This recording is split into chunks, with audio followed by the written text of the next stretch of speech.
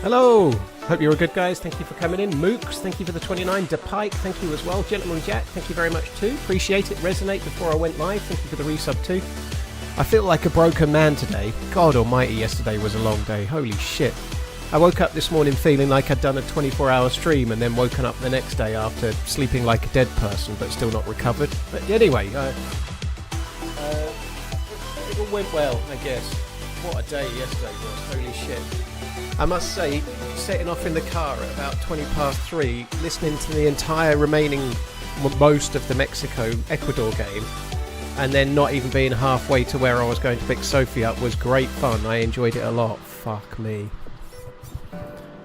The last 10 minutes or so, where I picked her up from, she was at some caravan holiday park thing, camping. But it was around the Dales, and it was all up and down hills, and it was beautiful. It looked great. It made me want to go there for a while, like, and walk around and whatnot. But yeah, I never had the full self-drive to Pike. I never had the full self-drive. The what I've got in my car does more than that one did. I hope you got some good kit. Well, I saw the first half of the Freedom Land game yesterday. I watched the first goal from the dude that then went and got the red card after. But I watched the first goal, watched to the first half. I just couldn't stay awake anymore. FYI, DayZ 2 is like 4 years away. Yeah, somebody else mentioned it in the chat. I reckon it's 3 or 4 years as well. Unless they're going to release very early on early access. I don't think so. Oh, it was absolutely a legit red card, Coach said. I did have a quick read of Redline's mitigating circumstance proof, which was just one dude's opinion on ESPN. they get given all the time. It was a red card. But it was an unlucky red card, but it was one, you know. It is what it is, you know. Whether it's an accident or not, if you do that, you're going to get carded. Oddly enough, everyone seems to disagree. Well, everybody that's American tends to. Like most Brits, most English fans think Harry Kane's one yesterday was a penalty. I don't think it was a penalty. I think I'm pretty good at being patriotic when it comes to decisions, you know. Also the year TRMZ was born. Yeah, but Redline, everyone's opinion is always a fan's opinion, you know. Like everyone's opinion is based on that, and fans are polarized. It was. I think I'm pretty good at not being polarised, and even when it's my own team, I'm pretty good at saying what I think rather than what I want. The England game was... I was in bits by the end. Harry Kane is an absolute fucking hero. That second goal was the best goal I've seen from England. It was my favourite goal in a tournament for a long time. Maybe David Platt's in 1990. But it was an absolute brilliant goal. It was amazing. Amaze.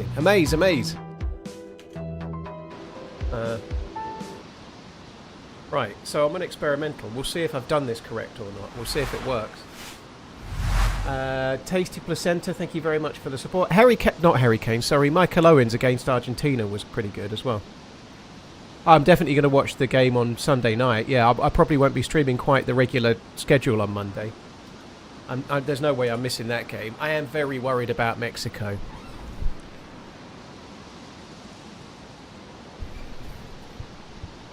I didn't see Messi's one, but that's what aboutism, you know. Like I haven't seen Messi's one. If it should have been a red card, it should have been a red card. But I haven't seen it, you know. I didn't see the game, but I've seen all the conjecture about Balogun's one, and I went and watched the clip. I think it was a red card, you know.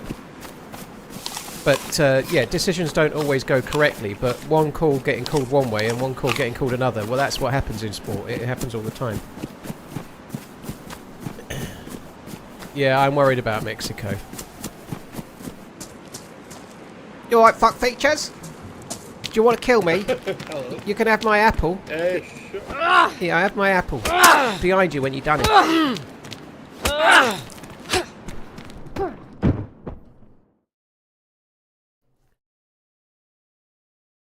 Well, in football, that's what happens, Redline. If you commit a foul that's bad enough to get a red card, it's not BS. That's the point.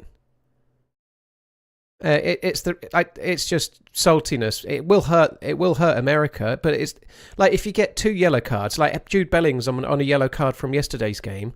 Were we to beat Mexico and he get a yellow card in the next game, he'll miss the quarter final. It's always like there's a famous one with Gaza. He got a yellow card in the semi-final against Germany in 1990, and he was fucking crying on the pitch because he knew even if England made it to the final, he wasn't going to get to play.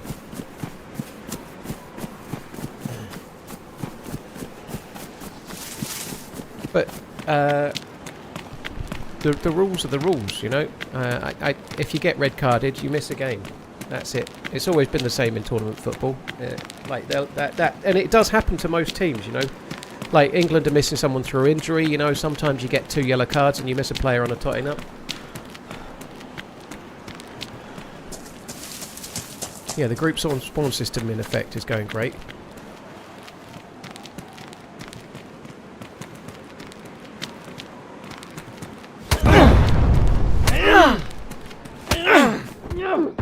Hits, wow.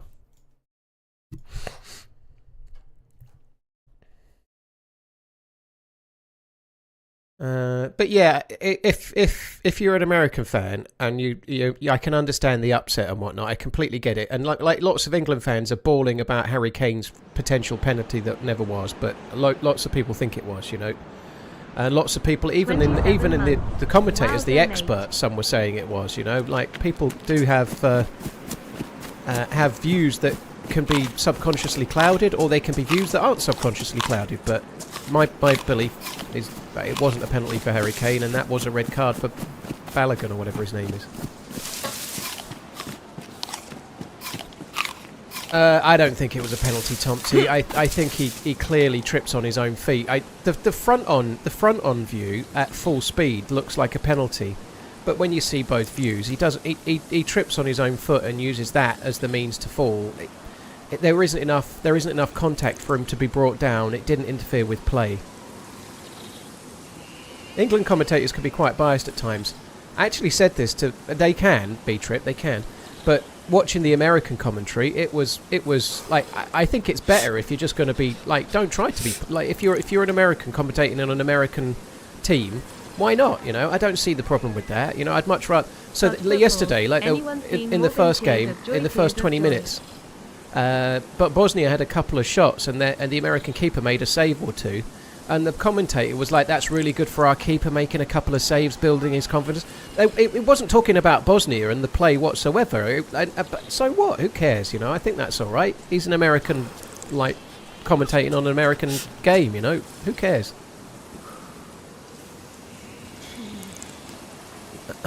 SFPO, thank you. Just one more, thank you very much too. Anyone seen Morgan? I've not seen Morgan in a while. You're my wife now, Dave.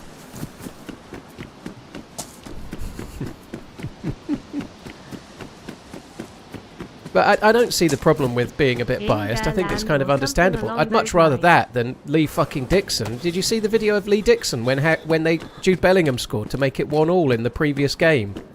Sorry, 1-0 in the previous game. Jude Bellingham scores and Lee Dixon's got a face on him like, I don't know, like he's just lost 50 quid or something, you know? It was crazy. It might be because he's just focused on the game. And have some strong pain meds that makes me hazy. Just want to check in and say F cancer and IF love the WC so far. Love you all. Have a great stream, buddy. CMF, thank you very much for the support. I hope it goes okay, CMF. All the best, dude. I really hope it goes well. Fuck cancer, man. Holy shit. Yeah, good luck. Does Paul like Scottish football? I watched the Hearts game, hoping that Hearts would win the title, but I'm not really that eager with it normally. As a Welshman, Kane is overrated. Yes, he's overrated. He scored the 6th most amount of goals in World Cups of all time. He's got 5 goals in this tournament. World Cup football for somebody like Harry Kane is all about taking the moments you get. I think he had 3 chances to score yesterday and scored 2. Yeah, he's overrated. I think that's 13 goals. He's overtaken Pele for World Cup goals. You know, yeah, he's overrated. Yet there's still idiots saying he only scores when it doesn't matter. CMF, thank you very, very much. Bilbo, thank you for the super chat. Clates, thank you. SFPO, just one more Dave, thank you.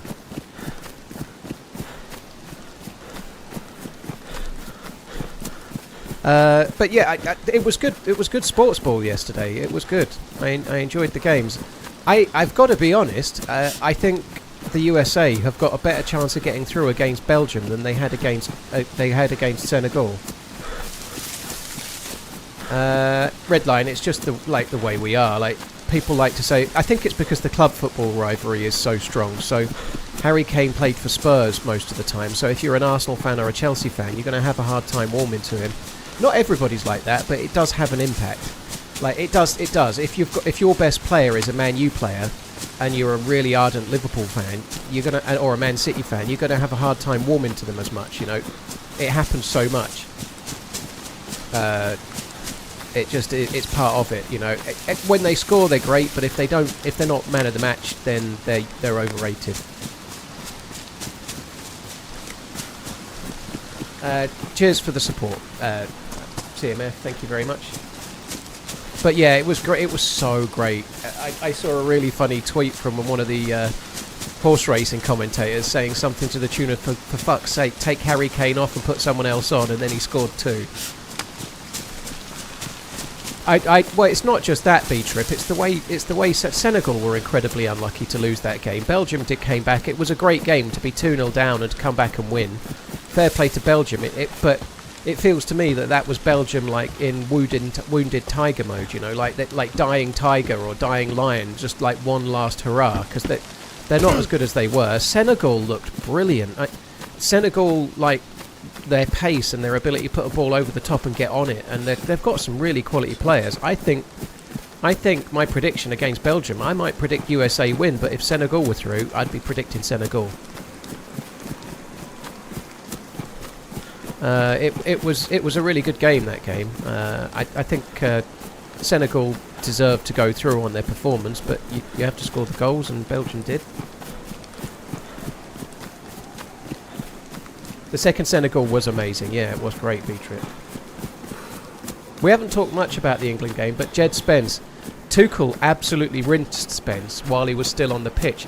It's like Jed Spence is afraid to cross. It was the most depressing thing I've seen. Like, Spence and Madueke kind of runs down the right. He runs into a player, and he doesn't really have the trick or doesn't have the confidence to try and go past him. So he passes back to Spence, who could put a first-time cross in and doesn't. And then, like, either he passes it back to Madueke and it goes nowhere, or he passes it back to Anderson or Rice and it goes nowhere, you know.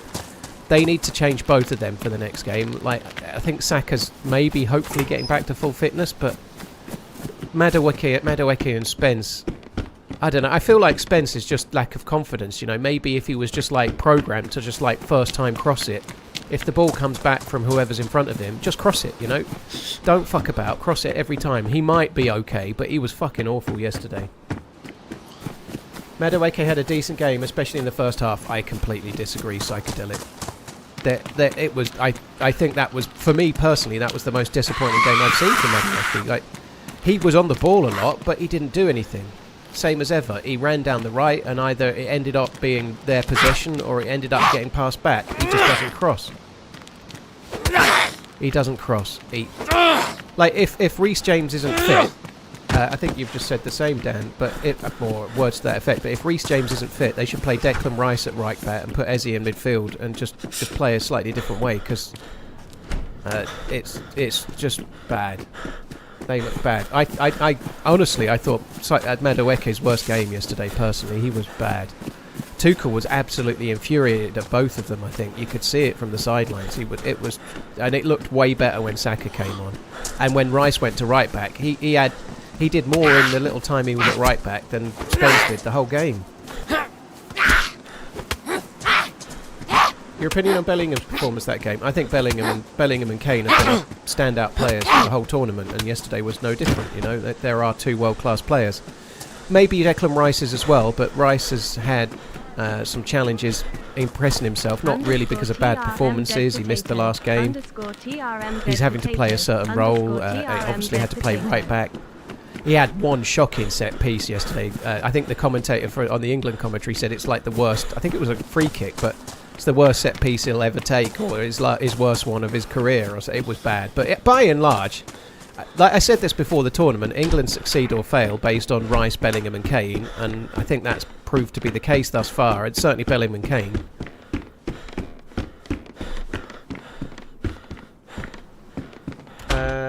Ralphie, thank you very much. K-Mills, thank you for the support. Snipe, thank you. Room number 101, thank you too. Quasi, good night, dude. Will I be waking up for Switzerland versus Algeria? I can't think of anything I'd rather do. Yeah. I'd rather wake up to stick cactuses up my arse.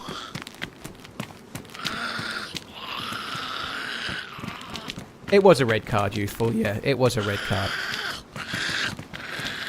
It was an unlucky red card in that there wasn't a great deal of intention to it, but if you do that, if you've got your studs, however it happens, if you've got your studs down the back of someone's leg and like literally sort of folding someone's ankle in two, it's going to be a red card. It always is. If it gets caught, it's going to be one.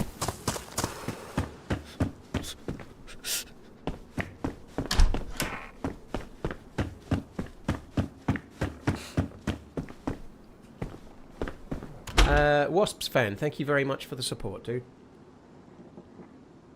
It doesn't mean that that's not the like. It's a tale as old as time, but you can 1 week you can take one scenario with a video and there's no red card, or there's no penalty, and then next week there is, you know. But there's opinions, like even between different referees and different VAR refs, despite the fact that they have rules to follow.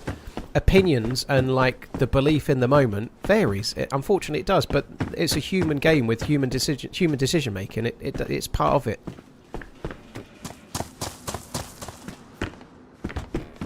It would be like if Messi did exactly the same thing, because I ain't seen it. If Messi did exactly the same thing, he should have been red carded. He should, if it was exactly the same as the one last night.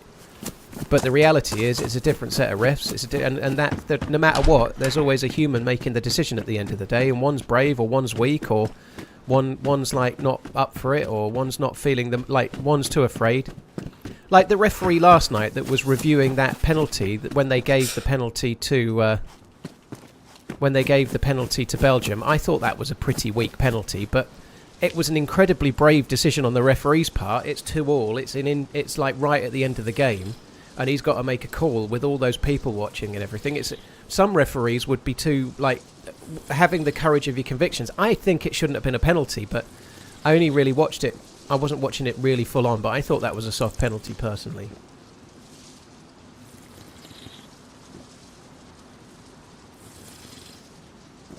Bullshit red card, says an American fan. Should Kane have won a pen? No, that wasn't a penalty. In real time, when I saw it from the camera angle, like front on, I was like, stonewall penalty. But when the second they showed both versions, I could see it wasn't a penalty yet.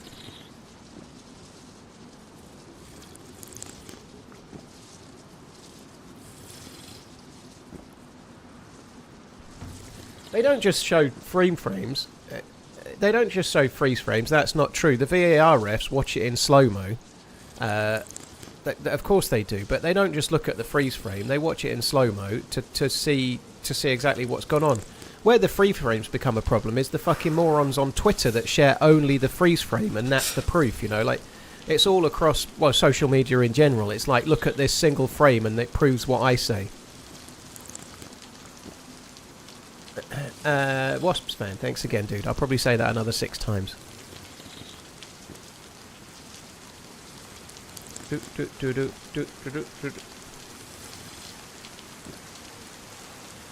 Leave the bottle behind. Yeah, we don't need bottles. They stink. Alright, let's probably fill it up, shouldn't we?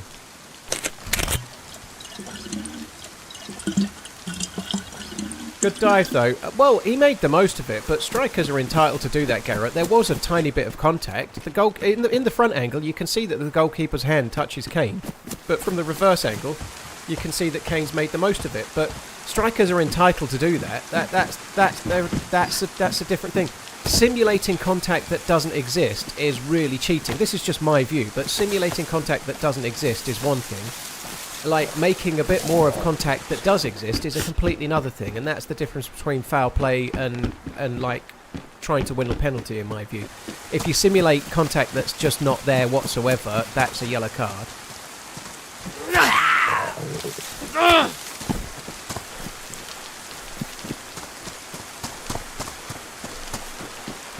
Yeah, Senegal were unlucky. It was a great game, though. I was like, there was for a short while it looked like England might have been playing Senegal in the game they played yesterday. We'd have struggled. I like Congo, like England have got problems that they need to resolve, and I don't know how Tuchel's going to resolve them, because some of them revolve around him not having any right backs, and he created that problem his fucking self. But nonetheless, there's problems that need to be fixed, and they can potentially beat Mexico. I saw you talking about it, Redline. It's a big uphill task, the altitude against Mexico. And it's not even that, you know. I didn't watch the Mexico game. I listened to it on the radio. I was driving up to pick my daughter up, so I was in the car at just gone 3 a.m, living on coffee and dreams of sleep I had once. But anyway, I was listening to the game. Mark McGee and the other commentator were absolutely fucking waxing lyrical about this young winger called Mora. And he's a right winger. And when Mexico play England, he's going to be up against Nico Riley, or otherwise known as Nico AWOL Riley, who's a brilliant player, but he's not. If people think that Trent should not be in the England team because they can't defend, then what the fuck is Nico Riley doing in the England team? You know, he's a brilliant player. He's brilliant going forwards. He's got a lot to like about him, but defending ain't one of them, from what I've seen. You know, or being in the right position to even defend ever ain't one of them. You know. When there's a break coming, he's usually just jogging back from the fucking penalty spot, you know? Like, he's so far advanced. He's clearly been given license to do it, but we ain't got the defence to cope with that.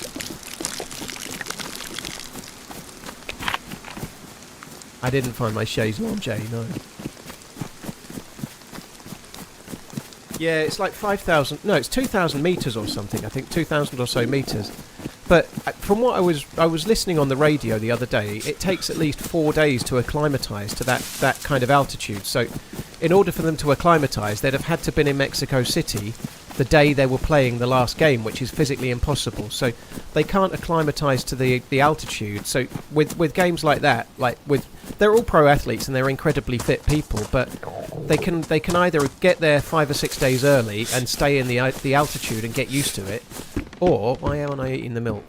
Or they can go in as late as physically possible and pray. You know, that's basically what they're going to have to do.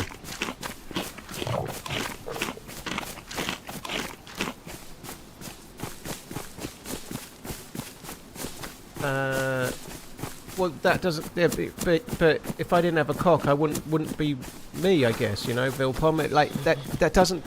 Those two things, you're conflating the arguments. Messi should have had a red card potentially, but that doesn't stop the fact that yesterday's was a red card. It was.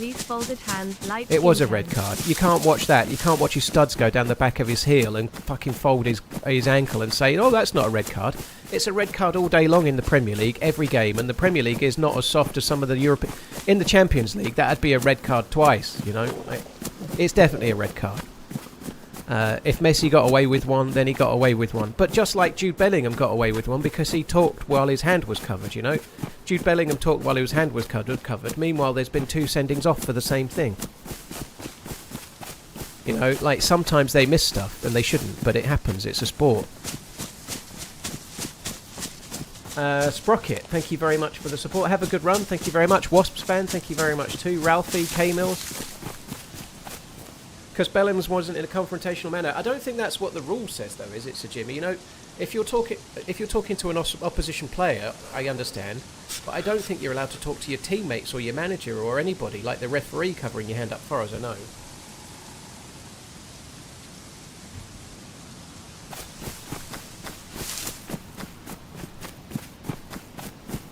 Yeah, the Mexico's home record is a worry at the Azteca, and the altitude is a worry.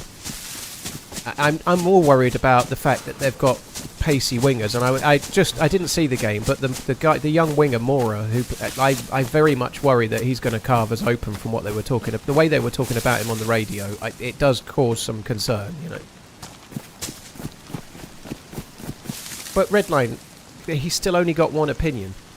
That doesn't make it right, because you can go and find another referee that thinks it was a red card. It doesn't matter. That's the whole thing about this. There's going to be 2 different disagreements, but given that he's an American and most of the noise about it is from Americans, that doesn't make it wrong. Clattenburg's opinion is his, and he's a well-known, famous referee, but doesn't mean he's right, because I can go and find another referee that's given an interview that said it was a penalty. It doesn't change the facts of it, you know. So the rule is only whilst you're talking to the opposition. That's cool. I was wondering that. So that does make sense. But I was under the impression it was for everyone. But if it's only when you're talking to the opposition, then that's why Bellingham got away with it then, because he was talking to his own teammate, wasn't he?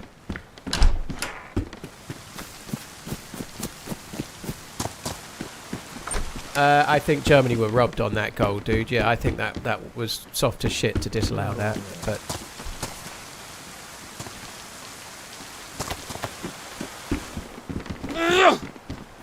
Hey, I'm friendly. Got nothing on me. I'm not friendly. I kill.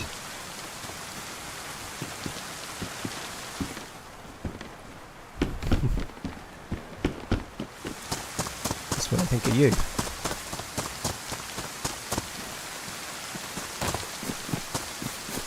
Yeah, I understand that then. Yeah, it makes sense.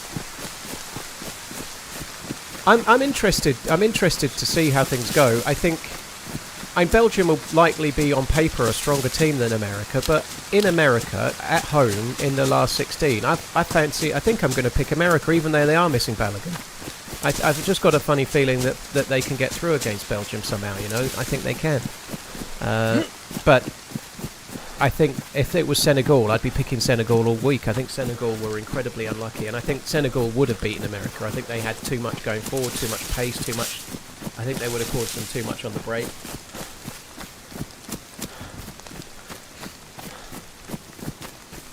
USA slight favourites in the bookies, are they? That's interesting. Yeah. Sprocket, cheers for the support. I'll score all the goals. Thank you. It's going to be interesting though. I'm so scared of the... Is that a convoy? Please be a convoy. That's a convoy. This could be a road to Badlands convoy. Gib Scar H.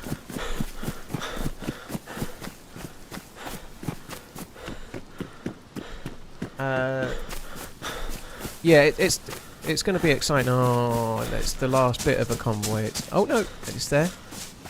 Oh no, it is. It's like it's despawned. The rest of the convoy's already gone. I hate the way this does this. You find the remnants of a convoy rather than the convoy. It sucks.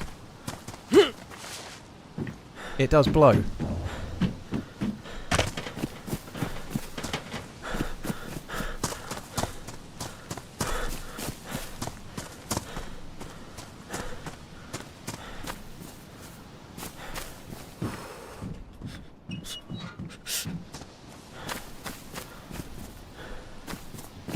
Right, well, in the interest of convoy checking, I'm going to go and look for the next one. You think there should be red cards for flopping over nothing? I don't think there should be red cards. I think there should be yellow cards that are stringently done. I think simulation, like even if it's caught after the fact, it could be a yellow card after the game and totting up or whatever. But they need to do something for the play acting. There was one yesterday. I forget which game now, but there was two players kind of coming together. I think it was the Senegal game. It was on the penalty. It was when the penalty was given. The Senegal player was like putting his finger towards the face of the Belgian player, and the Belgian player put his elbow into the midriff of the Senegal player, right? But it was like the softest little love tap. It was more like he had his finger in his face, and he's more like get off me kind of thing. It was 6 of one, half a dozen the other. The Belgian guy didn't go down holding his face because he put a finger near him. But the Senegalese player, because he's on the penalty spot and it's a good way to delay things, he went down like he'd been shot by a fucking buckshot or something. It was pathetic. Stuff like that needs to be stopped. It does. And it's not just that one dude. All the players are at it. Some teams are worse than others. Traditionally, the South American teams have been really bad for play acting. I've not seen too much this year. I can't remember if it was Panama or Paraguay that were pretty bad the other day. I think it was Paraguay, but some of them can be bad. But yeah, where those things happen and it's blatantly obvious that they're making a meal of it, they need to do something. They need to do something to deter it.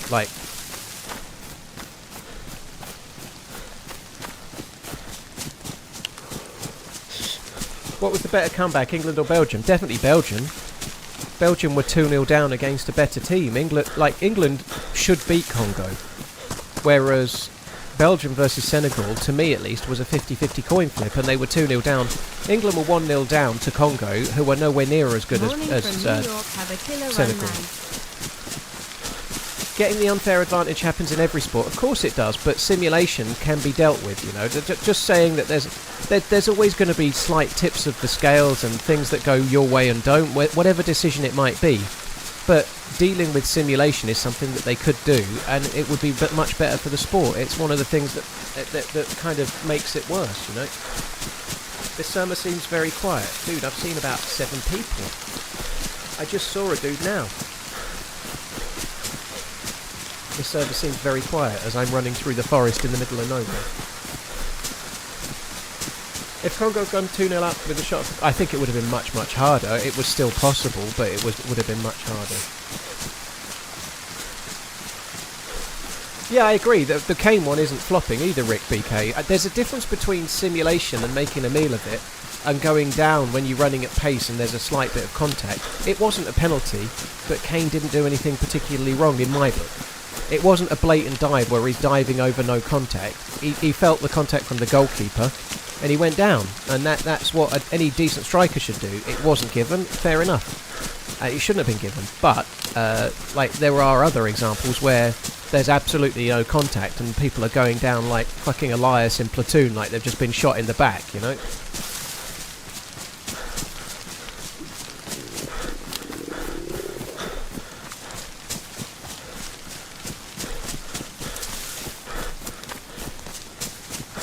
There is lots of Reddit traffic, is there, Haid? Yeah, I'm sure there's loads of Reddit traffic about who I'm dating. That sounds real.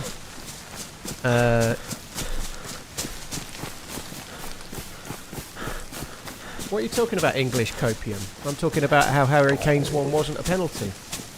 There's no copium involved.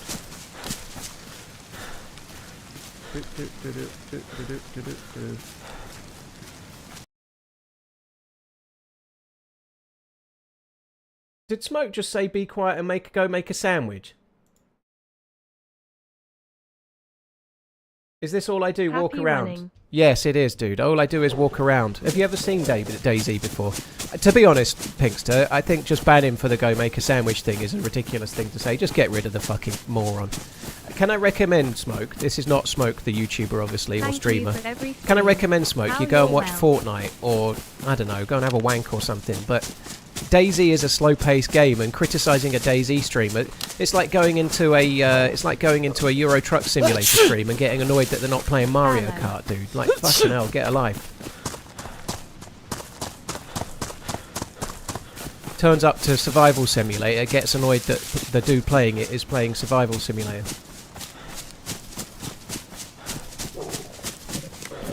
I'd quite like a sandwich, but I'm not asking you to make it, Pinkster, just to be clear. Mr. Wizard, thank you very much for the support, dude.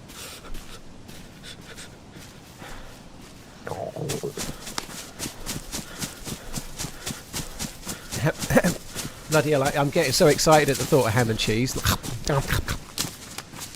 I've got plans to make myself a ham, cheese and pickle sandwich for lunch at the weekend. I make plans in advance if I'm going to have a sandwich because it's quite rare.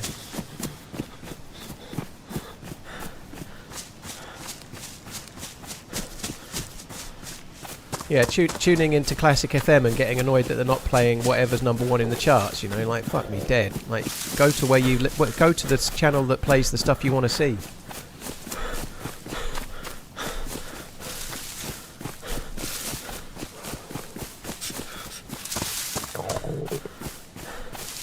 I've got to buy myself the Warburton's bread. Am I actually near where the fucking convoy is? So the reason I'm running through a forest in the middle of nowhere right now is I'm trying to get to the next convoy spawn, which is quite close to Talga.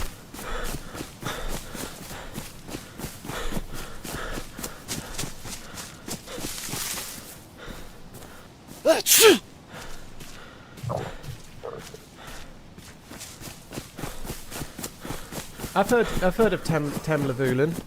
I think it's Tamlavulan, not Tamavulan, but maybe it is Alan. But I know what you mean. I did buy a bottle of the cheaper one.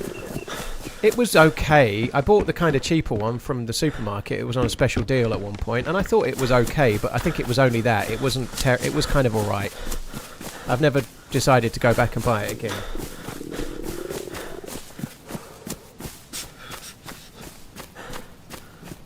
Did I see anything from the... No, I didn't see any Chernarus houses, Ninja. I don't... They may add it. They may add it to Chernarus, maybe, but the only houses I saw with the fortification options were on like the Badlands, the Nazdara, like new sort of Takistan style Operation Harrowhead building.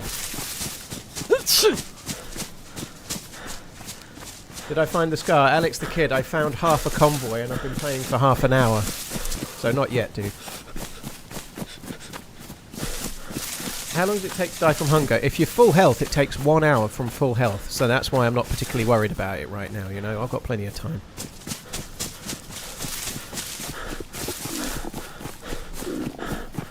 You've got numbar miters, dude. I feel your pain. It's a serious fucking thing.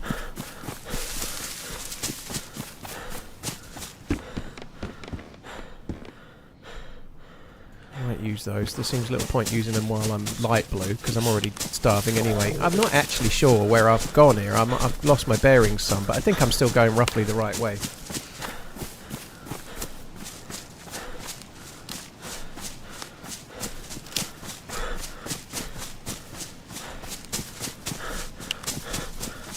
Was there anything in Badlands that you think should be in a modded map like Dear R? I don't know.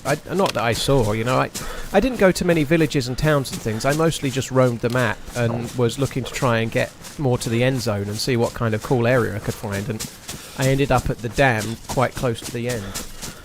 I did have to, I was struggling for water, so I had to kill a sheep and cook it for hydration. So it was... I didn't die. I got a couple of kills and I lived the whole 2 hours, which was cool. But I could have done with doing a slightly better job on the water.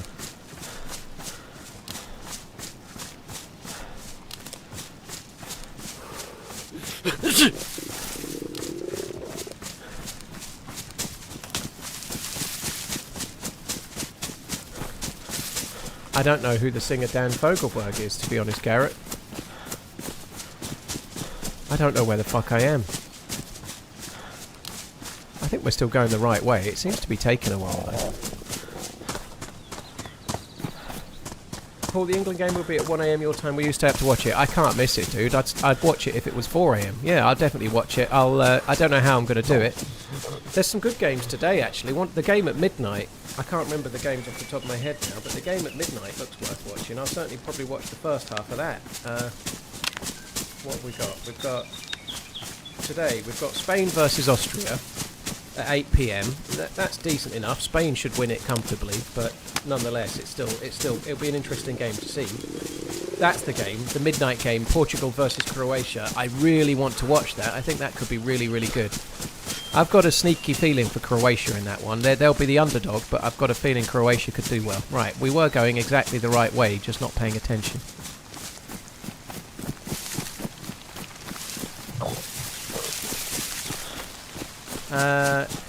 Duffster, it matters in that you can get sent off. So if you get a yellow card, it doesn't really mean anything.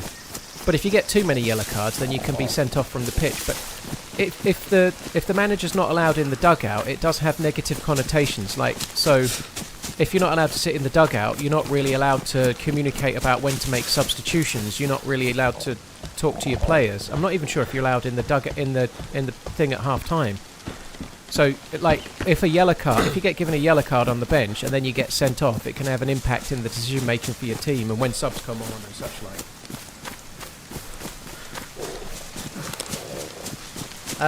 Digital, I watched the first half of the USA game. I cheered when Balogun scored. I was right into it. I watched it with Miss Portland, obviously, right? So that was good. I watched the England game with Miss Portland as well.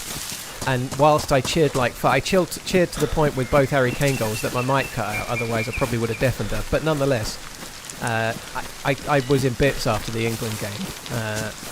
It was much more calming watching the USA because if they lost, they lost. I was kind of watching them hoping they'd win, but it's also easier if you score first and you don't actually look like you're going to lose. You know, England letting in the early goal. England, after the first hydration break, somebody said this in the chat, the hydration breaks helped England, you know, but after the first hydration break, England were the better team against Congo, but they should have been the better team from the off. And there are problems. So there's no convoy, it's on this road, it's not there, that sucks. There's problems, and Tuchel's the making of some of them, but he's got to find a fix, you know. I don't know what he's going to do. If Reece James isn't fully fit, then he's going to have to play someone else at right back. I don't think he can move Konza from centre back. I think he's got to play Declan Rice at right back and play Eze in the middle.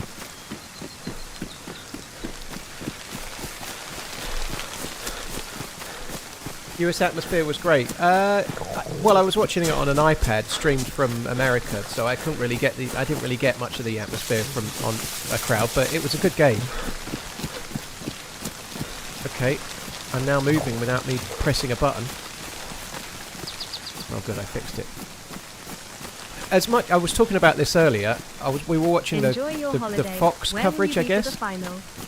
One of the commentators on there, like, the fact that they're a bit patriotic and they're pro-USA, I like that. I said that earlier.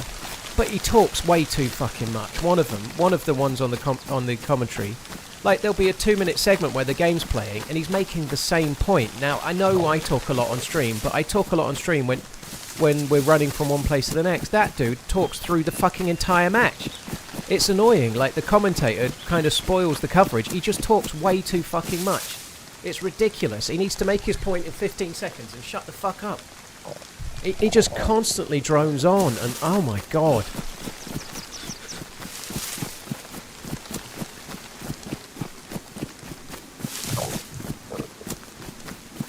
5-7, enjoy your holiday. Where will you be for the final? I'm not sure. I'm in Seattle for the weekend, but we'll be coming back from Seattle on the Sunday, so I should think I'll be in Portland. But I doubt England will be in the final, certainly on yesterday's performance, you know.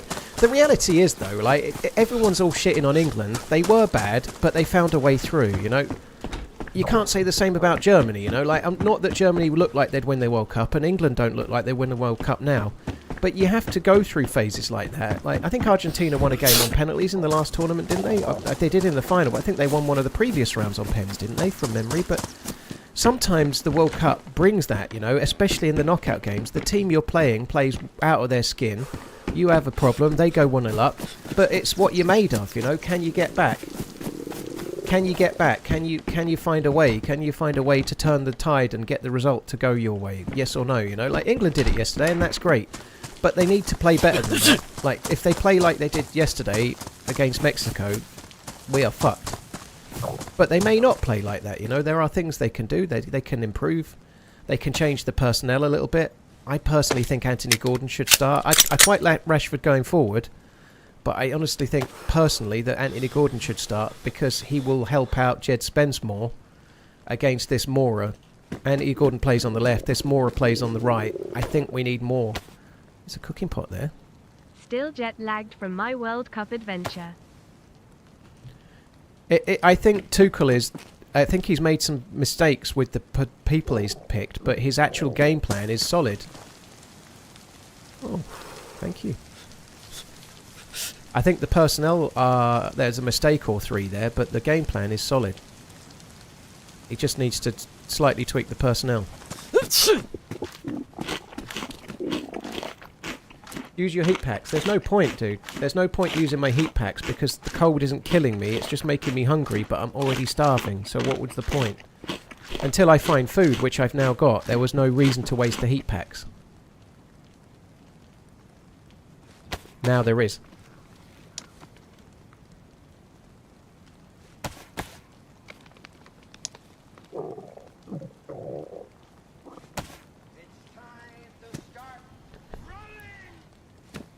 Oi, English bloke, congrats on the win. See you in the finals. Lots of Viking love from Norway. Oh, love well, good luck to Norway. I would love to see England get through against Mexico and Norway to get through against Brazil. I'd be worried about playing Norway, fair enough. You know, they've got good players, but I think it would be amazing if were England to get through against Mexico and have a tie against Brazil. It would be an amazing tie to look forward to, but I'd rather play Norway. So, yep, good luck to Norway. I hope you make it. Unfortunately, it'll be in the quarterfinal.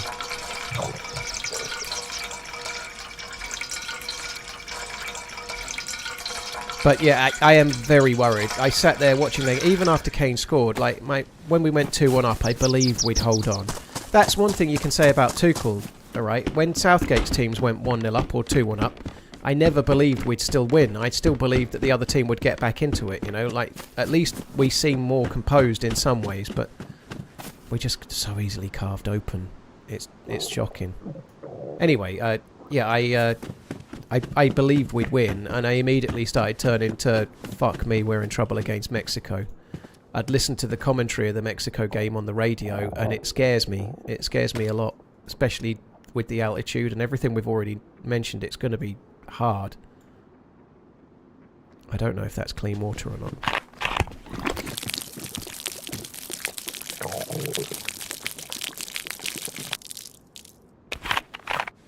Yeah, not letting Mexico score in the first 20 minutes will be important. They're going to have the home advantage, that massive fucking bowl of a stadium. If Mexico go 1-0 up, it could be all kinds of problems. But if they can just... It doesn't mean England have to score in the first 20 minutes, but if it's 0-0 after 20 minutes, that will be really important.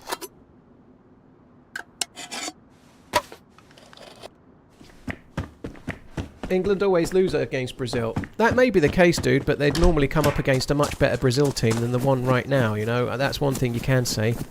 I would be a little bit concerned about Vinicius Jr. playing up against fucking Jed Spence. That would worry me. I actually think Jed Spence, if he just was programmed to cross and not think about it, could actually do okay at right back. The biggest problem with Jed Spence mostly was the fact that he'd get the ball back from Madueke and then just not know what to do, you know. He's got a right foot, fucking cross it, you know, but I don't know, it was painful. The right back and the right wing for Liverpool, fuck me, went into habit there. For England yesterday were terrible before the changes.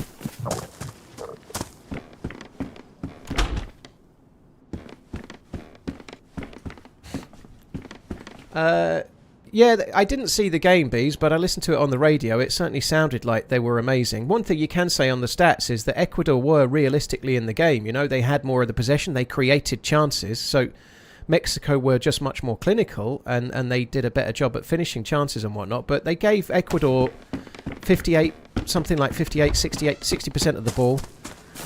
They allowed Ecuador to create chances, but Ecuador didn't have the capability to score any of them, and Mexico were absolutely clinical with what they did, you know. Like, another day, if they allow England to have 60% of the ball, maybe we can create more with our chances. Maybe, you know, maybe they'll absolutely scythe us open because our defence is leaky as fuck, but who knows, we'll see. I just I think I don't know, England are going to need to play the game of their lives and get lucky, I think.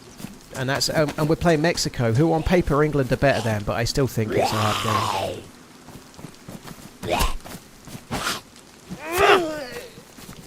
Yeah, the Congo goalie did play well. I think England were the better team yesterday, even when they were 1-0 down. Not for the first 20 minutes they weren't, but the Congo goalie made some great saves. Jude Bellingham had like several chances that the goalie managed to stop, and he was playing out of his skin, you know, fair play. But I'm glad we got through, but they're going to need to improve. If it were me, I would start Gordon on the left, I'd start Saka on the right, and I'd fix the right back situation, either with Reece James if he's fit enough, or with Declan Rice if not. And I think Eze was decent enough when he came on. I don't think it's... I think Anderson was decent last night. I thought he was good. I thought he was fine. I think we have to play... If we can't play anyone else at right back, and it has to be Declan Rice, it's a bad thing, but... So what, you know, put Eze in the middle and you'll have to go with Anderson and Eze maybe.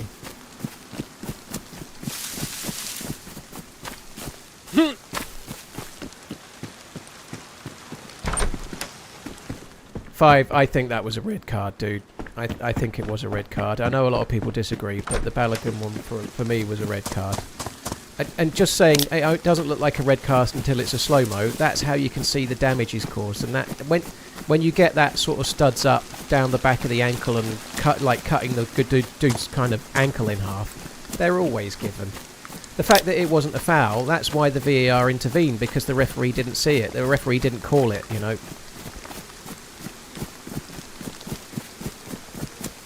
Did you see the save he made with his cock? Yeah, I was criticising for going down like a sack of shit. And then I saw the replay. I was like, well, in all fairness, you did save the ball with your bollocks. I can forgive it. That's going to hurt.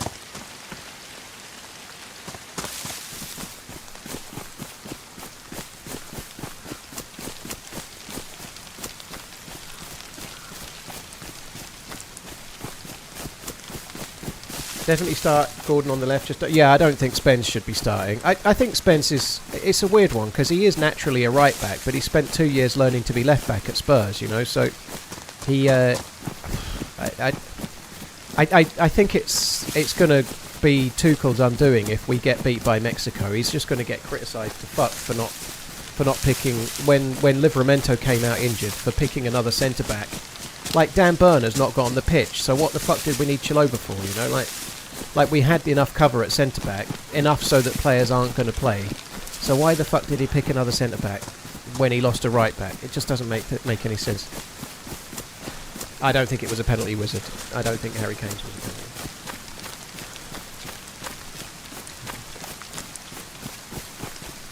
I do stream horizontally, Real Present Obama. Yeah, what a name, holy shit. I do stream horizontally, but I don't think many people watch that way, because DayZ streams cut in half, well, cut into a third like that don't really work very well. How Kobe hasn't had any minutes baffles me as well. It doesn't really baffle me. I think the only time he could have come on was when Henderson came on and we were 2-0 up against, in the last game against, was it Ghana? It was Ghana, wasn't it? When we were 2-0 up against Ghana, he brought Henderson on just to steady the ship for 20 minutes. That, or 15 minutes, whatever it was. That could have been Maino, but Henderson's probably got the experience and the calm head to have an impact there. There's no way there's no way Maino is getting on instead of Anderson or Rice, is he? You know, like Maino's great. I think he's got more potential. It's something I was thinking this morning on my walk as well. Like, how much better would England be? This is my view. If they had Jarrod Bowen in the squad to come on at right instead of Madueke. I know the manager wants pace, Tuchel wants pace, but Bowen can cross. You know, Bowen can cross. Like, having him was an option. And similarly, I'd love it. It'd be so great if we had Ungamoa. I don't think we need Cole Palmer. I think Cole Palmer is, on merit, good enough to be in the squad. There's no denying. There's a base there, so I'm just not going to bother. But I don't think we need Cole Palmer. I don't think we do. I think we've got other players that can come on and do it. I still think he should be in the squad, but I don't think we've missed him. I think you can... Like, Bellingham's been our best player through the tournament so far, and he plays in Cole Palmer's position, and he's not injured or anything, is he? You know, we'd not missed Cole Palmer.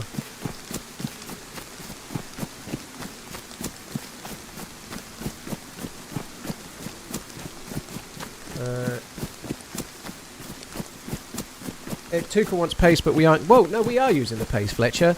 We use the pace, Madueke runs down the wing, he gets to the edge of the byline, and then he doesn't know what to do with it, and pass it back to Spence, who then doesn't know what to do with it, and passes it back to Anderson or Rice. Do I ever raid bases? Only where it's really feasible, Mark. Like, if I find a base and I've got no gear, I don't raid it, but if I go off and find 12 grenades, I might come back. I think I agree with that, Fletcher. I think the main player we've missed is a decent right back. Trent would be good. I think Anderson's better than Maino right now. I do, personally. But I think Maino is decent, though. I'm not shitting on him. I think he's a very good player. But I think Anderson has looked composed and solid and has done nothing to warrant swapping him for Maino.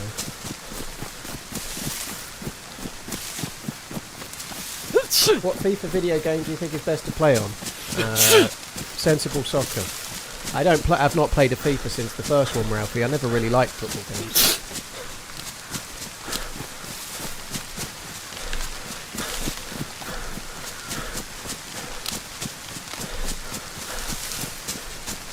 I need to start focusing on where I'm running, to be honest, but never mind.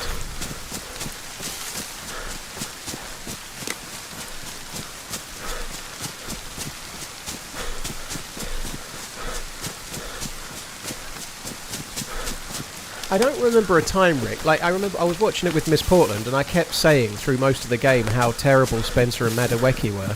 And every time Madueke got on the ball going down the right wing, I kept saying these exact words. Prove me wrong. Get a cross in. Prove me wrong. Get a cross in. Get a cross in. Prove me wrong. And I don't remember a time where he did. I just don't remember a time where he did. At all. It just didn't seem to be a thing. I was, like, it was frustrating. So frustrating. like Rashford was not at his best, but he was better than Madueke, and I certainly think that Gordon was and Saka when they came on were better than both yesterday. But that might be the time of the game they came in.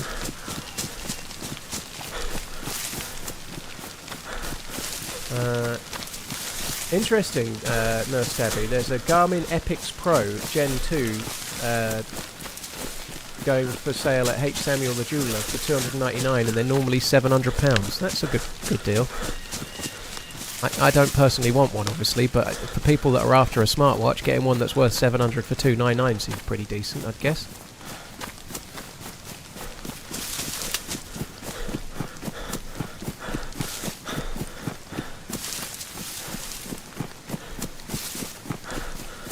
Rashford was way worse. I don't think Rashford was worse than Madueke yesterday.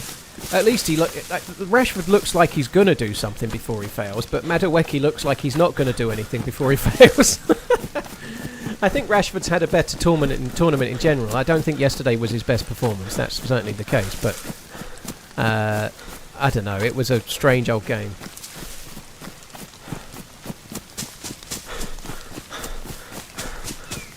Yeah, but it didn't lead to anything, Rick, you know? He didn't lead to a cross. I don't mean lead to anything like a goal. I mean a cross where our attacker just couldn't quite get to the ball or whatever it might be. It didn't lead to anything, you know? I don't know where the fuck I'm going. I really need to start paying attention. I thought Rashford was certainly a lot better than Madueke yesterday. Madueke needs to not be playing from the start. I don't know if Saka's still nursing an injury, but Saka was infinitely better yesterday against more tired defenders, I guess. But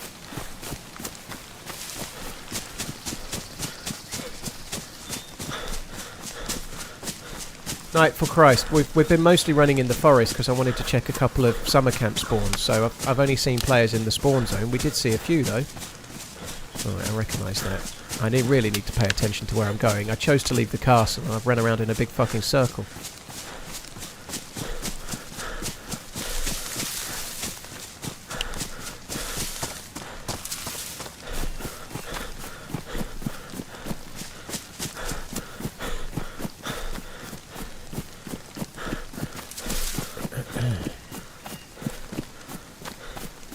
Saka is recovering from injury, not recovered well. He's going to have to play the next game because I don't think we can start with Madueke. Fuck me dead. Mora will score twice versus England. You heard it here first. Well, I was just bigging him up a minute ago, Brian. I hope nobody for Mexico scores at all, to be honest, but I am worried about somebody like him. I do think, like I said earlier, it's a shame we haven't got Ungamoa. I know he's barely played for England, but the Ungamoa that played in that friendly, he would be an absolute fucking dream to be starting in certain scenarios for us right now. It would be great. It would be really, really useful to have. Not starting from the off, but starting with Gordon and then replacing him with Ungamoa with 25 minutes to go or something would be brilliant.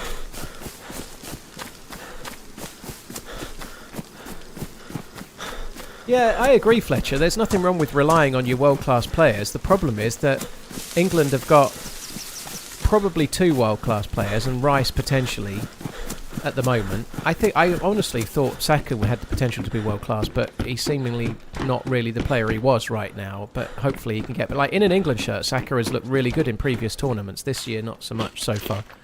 But... yeah, like relying on your world-class players, it's like saying Argentina rely too much on Messi. That's just nonsense, isn't it? Every team relies on their world-class players. The problem is that France have got fucking many and we've got 2, you know? Like France, their attacking 5 are all world-class.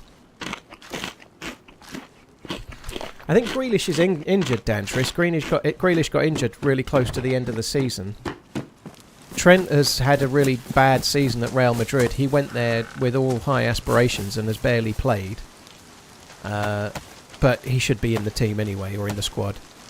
And Foden has just dropped off a cliff, and Foden doesn't have a place in the England squad for Tuchel. In Tuchel's mind, Bellingham, Rodgers and Eze are all ahead of Foden for the position that he plays, and Tuchel won't pick him to, like, he doesn't work on the left, so he's not gone.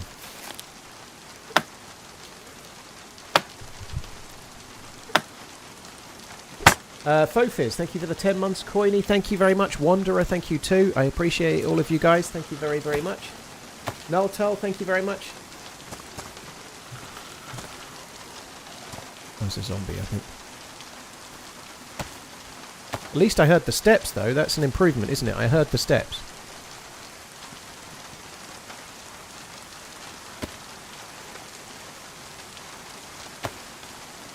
I honestly, I don't know what the fuck. Like, if England was somehow to get to the final, if they play France, I don't know how they could win it.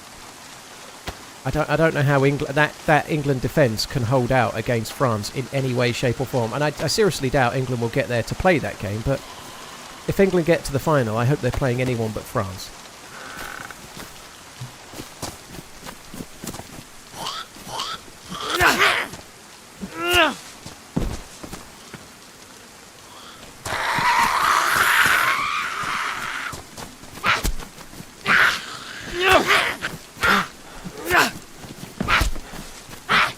Something has 100% happened between Trent and Tuchel for him not to be named in this squad, even with the injuries, say something. I think it's a similar story. I think we're all reading a lot into it. There's all these rumours about Trent's ex-girlfriend, which apparently is all made up. But I honestly think it's to do with Tuchel and his philosophy on players that he perceives as prickly or not being team players. I think it's the reason Cole Palmer's not in the squad. I think it's the reason Trent's not in the squad. And I don't know if it's fair or not, but that seems to be the case. He seems to be wanting to pick people that are for the team and not for themselves. And Bellingham was skirting around that, but has clearly been kind of shaken into the mould that he wants as far as Tuchel concerned. But he's not picking the ones that are divisive non-team players.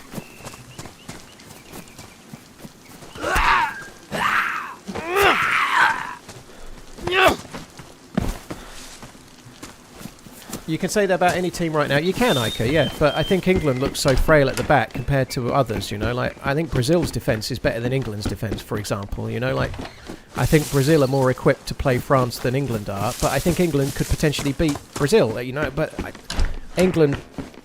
France scare the shit out of me specifically for England more so. I know they would anyone, but right now, if the final was France versus Brazil, I'd give them a better chance to beat France than England,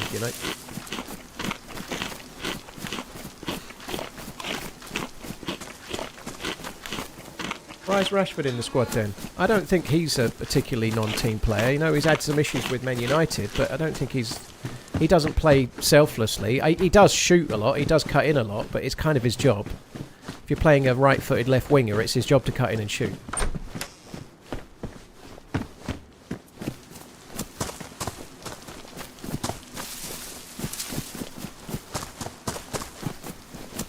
Harry Kane's winner was absolutely majestic. It was such a great goal.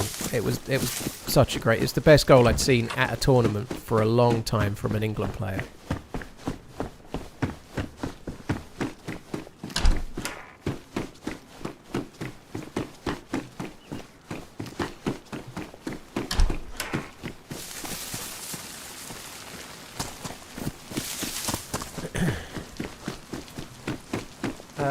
Fofis and Coiny, thanks again, guys. Appreciate it.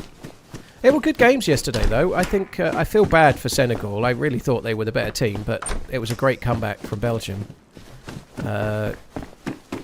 Soft-ass penalty, but it was a good game to watch. I'm glad I'm not Senegalese, because I'd be fucking gutted today. But the games were good. I only saw the first half of the America game, but that was good too. The bit I saw.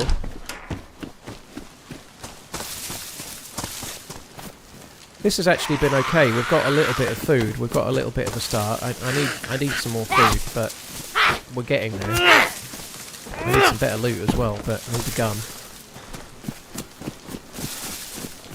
Do you prefer the UK or the USA?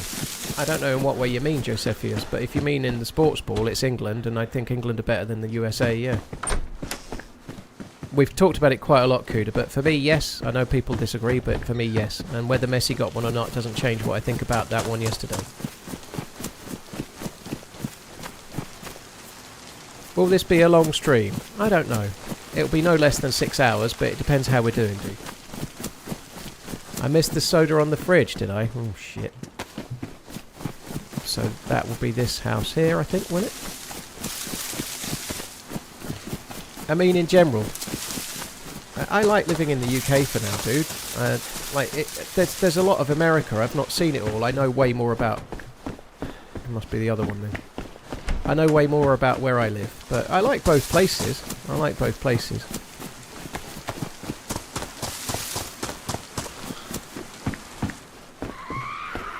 Maybe the soda was a previous house, but I'm bored of looking now.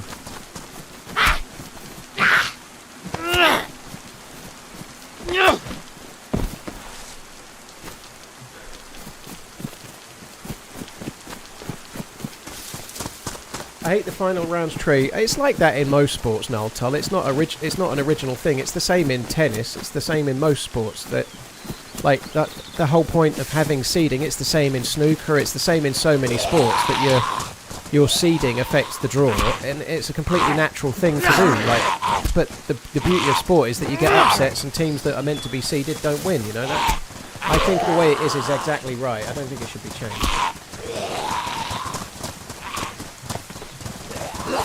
Oh, you fucking aggro in here. Holy shit. Okay, we're not dealing with them.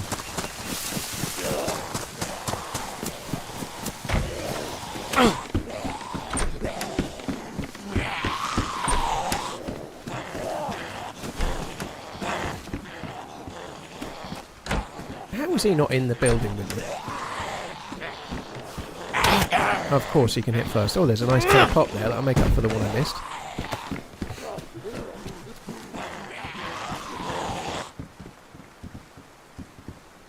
I think Spain will beat Austria, dude, but I'll be rooting for Austria for obvious reasons.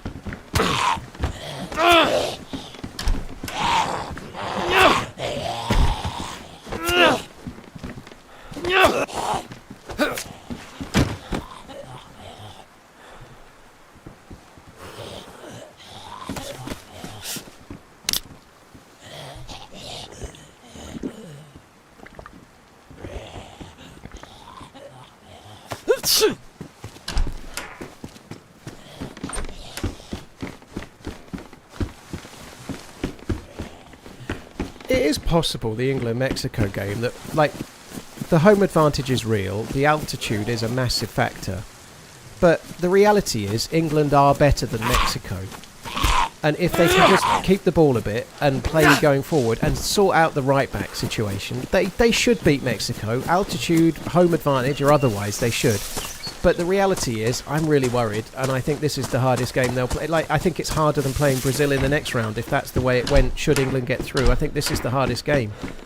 I think Mexico right now in that stadium could be the hardest game they'd play until potentially a final against France that won't happen, obviously. But if it did, I still think this is the biggest worry.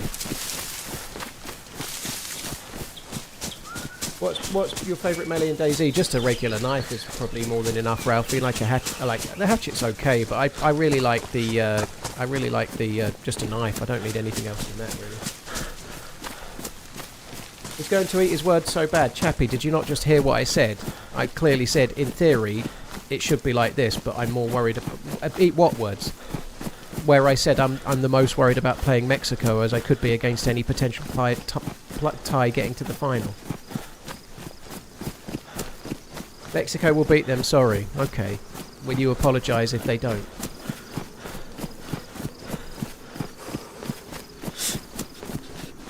Nobody's underestimating anything silent but Ginger. Nobody's underestimating them. Like, nobody's underestimating Mexico. Everyone's quoting the same figure about losing twice in 78 games. We're all aware of it. It doesn't change the individual teams and the way they should play, but it will change it. It will be hard. It will be hard as fuck. And England will need to be the best they've played in a long while to get through.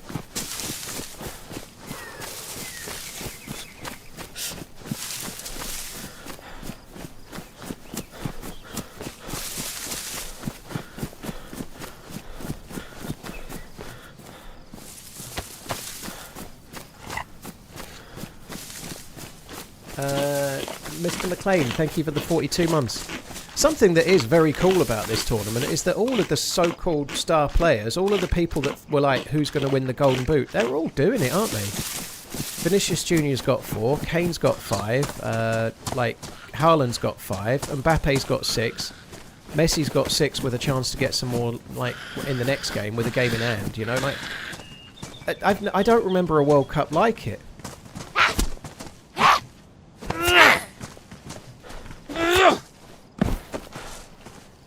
Oh, there's my knife. I can't wait for Mexico to win. Alright, selection phase. What country are you from? Let's all explain. Let's all take joy in your team losing. That sounds like a fun thing. Ha ha ha.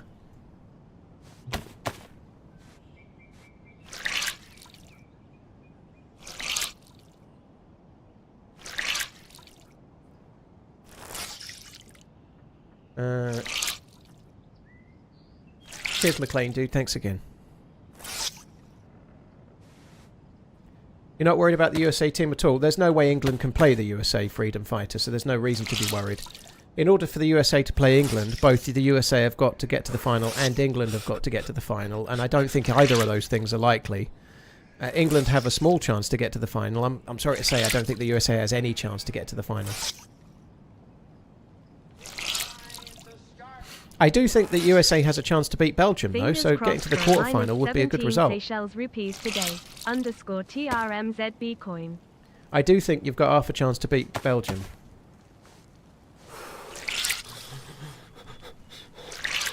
That was an incredibly weird comment for you to make. Was it, Selection Fake?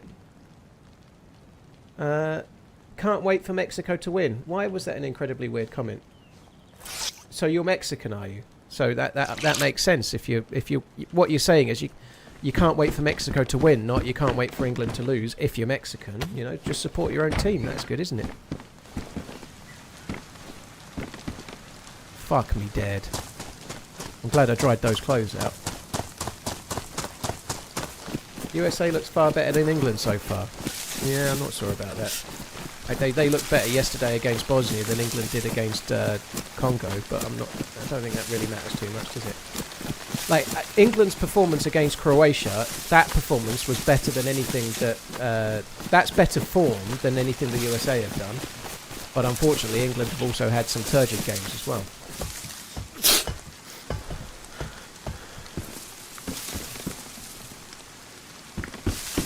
But you won't hear me say I can't wait for X team to lose like you just did, selection phase. So I could easily say that your comment was a very strange one for you to make. You know, you're looking forward to one team losing rather than hoping your team wins or whatever it might be. You know, it's kind of a negative way of looking at it. What, you're Scottish?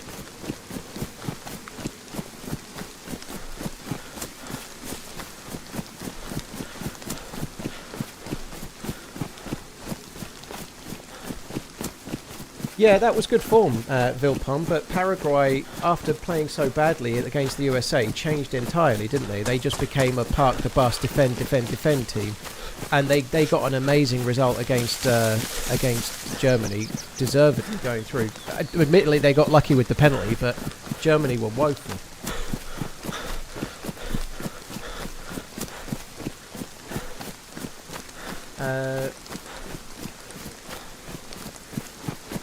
But yeah, it was a good result. That was good.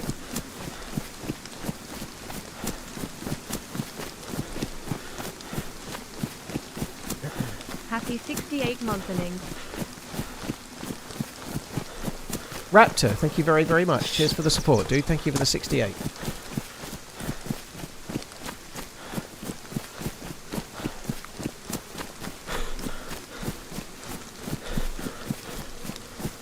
Now I know why you love this game so much. It reminds you of Prime English Summer. Not at the moment, dude. It's absolutely glorious over here at the moment.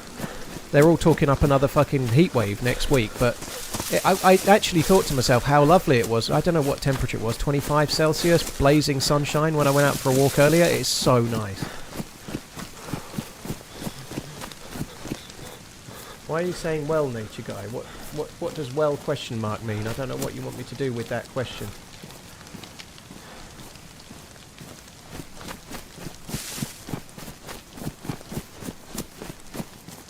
I think it makes sense, Ralphie. You know, root for your own team, but just going out of your way to vindictively hope a team loses for some reason is kind of like, I don't know, like, and then judging someone's reply to it seems a bit stupid, doesn't it, you know? I mean, it does happen.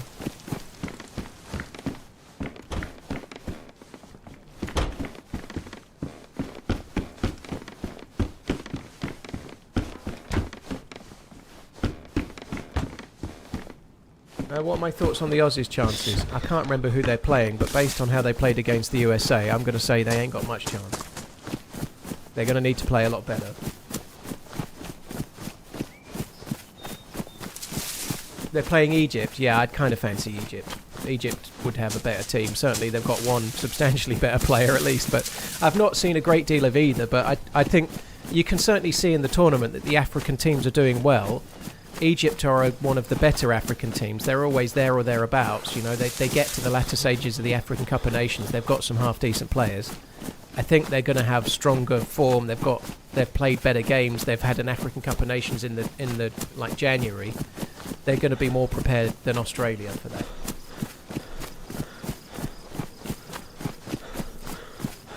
How did they get sick? It's just a cold, dude. If you're regularly cold in the game, you catch a cold. So yeah, it's just from being cold. I can make a fire. I can do things to mitigate it, but right now there seems little point. I just need to keep going.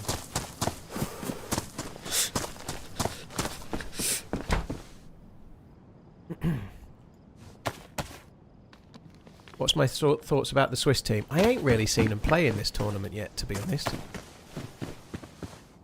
I think I saw a little bit of them play. I don't think they're as good as the team that beat England a while back. They don't strike me as being quite so strong as they were 6-8 years ago, you know. But I haven't seen a great deal of them.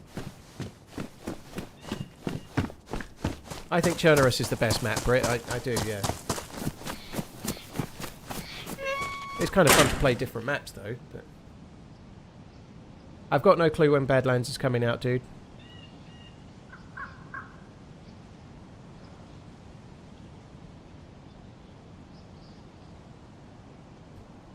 I agree, Coach. I agree.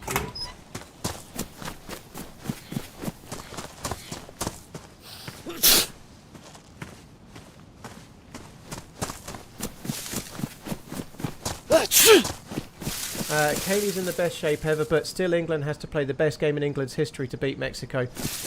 Well, I think to beat Mexico at the Azteca, it's going to take a hell of a performance, DayZ the Legendary. I don't think in a normal game beating Mexico would require much from England in a normal game. So if the game was being played in New Jersey or something, I'd be fancying England to win, but playing them in the Azteca is a whole other ball game, which is what you mean, really, isn't it? It's not just playing Mexico, it's playing Mexico with home field advantage, altitude advantage, and all sorts of things, you know. Yeah, everything's all good. Henny, interestingly, I found it liberating to start streaming without socks on, you know. I like streaming barefoot these days, certainly in the summer, it's lovely. Funny, I was thinking of Shikiri a little bit. Shikiri, Smokey.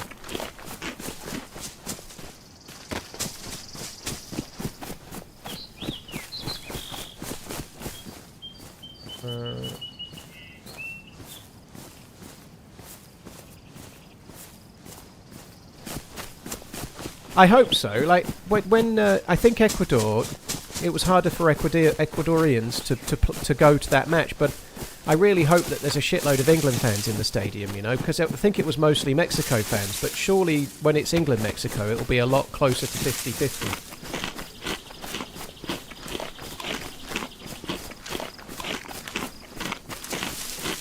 Do you think DayZ is still going to get major updates now that DayZ 2 has been announced? I do, dude, yeah. I don't think it will just stop after Badlands. I think they'll keep developing the game, trying to fix issues with it. I wouldn't be surprised if there was one more DLC, to be perfectly honest, but that's just me guessing. It's nothing I've heard.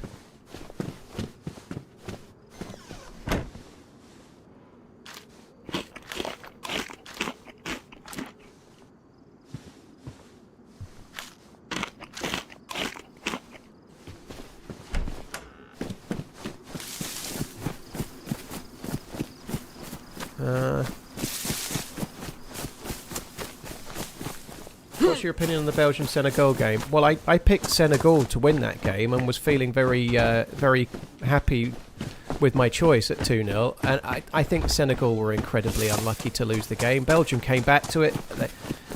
Belgium came back and made a great game of it and making it 2-2.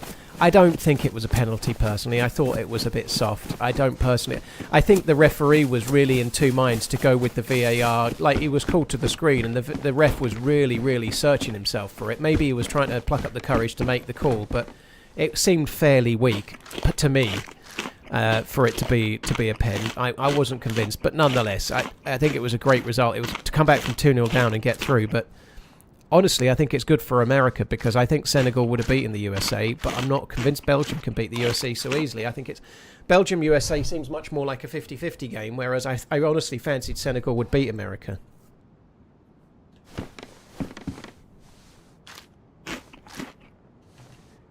As an American, I'm a USA fan, but I won't pretend to know much about football. I'm generally curious why you think the USA can't win, and sorry if you've already talked about this and I missed it. In a nutshell, Lim, you just don't have enough good players. You've got a couple of really good players and a really good team, but in a World Cup that's not enough. You know, England have not got very good chance of winning the World Cup, but even still, there isn't a player in the American team that would start for the English team.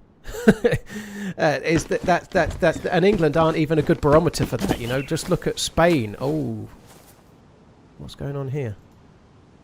Like this for Spain and France, that is a much bigger thing, you know. Why?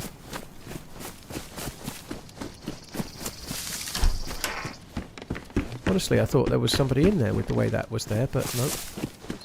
That's why, in a nutshell, dude, like a good team and home advantage can take America quite a long way. But if they beat Belgium, it will be a good result. Once they get to the next round, I think they're likely to play a team substantially better than them, and that's where they'll be in the quarter-final. That will be a good result for America. It'll be a good result for the USA. But beating a team substantially better than you in a quarter-final, then repeating it in the semi-final, and then repeating in the final is very, very, very hard to do, and I don't give them a chance to do it, personally. They're in the same half as Spain and France, who are the two best teams in the tournament, especially France. So there's just very little chance they'll get through.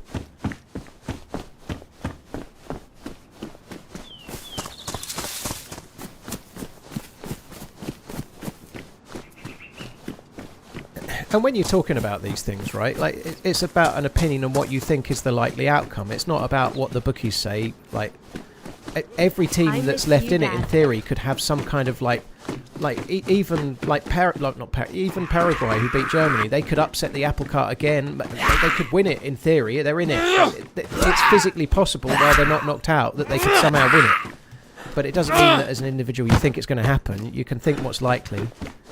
The most likely winner of the whole tournament is France. The second most likely is probably Spain. Third most likely, well, second most likely could be Argentina, but France, Spain and Argentina are the most likely winners, and behind that you've got teams like England and Brazil and one or two others that have got a smaller chance. Love the streams, mate.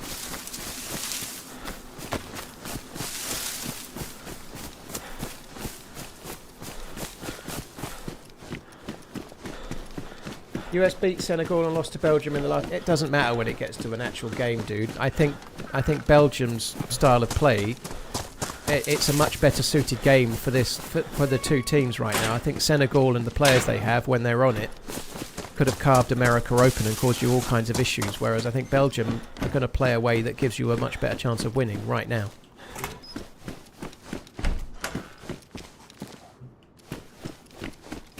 What happens in a friendly pre-tournament is very different than what happens in the tournament, you know.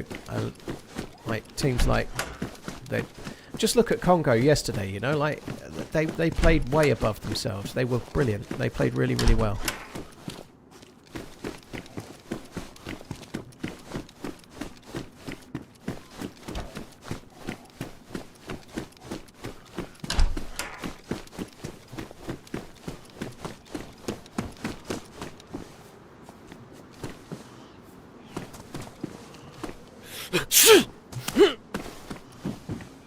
I'm glad I'm hearing. I know that's a zombie on gravel, but I'm glad I'm hearing it.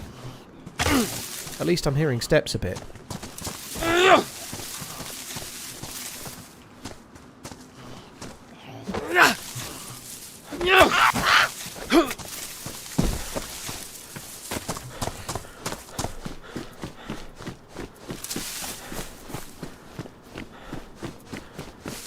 Keep on running. Right. I would like to crack on and get to the next convoy spawn, I think. We're not really doing that well here, though. The lack of any stab vests or police zombies with stab vests is kind of annoying. Lutamis, thank you very, very much.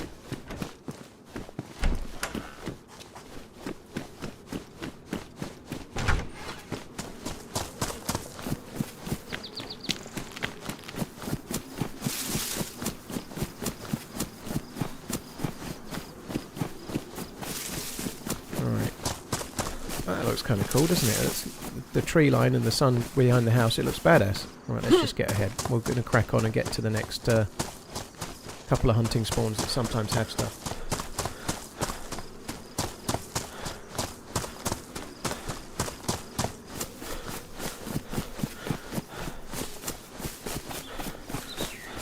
How are the ears? Still too early to notice any difference? Harry, I'm still getting ear ringing right now, but my ability to hear steps without having the volume turned up has improved, so in the long run that has to make a difference because I can keep the volume lower and still potentially hear steps, which is going to help, but it's going to take a while to notice. I did order a set of headphones, not headphones, a set of plugs to wear underneath my headphones that reduce volume a little bit, which I'm going to just play with. They were £40, I forget what they are now. Got recommended them by a viewer.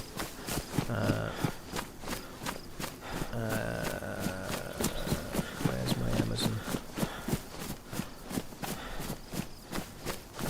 I just thought I'd try them. £40 is not nothing, but for £40 if it helps, then great. I suspect they might not be easy to use, but they are called Loop Experience 2 Plus earplugs, so they kind of reduce the dB a little bit, but in theory they reduce it, but they don't stop you hearing what's there, so it'd be interesting to try. What's happened to your ears? I get tinnitus from headphone use, and guys, we talked about this loads. I don't need any solution. It's something I'm sort of working with right now. This week I've been using some software to try and change the equalization of the audio a bit, which is helping maybe, but yeah, I'm not looking for any solutions right now. I'm trying solutions as we speak. Cheers, Trashmouth. Take it easy. The Scar, it spawns at the convoys at the moment, Bice. If you're going to find one, you need to search the convoys on experimental.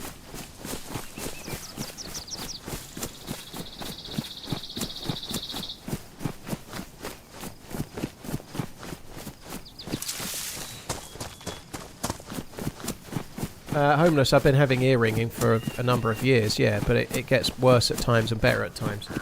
Tinnitus can be brought on by all sorts of things, diet related and things as well, but in the last year my diet has massively improved. I've lost like 81 pounds and I'm doing weights and like push-ups and daily hikes and all sorts, so my fitness and my overall diet is like, I think my diet in terms of the balance of the foods I eat is as good as most healthy people. You know, I eat a really healthy diet. I have the occasional treat if I'm on holiday or something, but I'm eating healthily pretty much every week, like 7 days a week.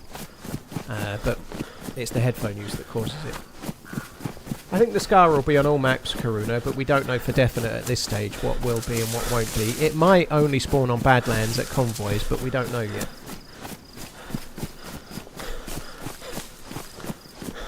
I think the convoy mechanic works well. I don't think it's cheap at all, Psychedelic. I think it makes sense. Having high-tier dynamic loot that you have to go and search for and get lucky to find, it's the same as helicopter crash sites. It's no different to that.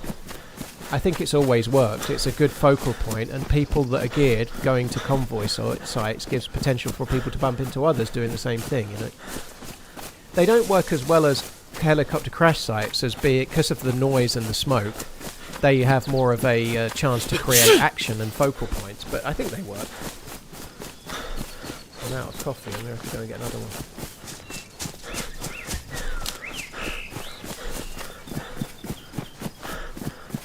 We don't know when Badlands is out yet, Pezzo.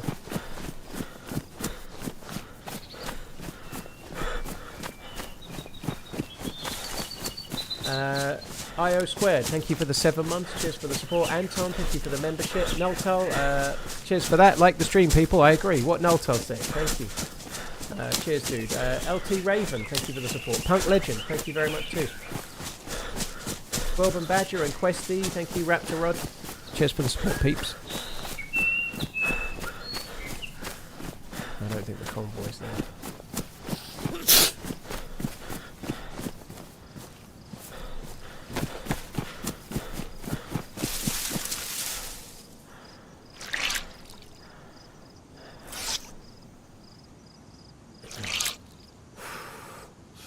Yeah, tinnitus, I play rain sounds as background. Funnily enough, I think the rain sound in DayZ is one of the things that causes it.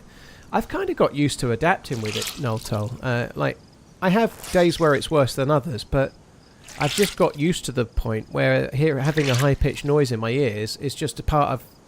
It's just there, and that's it, you know, like... I just think I believe that. I don't think we need that. I've got kind of used to having to deal with it, to the point where when it goes away, like when I'm on holiday in America from the 14, it'll probably go away after a week to 10 days, but I won't notice it straight away because I'm so used to it being there, you know.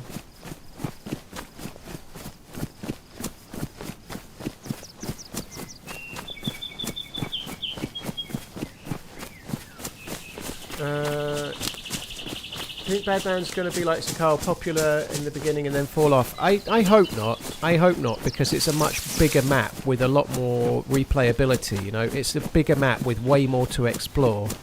And it's going to be more of a Chernarus-like map, so I would expect it would maintain more of a player base. My main worry about Badlands, and this is just from my own personal play, looting the compounds on Takistan and other maps that use the Operation Arrowhead Takistan assets is dull, and I worry about that, and that's really on the devs to make it more exciting. Now, I didn't do a lot of looting in the little villages and stuff when I played it. I only played it for 2 hours, but because I find it dull, I just didn't even bother. I just got the bare minimum and started running elsewhere to see what I could find, you know, and it was fun. I enjoyed it, but looting the compounds in Badlands, they've already shared some some photos of a new shop kind of market setup that they've got, where there's like gun shops inside this market and hunting ones and clothing ones and such like, you know. That could be interesting, but the compounds from Operation Arrowhead that are in Takistan and that are in Badlands are really boring to loot, personally. And like, if you think about, I don't know, you go into a house, you go into a piano house, just for example, and on the ground floor there's one room, but there's several. You run into you've got the piano, there's the stool on the piano, there's the back of the piano, there's a couple of loot spawns, and then you've got the shelves next to the stairs and the floor next to the stairs where loot spawns. Sometimes something's on the floor actually in the piano house.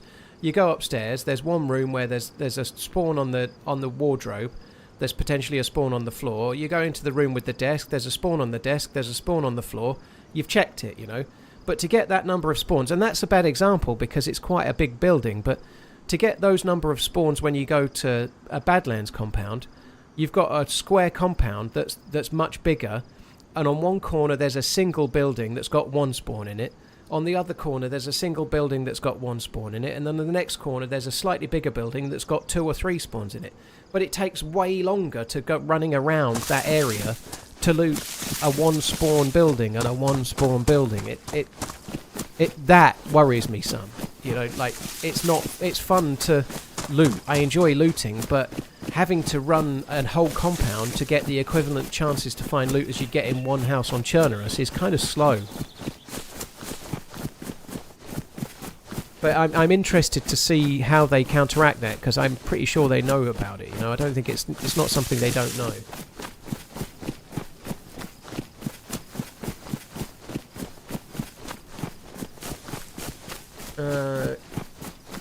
If you find yourself by a Longhorn Steakhouse, get yourself their Brussels sprouts. It's a personal favourite. Interesting, Adam. I've never heard of Longhorn Steakhouses, but I've certainly come around to sprouts over the years. They're definitely a lot better than they were, but I'm not convinced I like sprouts enough to go anywhere specifically for sprouts, you know. I think I'd struggle with that.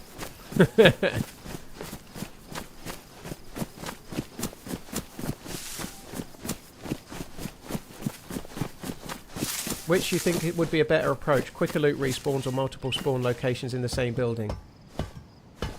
I think multiple spawns. The loot respawns quickly already, Sigsy. It just doesn't spawn where players are. But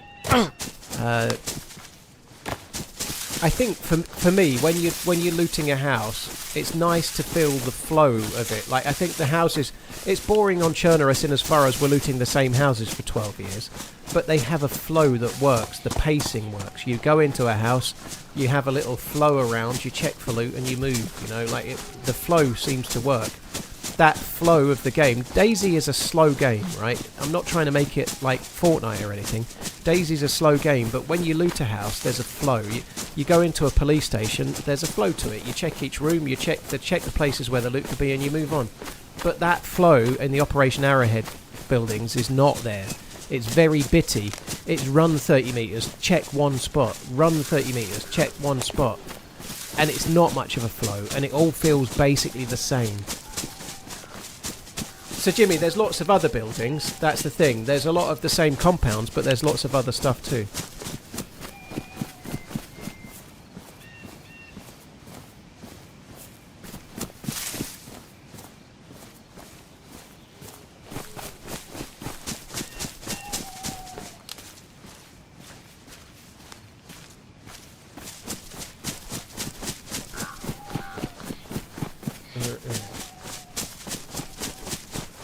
I need to go and make myself a coffee. I might do that.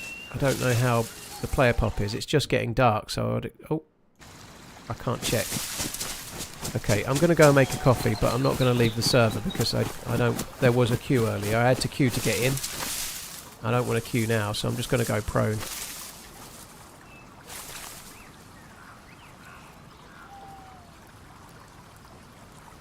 I'll be back in a sec.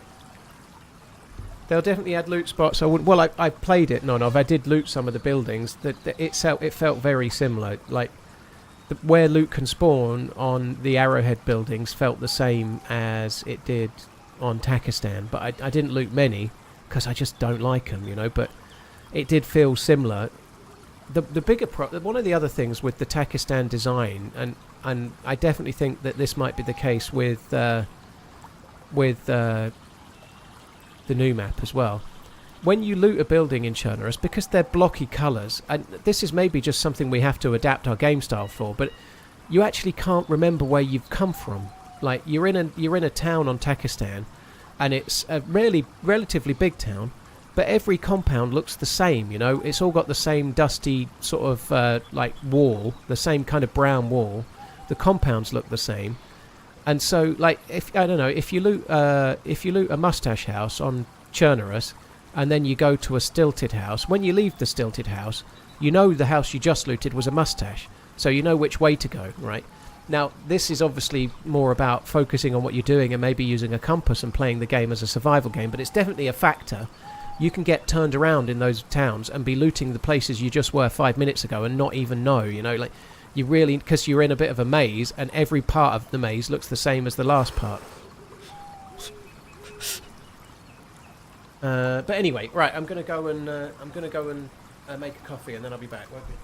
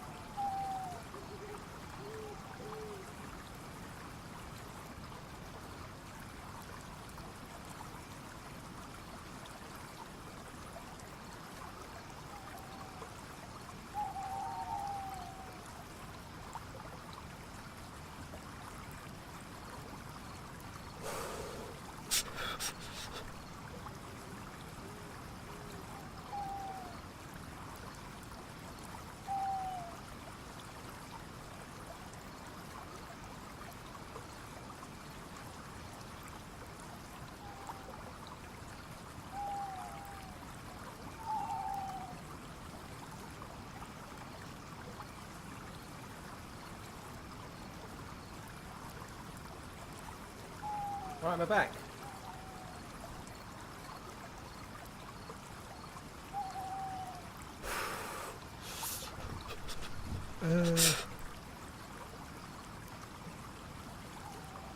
I'm waiting for someone. No, I was going to make a coffee. Ralphie, the coffee I use is Lavazza Gold, which does have Arabica beans in it, as well as the regular ones. I think it's a combination. But I really like it. It's not the best ever, but it's the one I've kind of settled with for now.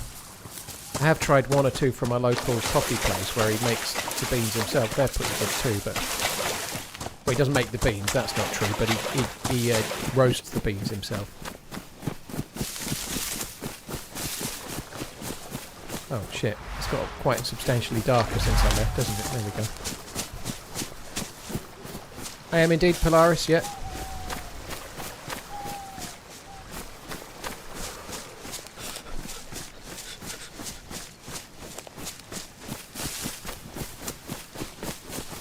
Yeah, I tried the Super Crema.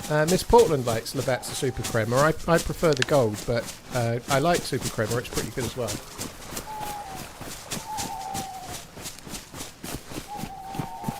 Hi Julie, hope you're good.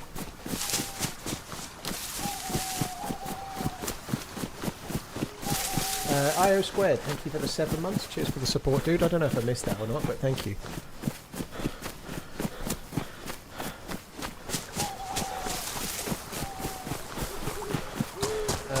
It's a DeLonghi coffee machine, Mac Tala.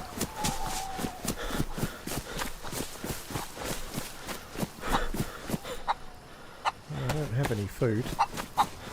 Oh, Chimkins are food. Whoa! He just stood there. He knew I couldn't hit him. He knew. Well, I'm safe. If I just stand still, he'll never get me.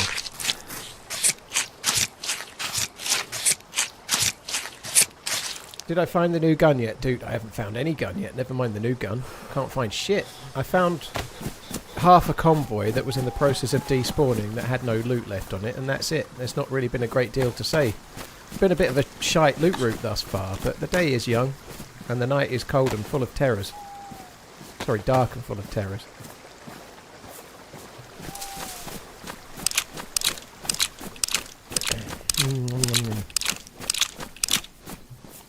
I'm just glad that I feel okay. I was such a wreck. So I did put a little look at guys. I haven't even mentioned it. I'm an actual fully fledged Instagrammer these days, right?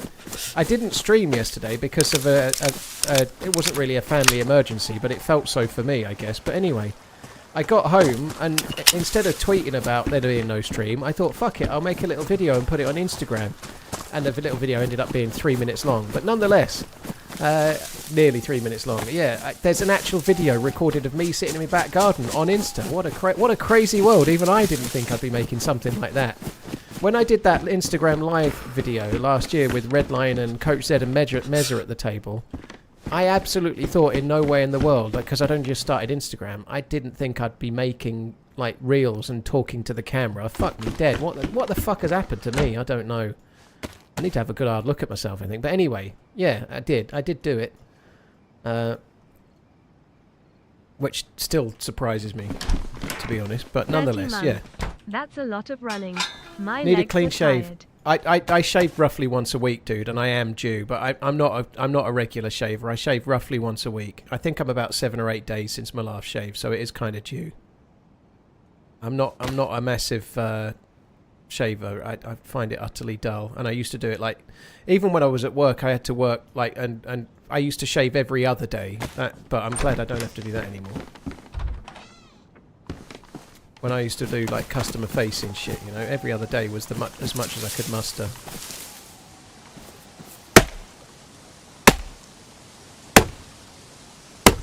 Syx, thank you very much.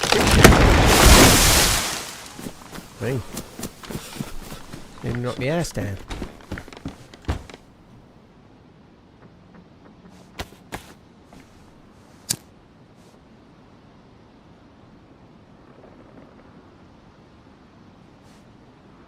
I don't really know psychedelic. I think the term comes from limes from the Navy and whatnot, wasn't it? I don't really care personally, but I don't think it's really meant to be in reference to anything else. I think it was to do with having limes to prevent scurvy.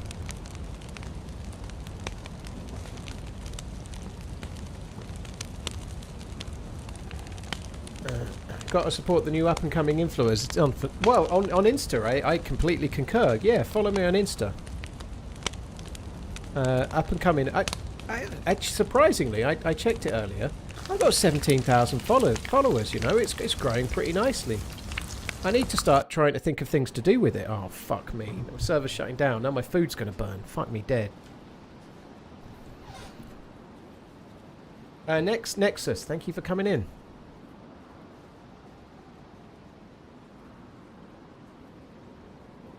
Before you know it, he's going to get Botox and lip injections. Nope. Waiting for the tickle tocker to appear. I don't know if I've got it in me.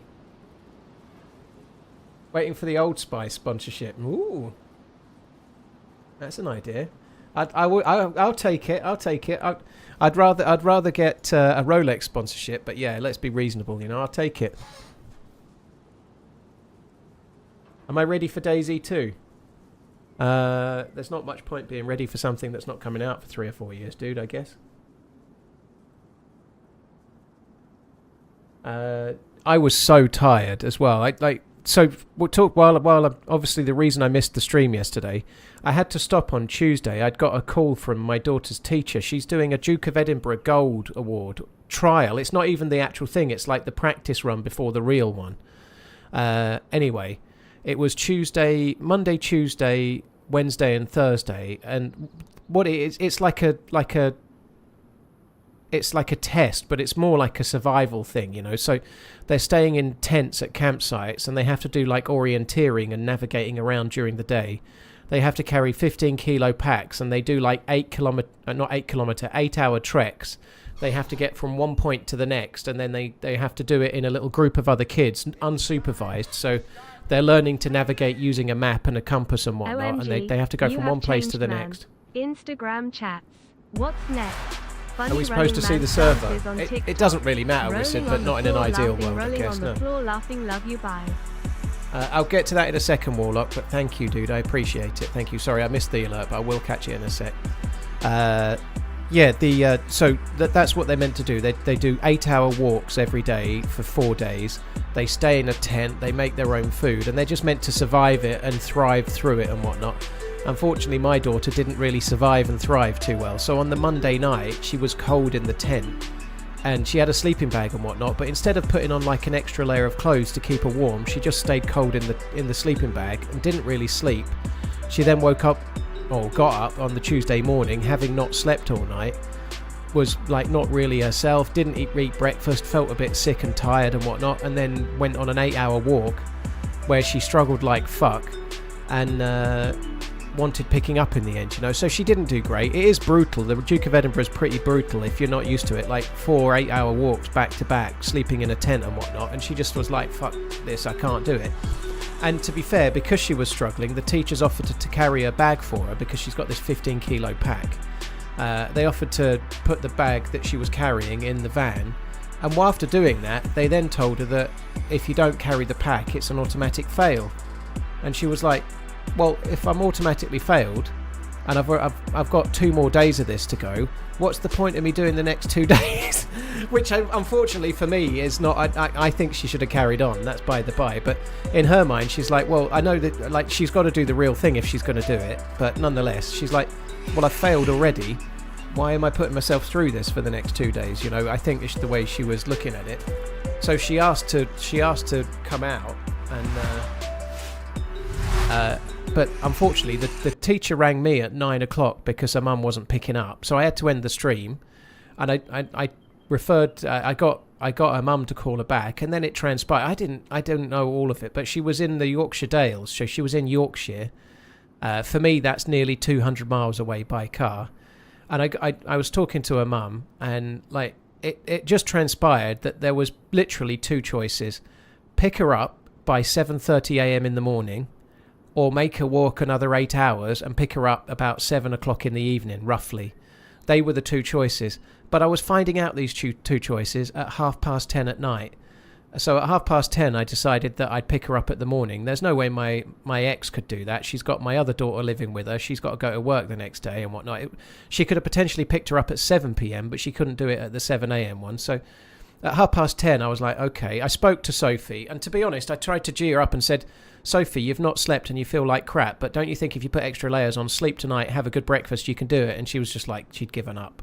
She knew she'd failed, and so she gave up. So she was like, no, I can't. I need you to pick me up. And I didn't want to pick her up. I've got to be honest. Part of me just wanted to be brutal and say, no, get yourself home. But I just couldn't do it. I had to pick her up. So I at 10:30, I was, okay, I'll come and pick you up in the morning. So I went to bed at 10:30. I had to set my alarm for 2:45. I don't normally go to sleep until about 1 a.m. I just couldn't sleep. I was stressed about the journey that I was about to have. It was running through my mind. I couldn't get to sleep. I was still awake, having not slept at all at 12:30, and my alarm was going off in 2 hours and 15 minutes, and I hadn't slept at all. At some point, I fell asleep. I kept waking up and going back to sleep again. But anyway, I had about 2 hours sleep, got up at 2:45, had a shower, made 2 coffees, and then drove for fucking hours to pick her up, and then drove home. And yeah, hence, oh my God, yesterday was awful. It felt as hard as a 24-hour stream kind of thing. It was like that. It was awful. What's the point of the award? Vader, it's more of a personal challenge thing, but you do get a gold award, and it does, like if you're applying for universities and things, it's something that makes you stand out as having done something that some of the other kids haven't done, because it is hard. Unfortunately, she didn't do it this time. She is capable. She's capable of doing it, but it does... What's going on here?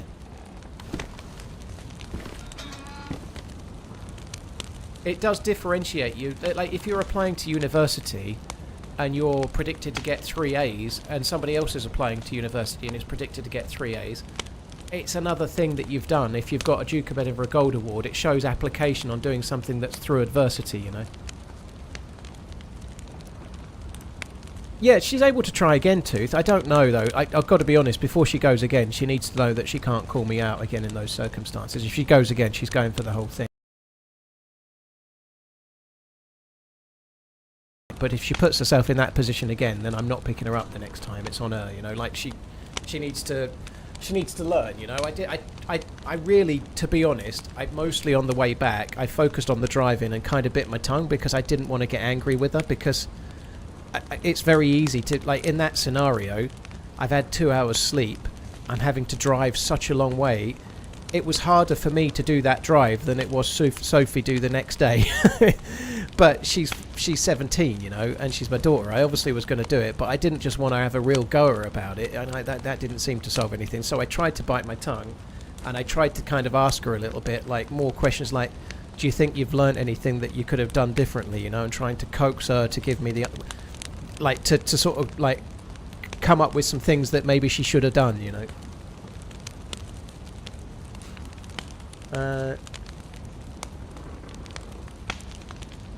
I did something similar for my daughter when she was younger. I had to drive from Virginia to Georgia overnight to get my daughter to a Girl Scout retreat. Holy shit, Greg. I've just been accepted to study nursing at uni. I honestly so happy. Vader, I think it's more common at university. They've got a lot of candidates for not many roles. If you're applying for... Like most good candidates that get good results at school can get into a university, but where it becomes a difference is how you stand out. If you're applying for a university where hundreds of people are applying for 50 places or whatever it might be, you know, that's the only place it really makes much of a difference. And there is a difference there, and sometimes it's a lot to do with who you know and maybe how much your parents are prepared to donate to the fucking school or whatever, or the university. But there are things that differentiate candidates when there are limited places at more popular universities, you know, that is the case. But the reality is that's not even why Sophie's doing it. She enjoys that kind of thing. She normally enjoys those sort of things. She did the Bronze Award and she did that fine. the whole school missed the silver award because they were tight on teachers and they just couldn't put it on. So she hasn't done the silver, but none of her year have done the silver. So she's gone straight from bronze to gold, and the gold Duke of Edinburgh is really harsh. Like, it's 4 days of like trekking and trekking and trekking, sleeping in a tent, not much sleep, not quite enough food, carrying a heavy bag. Like, my daughter she's fairly tall, but she's actually quite light. She's very, very thin. So for her, 15 kilos is a lot, you know. Apparently, she did talk to me about this, that you're only allowed to carry, you have to carry the bag, which is 15 kilos, but you're not allowed to carry more than 25% of your body weight. So they had to take things out of hers because she's 44 kilos. So they had to take things out because she was only allowed to carry 11 kilos.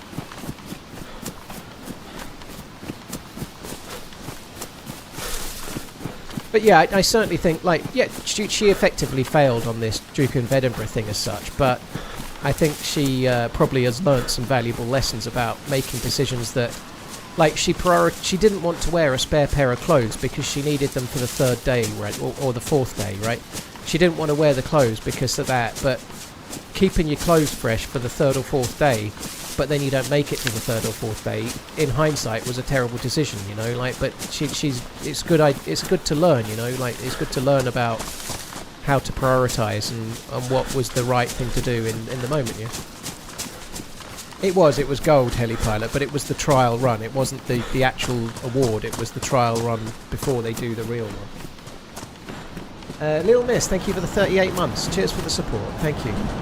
The only thing I didn't do very well with, Julie, thank you for saying it sounds like you're a great dad. One thing, I'm not really looking to throw Sophie under the bus, but she does have her own pace, right? She does have her own pace. It's just the way she is. There's no change in her. She has her own pace. If she's doing something, she does it meticulously, but she does it slowly. In places, right? That's the way she is. But I got to the place to pick her up at 25 to 7 in the morning, and she didn't come out until 7:45. I had to wait there for 1 hour and 10 minutes after driving up there for nearly 4 hours, 3.5 hours, whatever it was. I'd driven 200 miles. I was absolutely fucking in bits. And then I had to stand there, like, just by the car for 1 hour and 10 minutes while she packed up a rucksack, which I could have packed up in about 5 fucking minutes, you know, like, I really had to bite my tongue. Fuck me dead. Like, I could have packed that stuff up in 5 minutes. I could have packed my case for going to Miss Portland in about 10 minutes, you know. But she just has her own pace. And to be fair, partly that was related to the fact that she hadn't slept.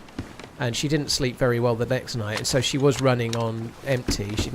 But nonetheless, fuck me. I was really, like, doing my best not to jump down the throat. Fuck me dead.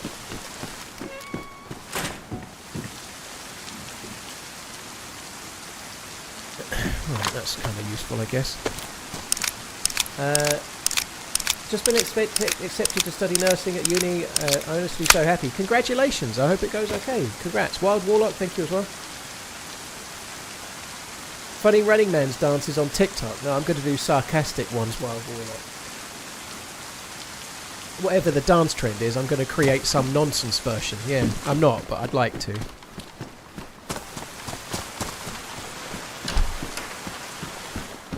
Sleeper, my 17-year-old, you tell her to be ready at 4, even though we're leaving at close to 5, and she's still not ready till 20 past. Yeah, I can relate.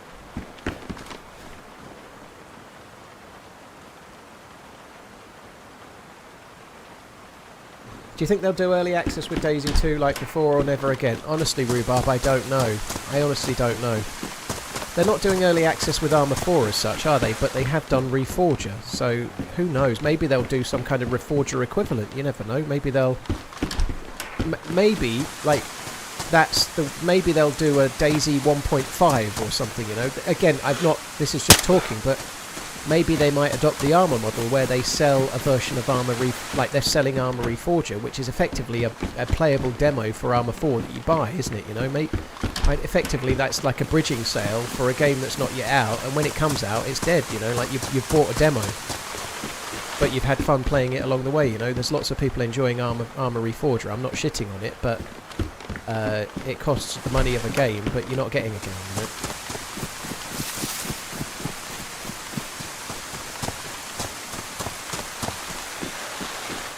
She doesn't need it, Tooth. She doesn't need it. No, there's plenty of kids that go to university that don't have Duke of Edinburgh. It's not a necessity. It's not something every kid does. No, she doesn't need it at all. It's far more important to get good grades at university. Sorry, get good grades at A levels, which is what you do between 16 and 18, than anything else. You know, having a Duke of England award, gold award, but a D in maths is not as good as having a B in maths and no Duke of Edinburgh, is it? You know, like clearly the result matters a lot more than anything else, you know.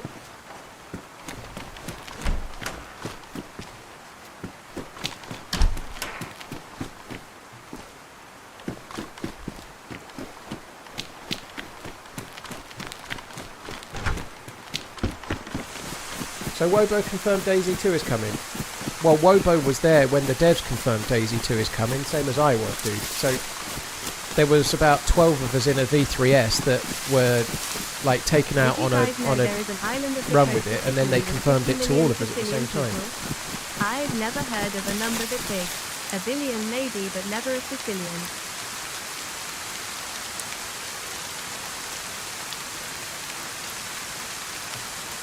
A Sicilian people. Fair enough, No Name. Thank you very much. Thank you very much, Warlock, by the way. I appreciate it, Little Miss. Good luck. Hope it goes okay. How about them Yanks? I watched the first half GTO. It was a good result. They played pretty well. I think deserved winners.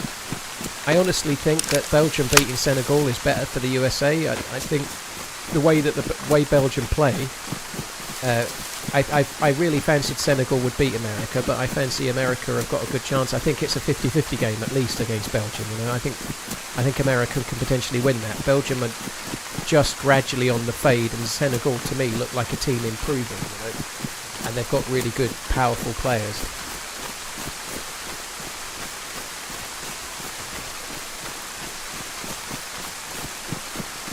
Were you confident 60 odd minutes in? Ben, I was in bits.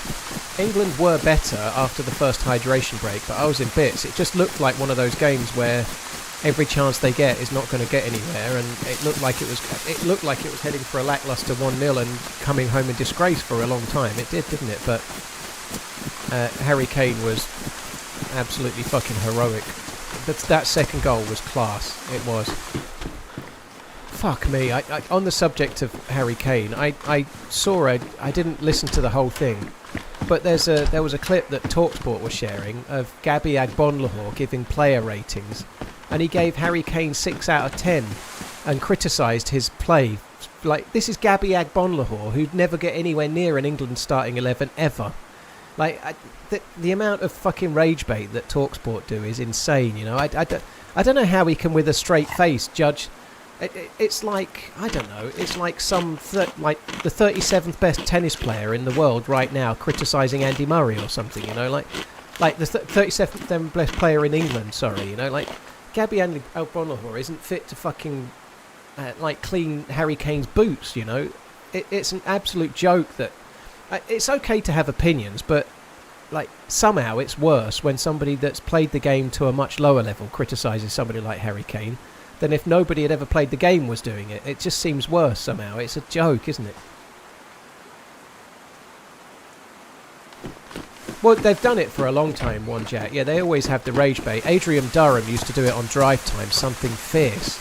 Like Adrian Durham, now he does Around the Grounds, but he used to do the show that Andy Goldstein does now. And it just used to be I couldn't listen to it. It was just basically Adrian Durham saying something he can't possibly even think just to wind people up.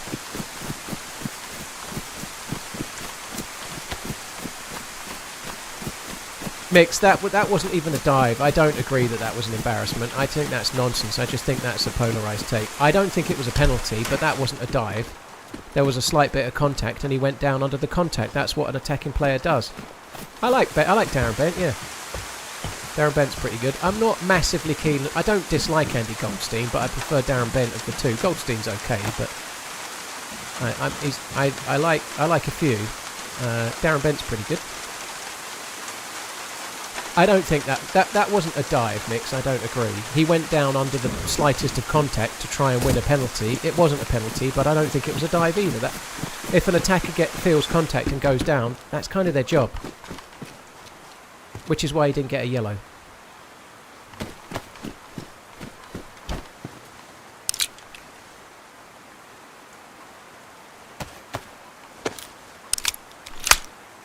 Well, you can say it's a dive meta, but if there's contact and you're running at pace, you're allowed to go down.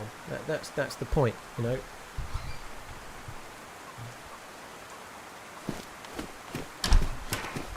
There's another chicken out there. I wonder if we should get it.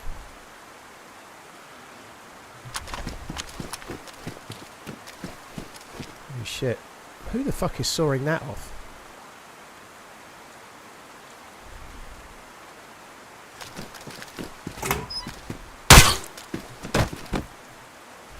That might mean someone's been in, you know, like a civilian zombie being here seems a bit unlikely.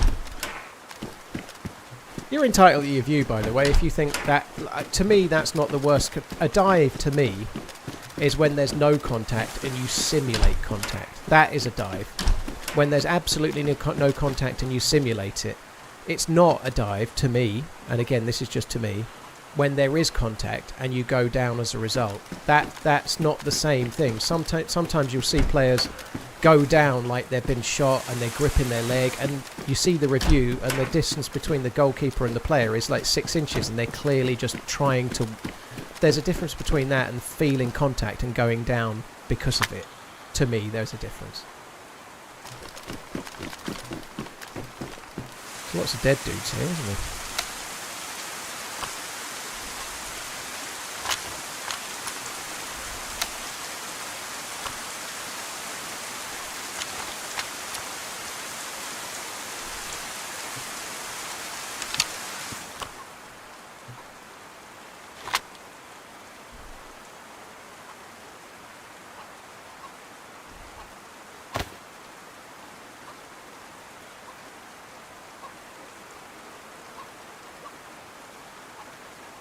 May the best team win Sunday. Viva Mexico. May the best team win Sunday, so long as it's England. Good luck. Yeah, it's going to be fun. I'm very worried about that game. Very worried.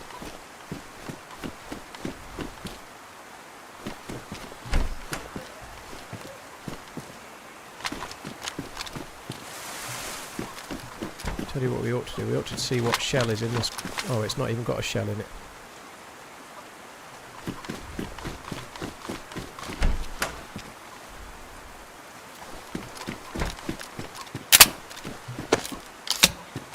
There's a green shell going in.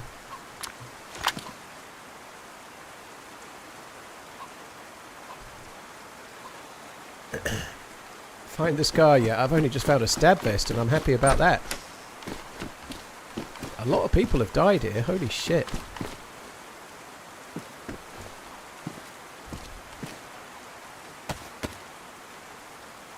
Oh, I need leather to fix that. I'm not wasting a leather kit.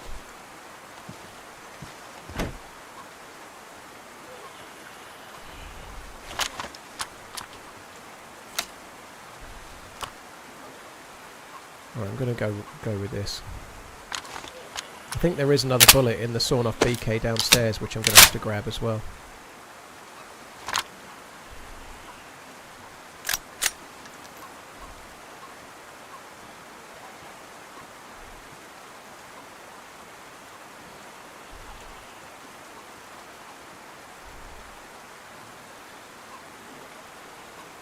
I saw a pair of gloves there, I want them as well.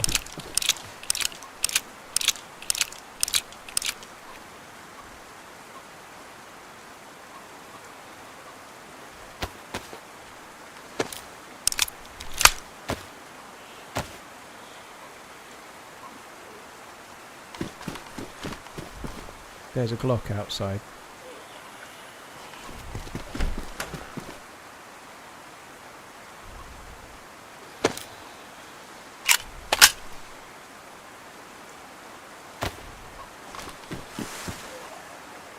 Holy shit, Vicky. Some serious killings has been going on. This server's full PV. This server's full even PvE Pro, so there's some players knocking about. Yeah. Where did I drop the Glock mag?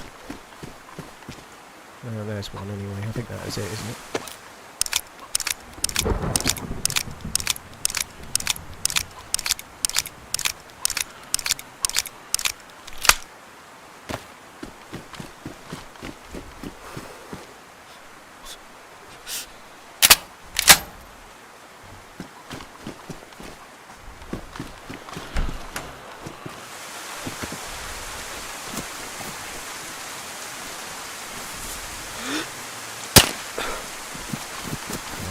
that, dude.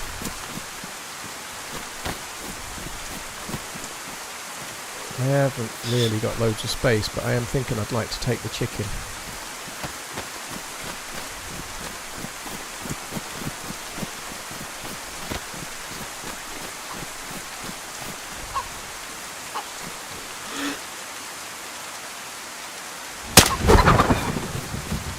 I was hoping to hit it in the head, but I'm not sure I succeeded. Have you found the new gear since it dropped? Dude, I'm only really on my first life. I've been to 3 convoy spawns. I didn't find a convoy, so not yet.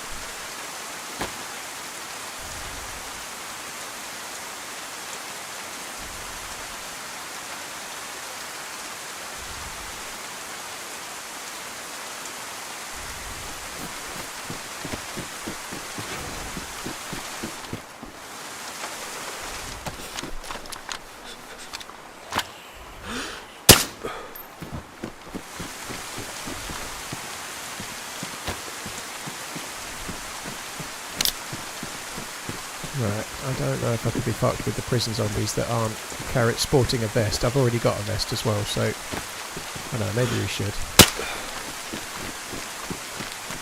If I find bullets, I'm going to want to take them, and I haven't got the fucking space, but...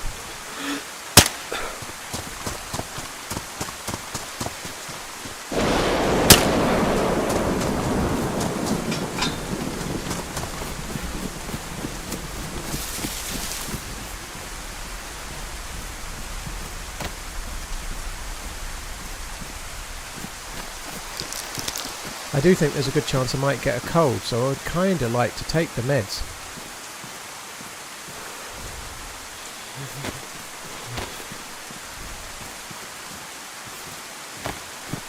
Oh, do you know what?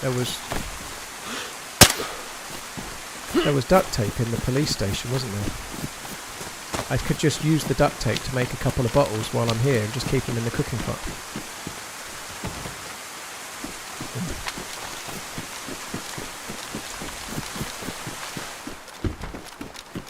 I think there was cooking pot in one of the jackets over here. It's a bag, but same difference.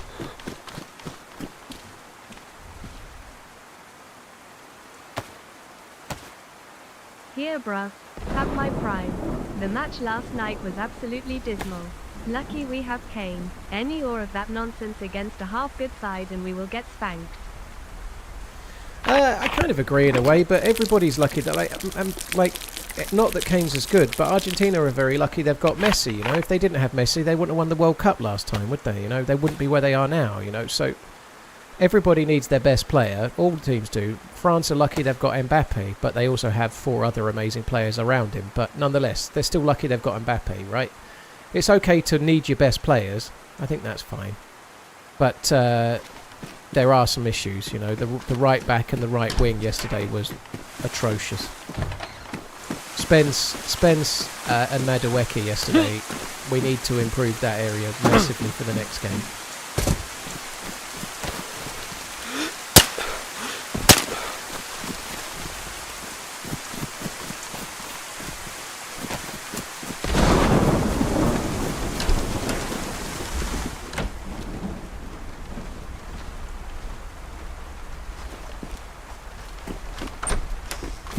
Hey Matthew Badger, I love your work. Thank you, appreciate it. Did I really loot this? I think I already looted this, didn't I? I did, because I dropped that. Hello? Hey. You alright? Hey. I am now because I found you, bro. What do you mean? Oh my God.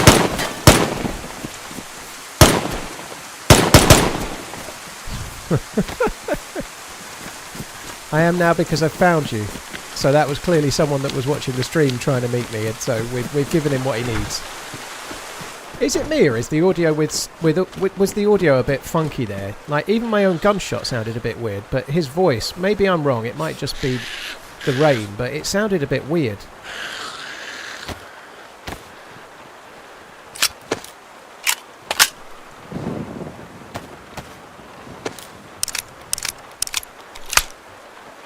Honestly, people are going to stream snipe or stream stalk, but making it obvious is not really... What do you want me to do there? Oh, I'm so glad you found me. Thank you for telling me that you were watching the stream to do so. Honestly, it's made my day. Now, let's go off and have a fun time, and I'll put it on YouTube, and nobody will think it's bollocks.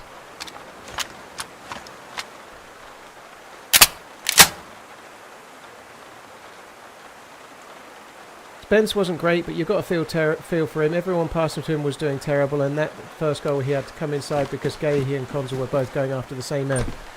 There are other issues, Harry, but the most glaringly obvious ones are Spence and Madueke. Like, to me at least. Spence is a right back that's learnt to be a left back, now seems to have forgotten how to be a right back, you know, in a nutshell. But I think the main issue with Spence is that he gets the ball in forward positions and never has the confidence to cross. When he came off, they put Rice in at right back, and he got a ball back from Madueke before Madueke had came off. First thing Rice did with it was cross it first time. He didn't trap it, he didn't do anything, he didn't think, he just crossed it. Now, it didn't lead to a goal, but it shows what what Spence should be doing here and there, you know. Madueke runs down the channel. If he passes it back to Spence, he needs to cross. But every time he got it, he'd dribble about a foot, and then he'd look back for Anderson or Rice and pass it back. And that's no good, you know. Like, I do agree there are more issues than just Spence. Like, he was struggling at right back, but the defence had all shifted over. I agree with that, but it's more going forwards. Like, your fullbacks have two jobs to do. He's not doing the defensive job, like, really well, and the offensive job is a shambles, and he's right-footed, he's capable of crossing. Saka's also been shocking this World Cup. I think he was better than Madueke when he came on, though, dude. Admittedly, at the end of the game, and the other players were maybe getting more tired, but Saka, in his short time, had more of an impact, I think, than Madueke. At least when he goes down the channel, there's some belief he might get a cross in, you know. Like, there's no... Every time Madueke gets past a player, or nearly gets past a player, there's never a cross. There's never anything from it.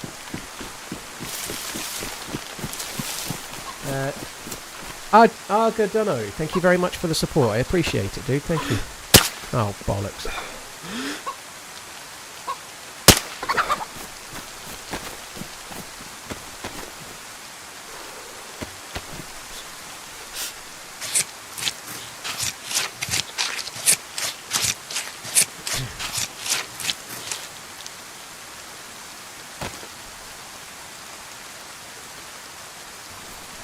Right, I do need to cook this, I think.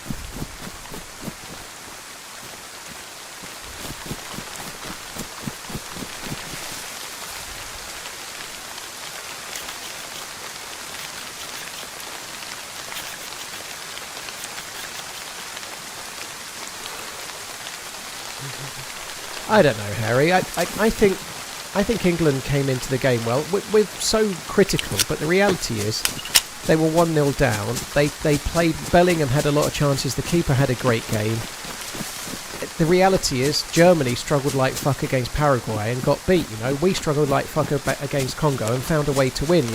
Yet all we do is criticising the players the same way that Germany are doing after being knocked out, you know. Like, there are good things in yesterday. Harry Kane having 5 goals is fucking stunningly good, for example, you know. Like, there are some silver linings, but there are some problems that need fixing. But it's not all doom and gloom. We're still in the tournament. It's a really tricky game next, but, like, just look, all the Americans, genuinely, the Americans in here are like, Paul, I don't understand, please tell me why we can't win. Whereas all of our English fans are just shitting on everybody, you know, like, we are far too negative. England are not the best team in the tournament, but we should just... We know there's some problems. Tuchel needs to fix them, but at least let's get... It's not that bad, you know. We've not got beat by Iceland, have we, you know? We're still in the tournament. We've got a really hard game against Mexico, but it's possible to win it. We just need to improve. And the team that wins the tournament will improve through each round. Maybe we can improve for the next game, you know? Love you. Bye. When I say not Iceland, what I mean is we got beat in the World Cup by Iceland under Roy Hodgson, you know. It's not like that's happened, has it, you know?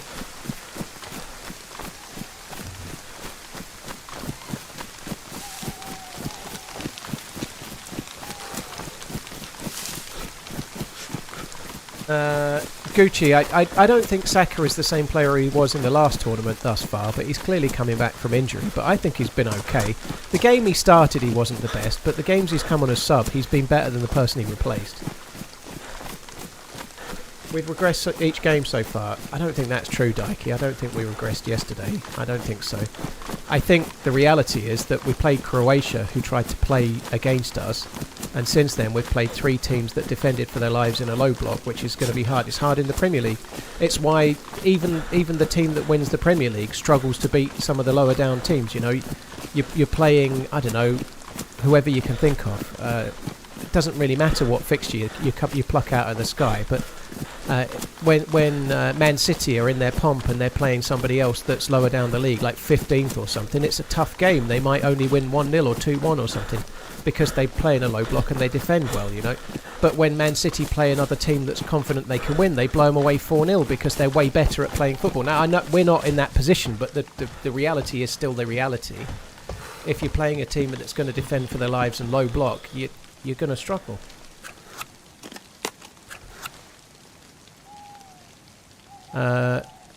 I just wonder if Mexico tried to play. I wonder if maybe England might be better, but the home advantage and I know a drag artist from the Greater Manchester area. The altitude HSS are worries Wigan me. address.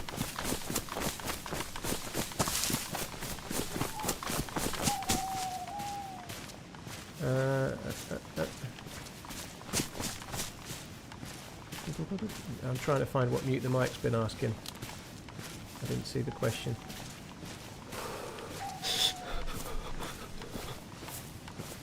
Why should there be only a streamer server? I don't understand.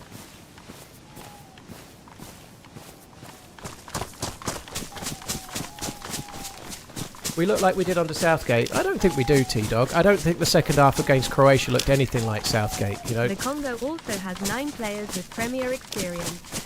They are way more talented than people would think. I think that they did play well, Jake. I think that's true as well. We're all assuming England should blow these teams out of the water, but the reality is the games are hard, aren't they? Playing anybody, the African teams are all playing way better than people expected, like, or maybe people prejudged. There isn't an easy game. Like, it's good that we won.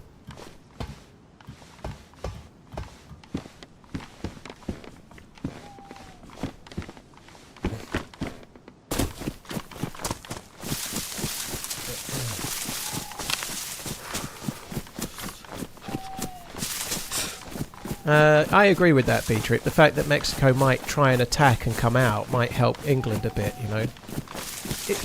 England are a bit like a counter-attacking team that are having to make the run-in, you know.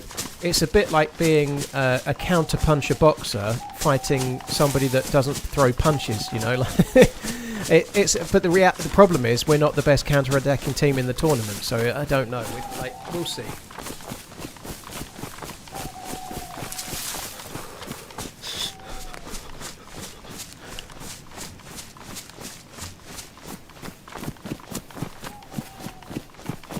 I think Spain are going to win that fairly easily, Ram. I hope Australia win it, to be honest. Sorry, Australia. I hope Austria win it. France and Spain getting knocked out seems like a good thing, but yeah.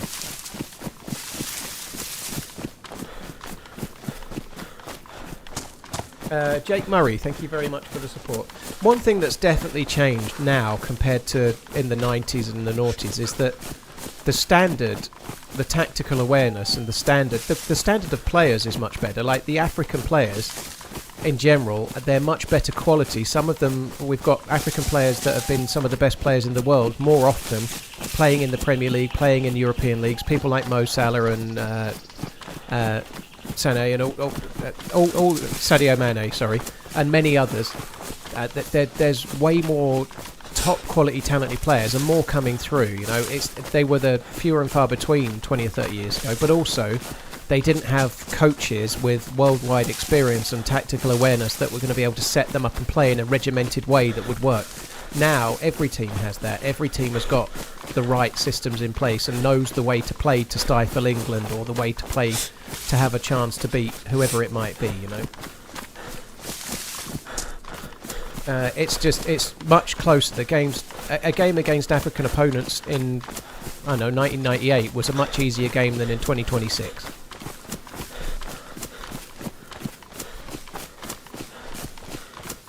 I think Egypt will win that Wild Warlock, to be honest.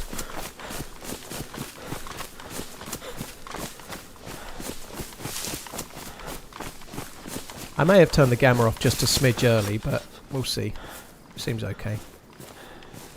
God, it don't half rain a lot, doesn't it, on stable? Sorry, not on stable, on official. It rains so fucking much. It's dull, isn't it?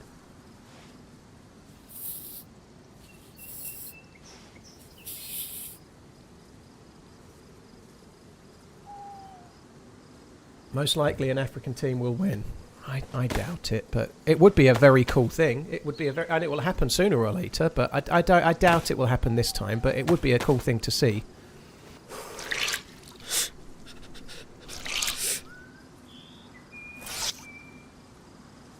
Well, I've been jokingly predicting 6-0 Kane and Bellingham hat-trick for the final ABC. I did say that in the Instagram reel yesterday, but then I also said more likely it'll go to extra time and penalties or something. Portugal or Norway? I don't see either of them winning it, but yeah. Portugal seem to have a really hard run. They've got a tough game today, and if they win that, they're likely going to have to play Spain. I don't see them getting through those two games personally, but they've got a good team.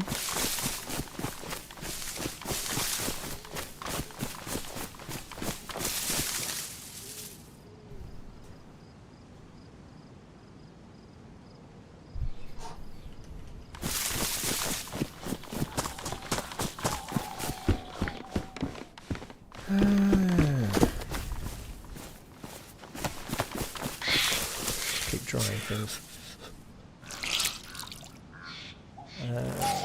Just make sure I didn't miss anyone. I don't think I did.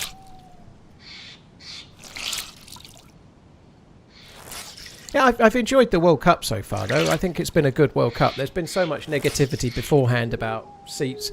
I think the ticket price is an absolute scam, and the price for travel and things. Now, I'm not having to pay it, but the point is, I think it's a scam, and that there needs to be a fairer system in place for. Like, it feels like FIFA have gouged the tickets, you know. They've just cut out the middleman and done the gouging themselves, which is a joke. But the actual tournament has been good. I think it's been good. The stadiums have been full. The atmospheres have been good. The matches have been good. I think, by and large, the referees have let the play go, and they've let a lot of things go that they wouldn't. They've not been really anal about stuff. I think, for the most part, it's been a pretty good World Cup. I can't remember if I've done the picks for today or not, but my picks for today would be... Redline was here earlier, but he was too annoyed about Balogun getting a red card. I think he...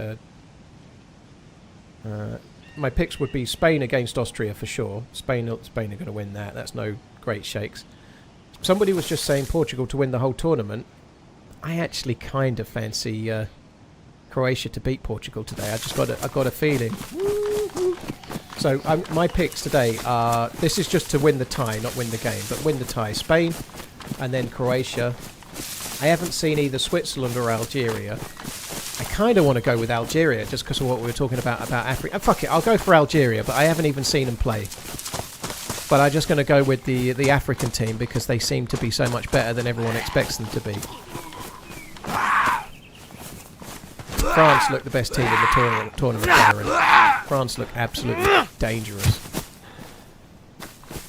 Like, if one of their attackers has a bad game, they've got 4 others, you know. They've got so many good players, France. They look scary.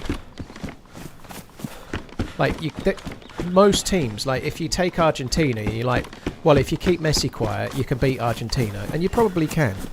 But if you take France and you say, oh, you keep Mbappe quiet, you probably win the game. You absolutely can't. They've got other players that could potentially easily win the Ballon d'Or. They've got Dembele that won it last year. They've got Elise who could win it this year potentially, maybe.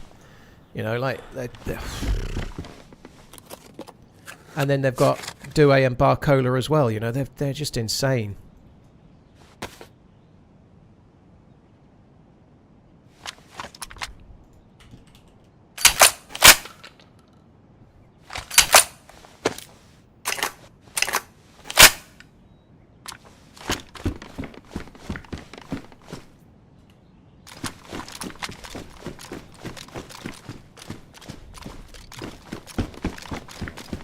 We're not done very well here, have we?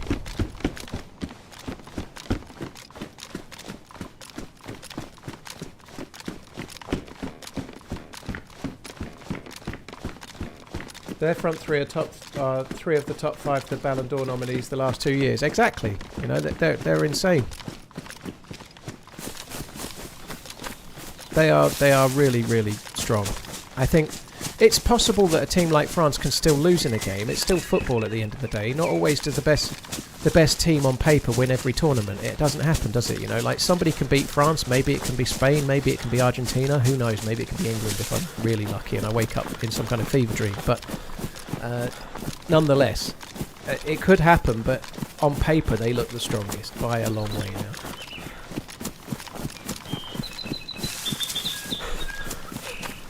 Thank you, Joe. Cheers for checking out the Instagram. I'm quite enjoying using Instagram. I ain't gonna lie. I'm gonna try. I'm not streaming from the 14th of July for 2 weeks, but I'll try and post a little bit on there here and there. I'm not going to be really focused on it, but I'll try and post the odd picture, maybe a little video or something. There may even be another picture of myself and Miss Portland. You never know. You never know. But nonetheless, I actually quite like it. The reason I know I posted a reel of me talking about why I wasn't streaming yesterday, but I just like having something where it's not just DayZ. You know, it's kind of fun sharing pictures of the trip with the. I know it was a DayZ trip, but sharing pictures of the trip, a little video of me or whatever. You know, a picture of something I see when I'm out on a walk or whatever it might. I just kind of like that. It's kind of fun.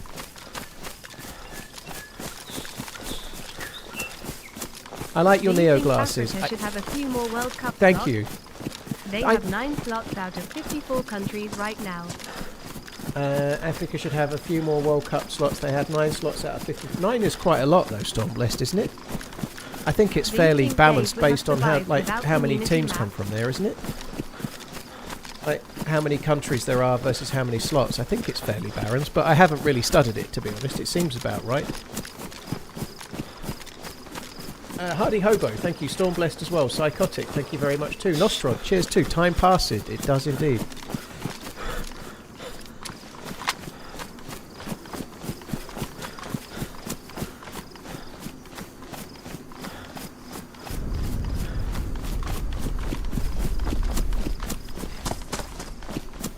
Dr. Pill, I'm playing experimental, dude.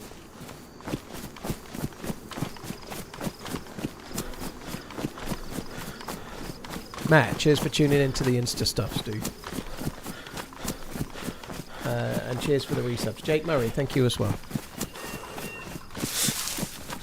I feel like that there seems to be plenty of African teams actually in the World Cup. I don't think that seems underrepresented, does it? There's 9. That seems quite a lot. Like, I guess I don't. Well, it seems about right. I think Europe has 16 out of 48, but there's a lot more countries, isn't there? How many?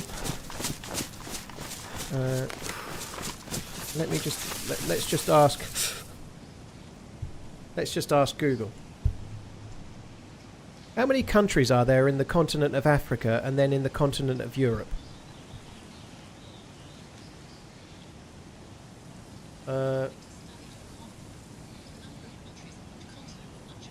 Interesting. Counties?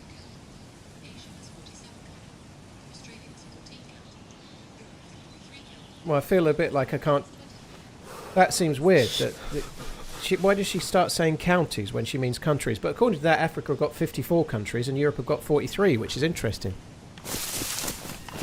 But that doesn't make sense.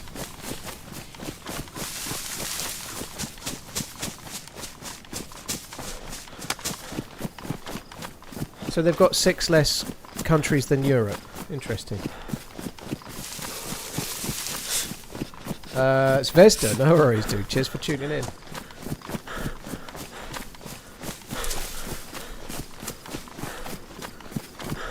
Africa's massive. I obviously know it's massive. The continent is massive, but they have a lot of massive countries, don't they? You know, like... They may not have some that are that into football as well, I guess. I don't know. I'm not an expert on every country in Africa, but it may not be that a lot of them are that much of a participant, you know.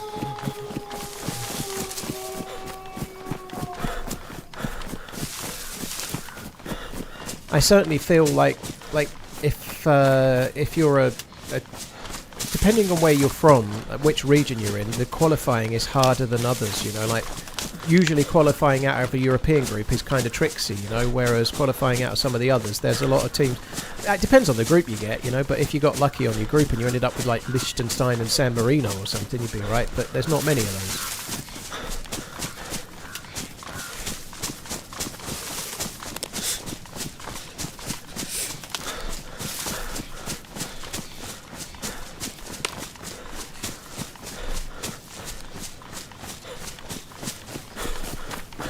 They have to qualify within their own region, Boise. Yeah. So the qualification, like the South American teams play against South American teams. I think, do America play in CONCACAF? So it's like all of the Caribbean and Mexico and whatnot, and then North America, and then South America is another section on its own. I can't remember I can't remember it. It's not like I study it. I don't watch the qualifying at all, other than England. But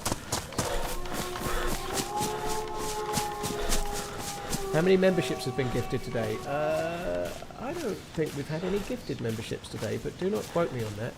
That doesn't mean you have to do it, by the way, dude. Don't bother. It's fine. It's all good. You did lots the other day. But I don't know. I don't remember if you're off the top of my head. But plenty of people have resubbed and remembered and shit, you know?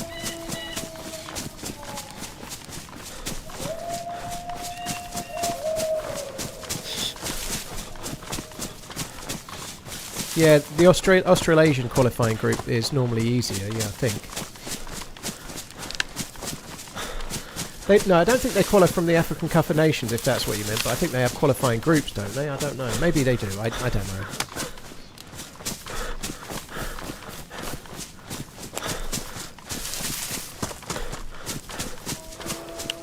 United States and Canada in CONCACAF, yeah. These are definitely going to be on my ass any second.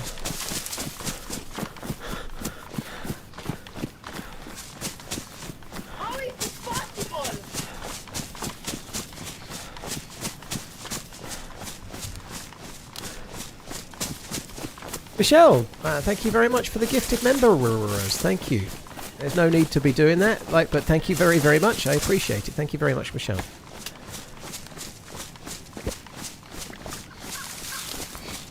An eagle is just a pretty vulture. Oh, Uncle Food. I'm glad I didn't say that, and I don't think it either. I think I'd consider an eagle quite majestic. Vultures kind of, yeah, less so. Scary.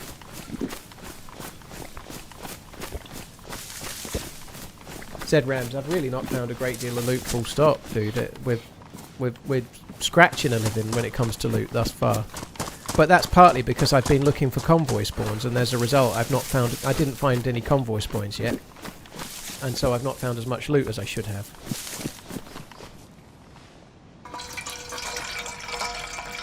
Thanks, Michelle. Cheers for gifting 10 memberships. It's really, really kind. Beast, thank you for the 67 months too. I'm pretty good, Zed Rounds. I'm a bit knackered from yesterday, but I feel a lot better today. I was a broken man yesterday. I got home. I recorded that Instagram reel that I pushed, talking about why there was no stream. And then I went to bed. I slept for about an hour and 50 minutes, and I was so confused when I woke up. I did not know what to do. I woke up about roughly 4 o'clock-ish. And I wanted to still be asleep, but I needed to get up for the England game. I just felt like I was hungover. Like, it was bad. But anyway, I feel much better today. I did feel a bit groggy this morning. I've skipped my weights and my push-ups today. I'm going to do them tomorrow and Saturday instead. I'll still do my 4 for the week, but... Oh shit. Dead zombie over there. I just didn't have it. I woke up this morning at 10 AM and I still felt a little hungover. I was just like... I do the weights and push-ups 4 times a week. I was like, I'll just do them Friday and Saturday. I think doing them today would be counterproductive. So yeah, I still went for my walk. I've done 11,000 steps or something today. I've just pushed the steps to tomorrow so I can wake up and feel normal again. Sorry, push the weights. Well, afternoon sleep sometimes make me feel a bit groggy, Zed Rams, but in the circumstance, yeah, like I only slept for 2 hours at night and then I drove for like 10 hours, so it was more the day that I had than like I needed the sleep. I wouldn't have been able to function. Zagorki bar, yeah, I'm not running back for a Zagorki. I did miss it entirely though, but it's not valuable enough to make it worth the run.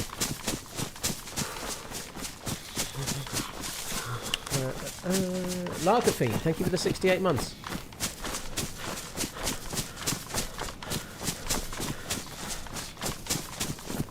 Yeah, I don't really know much about Algeria or Switzerland, Redline, and traditionally I'd normally pick Switzerland to beat a team like Algeria, but in general the African teams are just more powerful than they were. I think Congo showed that yesterday. It's possible the European teams are a bit worse as well, except for maybe France and Spain. But yeah, they're the three: Spain, Croatia, and Algeria. Croatia is a bit of an upset, but I think Portugal are a bit of state of flux. They're in a bit of it's not quite post Ronaldo, but it probably should be. And I think they're going to get beat at some point.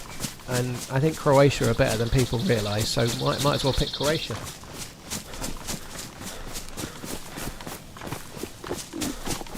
Yeah, I'm going to cook the chicken soon. It's not like a huge rush. I've got enough time to do it somewhere. There's a little gun house up here to the right in a minute after the hunting stand. Maybe we'll do it there.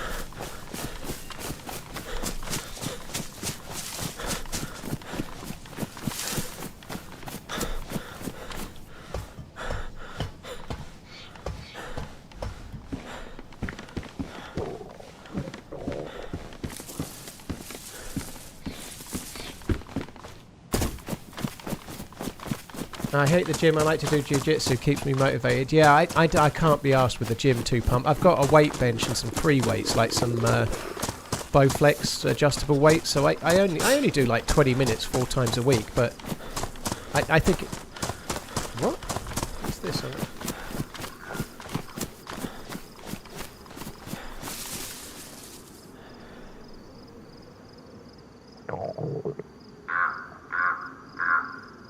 Had a ring notification. Give me 1 sec. Nobody rang the doorbell.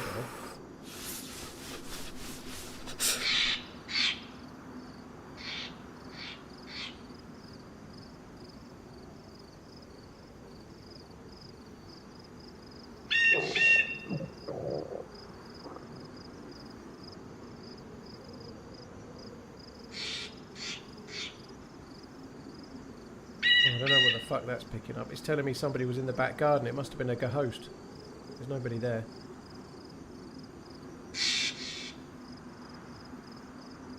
Oh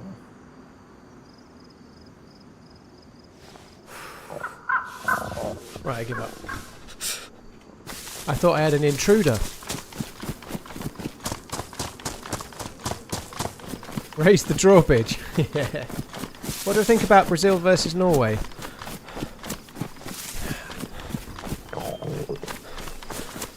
The problem with all of my picks is a lot of it is to do with what I want to happen. Like, I kind of want Croatia to beat Portugal. So what I have to do is decide whether I want to just pick what I want to happen or what I think will happen.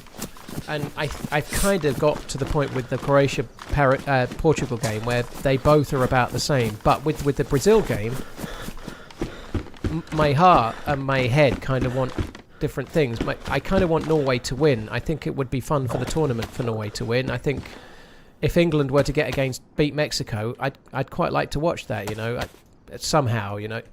So I kind of want Norway to beat Brazil. I feel like that would be a better game for England as well. Not an easy game. Dealing with Haaland is going to be tricky as fuck, but the players will be more used to it. I don't really want to see Vinicius Jr. against fucking whatever right back we pull out of Thomas Tuchel's arse, to be honest. I'd much rather deal with Haaland with the centre backs than deal with Vinicius Jr. with our fucking right backs. But anyway, so for the Brazil-Norway game, I think Brazil probably will win it, but I want Norway to win it.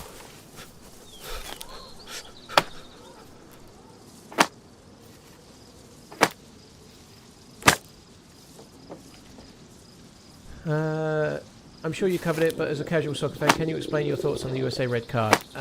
It's a very divisive one, Flynn. Lots of people think it wasn't a red card. They get given all the time. They sometimes get missed, and everyone's moaning that Messi didn't get one, and it was a very similar thing by all accounts. I haven't even seen it, but that's what people are saying. Just that isolated incident that happened yesterday, that was a red card in my book. You can't do studs down the back of the heel and like across someone's foot and not expect a red card. They're normally always a red card, so I'm not surprised. I think it was a red card. Yes, I don't think it was. I think if you get away with that, you're very lucky.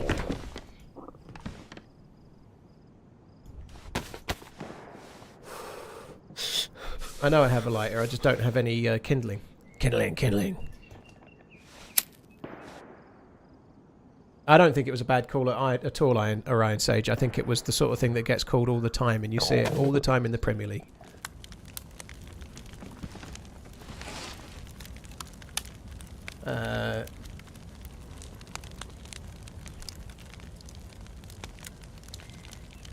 Those shots are probably far enough away for me to not worry.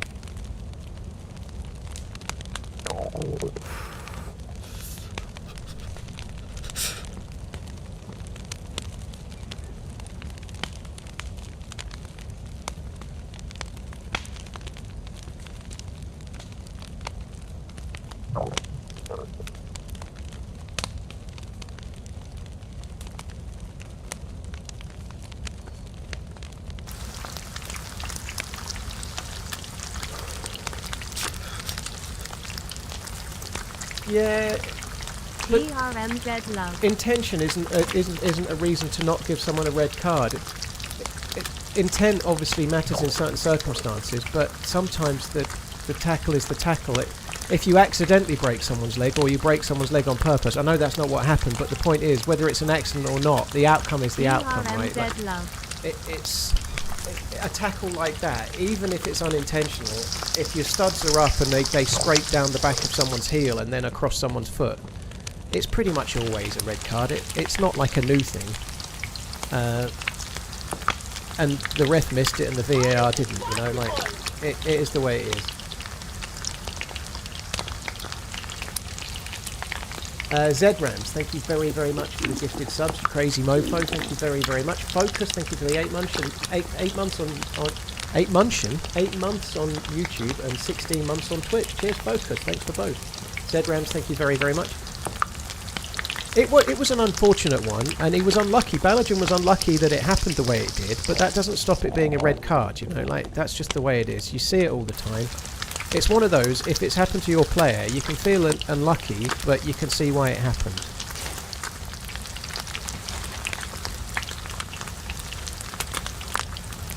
Don't the rules say there has to be malice? If your stud's up, you're always getting in trouble, dude. Like, that's just the way it is.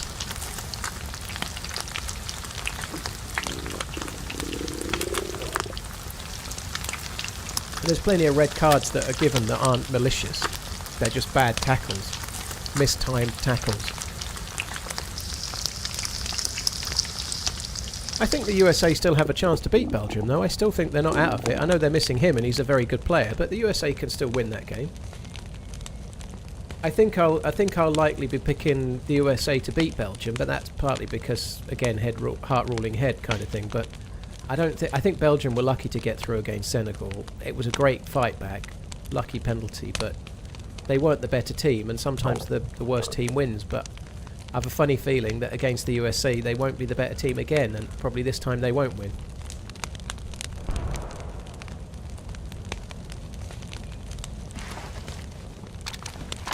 Don't forget the potato. I really hope they do something about this. Let's see how little of a potato we get when we cut it.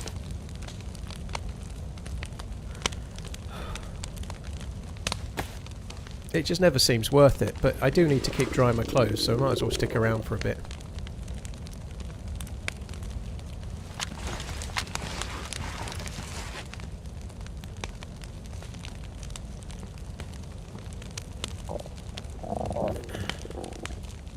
The defender came through Badlands. I've seen the clip, Coach. It was a red card in my opinion. They get given all the time.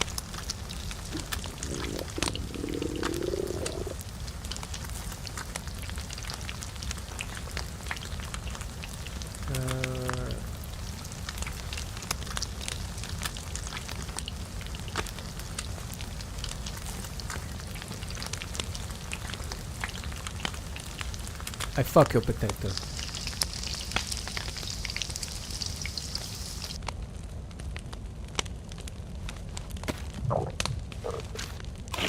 I'm not sick, Bear. I feel fine. My voice might be slightly more, like, croaky, because it is allergy season. I get seasonal hay fever. But I don't feel ill at all. I do sound a bit croaky, but I feel fine.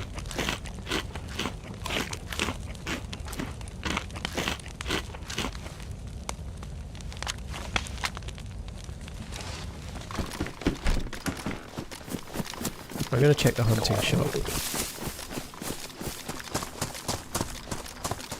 I really want to do convoy spawns, so I think I'm going to go up north and go to the convoy spawn at the hunting stand, and then the others that are up there. There's another one by Kamensk, isn't there? By the mines there. There's 2 hunting spawns close. Sorry, I'll start again. 2 convoy spawns close together. I think I'm going to go and check them out just to see if we can find this scar.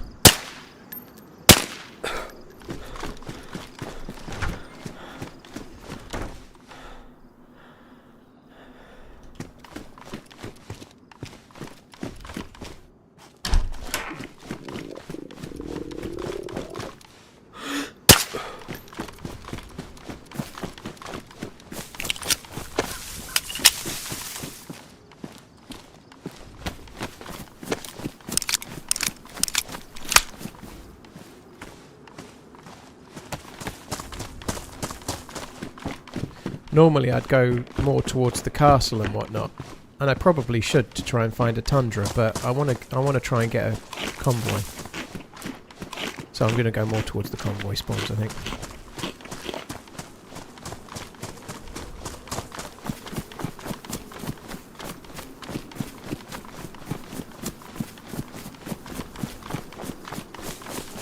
Have a tato on me, dude. Thank you very much. I'll have it right now.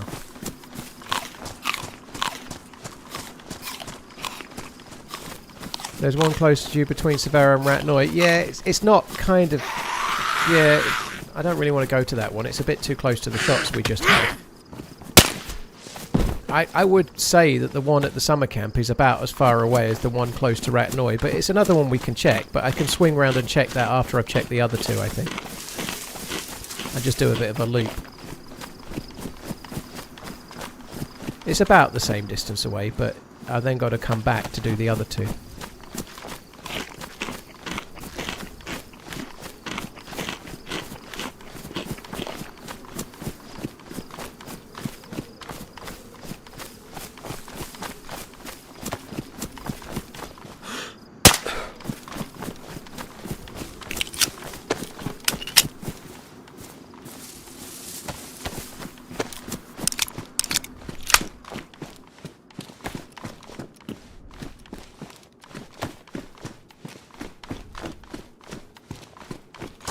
Hunting shops have been fucking terrible, haven't they? We're not finding much at those at all. It's been really bad.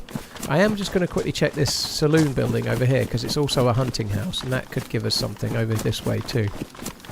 It's not a saloon actually, it's a mustache, but it is a hunting house. The MK has had a different sound since 129 Fontaine. Yeah, they changed all the suppressed pistols in 129.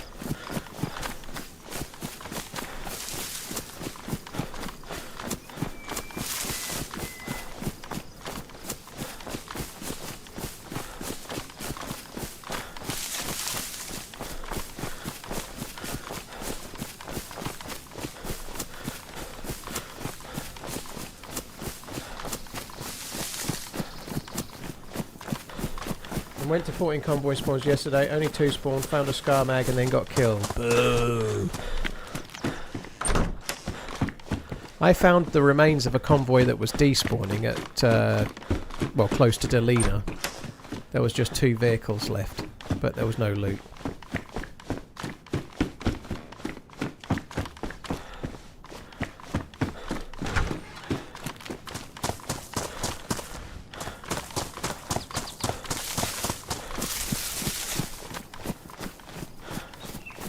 Normally I go and check the police station, but I see little point this time because we've already got the stab vest, so the police station is probably not worth the bother. The convoys aren't new on Cherno Mac Life, but on Experimental they're the Badlands convoys, so there's a chance to get the new gun. They're adding, so at the moment on the road to Badlands Experimental, which is anyone can play Experimental. They're Chernarus, the same, and it's got the convoys in the same place, but they're the Badlands design with the new gun. So you can find the Scar H, and there's a zombie with a plate carrier. As Psychedelics just said, actually, the zombie with the plate carrier is going to spawn the desert plate carrier as well, I think.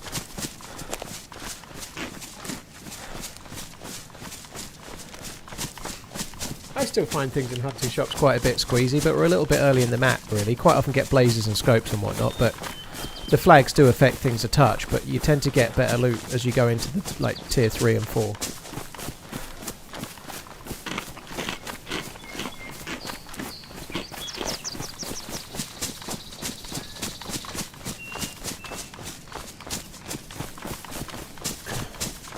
How many convoys spawn at the same time? Don't quote me on this, but I think it's 3.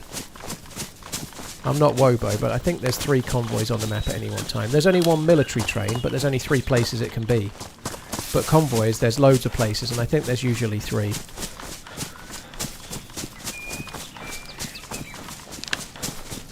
I think we might get a Badlands release date soon, Mike, but this is just guesswork, you know. I think we might get a Badlands release date on the next Badlands update.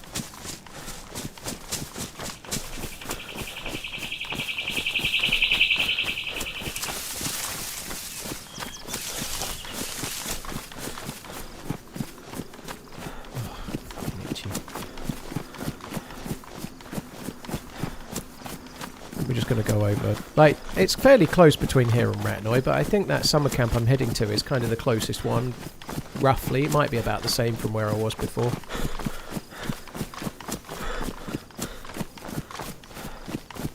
Wonder how long it takes community servers to put the SCAR and stuff in. Well, I guess it's in the game files on experimental, but it won't be in the game files for stable just yet, but who knows, probably will be soon.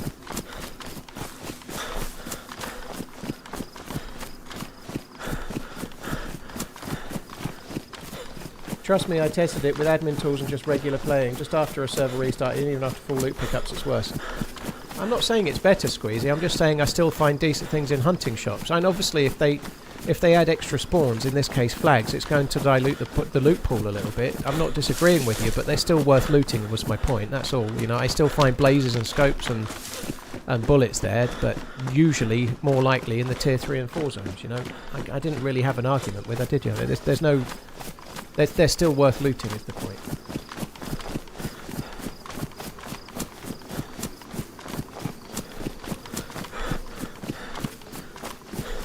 Yo, hello. Hi, Simon. You right, dude?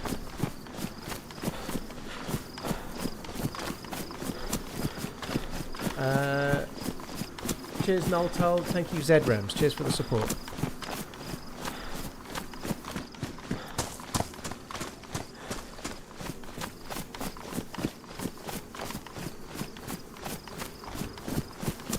It takes 308, yeah. The SCAR. It is, to be fair, it's an exciting gun to have, but it doesn't really, it doesn't massively add much to the game. It's likely to be not as good as a DMR and similar to a FAL. I don't know if, Wobo did a video, I did see Wobo's video, but he obviously hasn't done an in-depth review of it. I wouldn't be surprised if it's a touch more powerful than a FAL, but not as good as a DMR, would be my guess. But it's not exact. It's just going to be similar to a FAL, but it's a SCAR. You know, it's not that big of a deal. But it'll be fun to find. It looks cool. But basically the FAL will take the same optics and have a similar 20-round mag with the same bullets. It's not exactly that dramatic, but it's not a bad thing. It's just it's not really going to be much of a game changer, I don't think. It might have less recoil than the FAL. Maybe it'll be the same damage but lower recoil. Maybe that might be good. But even still, you know, being a convoy gun, it's going to be one you'll get rarely. It's not. I think new guns are cool and they add a bit more flavour, but we've got to the point now where most new guns are just adding a little bit of a feel, but they're not really adding massively different gameplay, you know.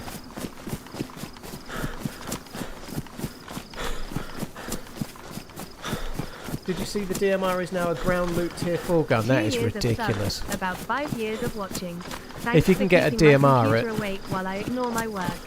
If you can get a DMR at Tissy or whatever, that is... They did toy with that before. It was a mistake and they changed it. And I hope, if it's the case, they do the same. Because the DMR is so much better than every gun. If it spawns on the ground in the map, you don't need to go and do anything. That's the best gun.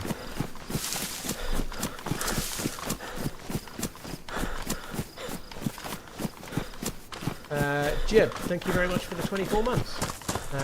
Thanks for tuning in for 5 years as well.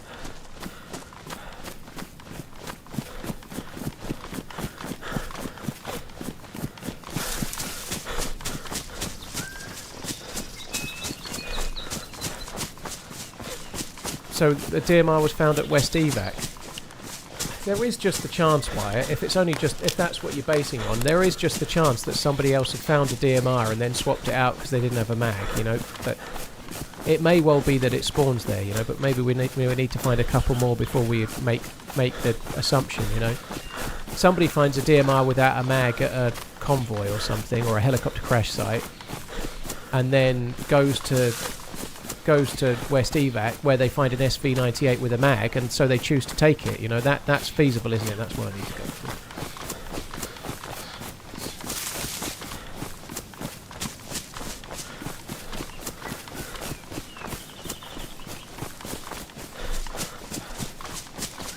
Add a mag and an optic. Yeah, it's unlikely to have been dropped then in that case, isn't it?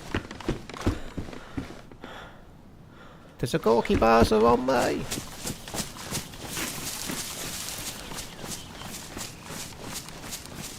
I personally think the DMR needs a nerf, or the SVD needs a slight buff. I don't think it does. The SVD can take a proper suppressor. I think that's where it comes into its own. They are still close. I think they're about right. The DMR, if anything, is a smidge too powerful, perhaps, but I don't think the SVD needs a buff. It's got a perma suppressor. On official, that is hard to get, though, to be fair, but...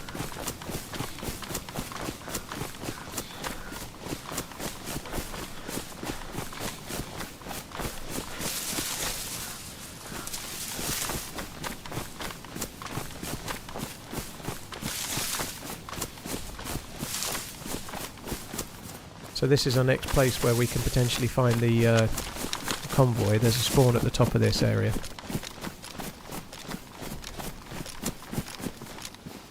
I've got 2.5 bandages. I could swap out the one that I've used maybe for a better one if I find one.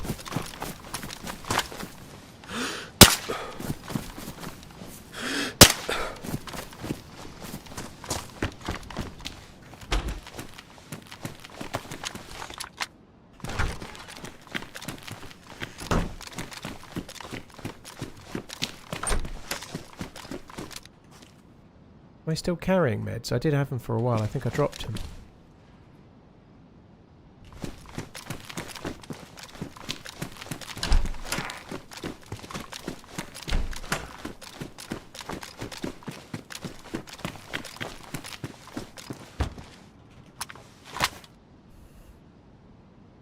I don't think that's too big of a problem though, dude. I think the DMR is a bit more powerful at longer ranges, but the suppressor is a bit of a balancing balance. I don't think they should be exactly the same.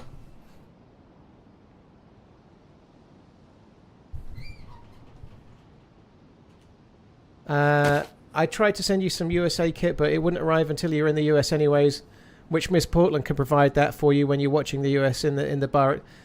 Redline, it's okay. I don't get to America until the semi-final stage, so there's no chance I'll be watching America. I would love it if I am, by the way. I hope America get to the semi-final. That'd be great. But two things that will happen.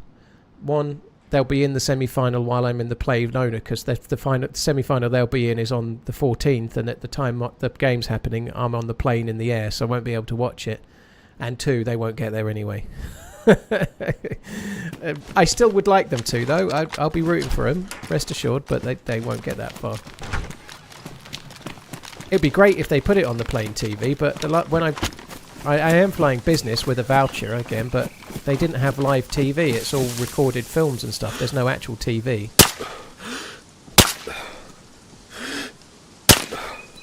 It's also a bit dubious. Like, for example, I could watch it on the BBC iPlayer, but the BBC iPlayer only works if you're in the UK. If you try and log in from elsewhere, it's like this content is only available if you're in the UK.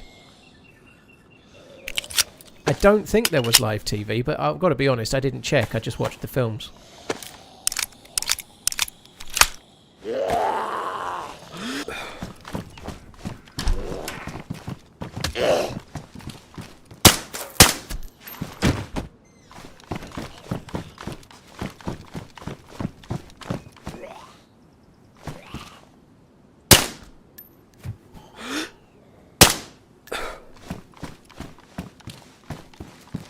He spits when he talks. Spits when he talks. Harry Kane, he spits when he talks. Come on, England. Cheers, Campbellwell. Thank you very much. He spits when he talks. Thank you very much. Does he? I hadn't noticed he does, to be fair, but... for me personally, the biggest problem with the SVD is the crappy scopes that the SVD has. They're just nowhere near as good. They did add a new scope, I think, with that in mind, but the new scope is still crap too, you know. And they're based on the real scopes, but I think the way to improve the scope situation for the SVD more than any other would be to let you workshop somehow put the other scope on it. Like, make it so that you can somehow fit the marksman scope to the SVD. That would be the best balance for the SVD, I think.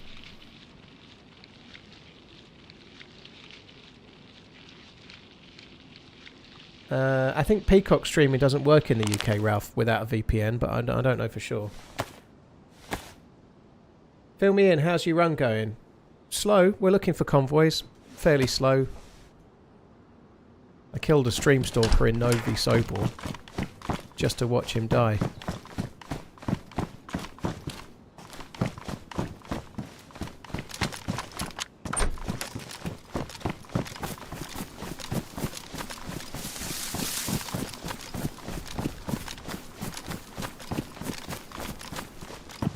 I can't help it. The Johnny Cash lyrics are flowing through my brain right now. I'm like, when I was just a newspawn, Dean Horney told me, son, always be a good boy, don't ever play with guns. But I shot a man in Novi just to watch him die.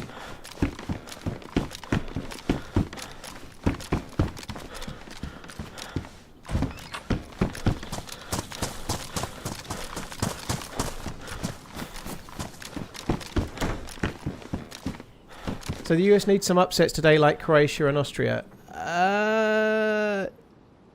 Well, I don't think it really matters that the Croatia game really, Redline, because whoever wins out of Croatia and Portugal plays Spain in the next round, and whoever wins between Croatia or Portugal and Spain in the next round will beat the USA if they get that far. That I can see there being a chance. I really think they have a chance at beating Belgium. I do. A better chance than they had against beating Senegal. It just in my opinion. But I think that's where that ends. You know, if they were to play Spain or Portugal or even Croatia in the next round, I think that's where that run ends. But let's face it, it's going to be Spain. And in the same way that I personally just don't see a way England can beat France. If England were to play France, and that means they're to play in the final, but I just don't see how England can beat France. I just don't see any...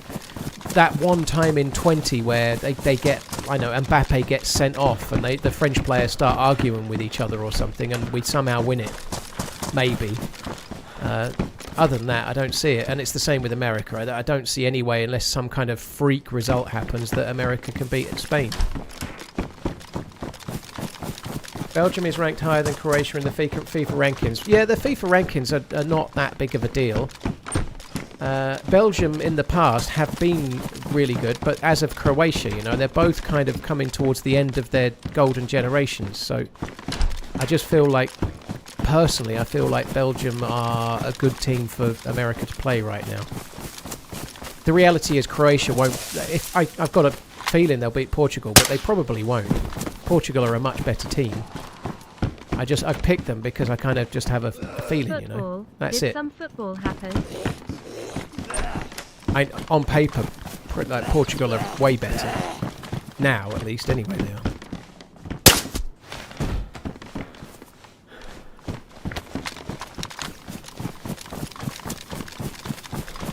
Did some football happen, Alf? Yeah, some football. It's cool that so many people are into it, though, you know, like... I have a funny feeling that if and when America get beat, it'll go a lot quieter on the football front. But while the USA are in it, like, lots of people are interested, and that's good. It's a good thing.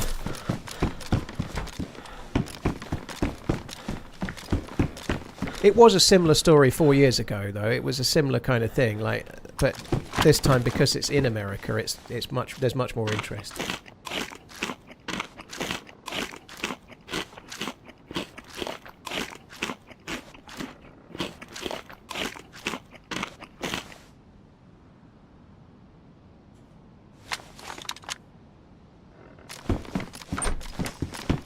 I saw the Glock. I've already got one. I think it had an empty magazine, but yeah, not much hunting loot in those hunting cabins.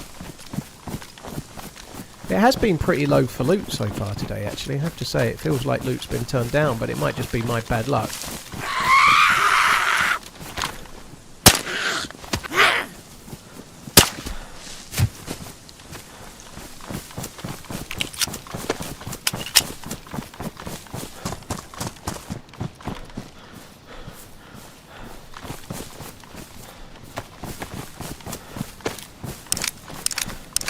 USA didn't. Why? What am I thinking about then? But it feels like yesterday that we were talking about the USA having a chance, and it was even with Redline. Maybe it was 8 years ago. I don't know.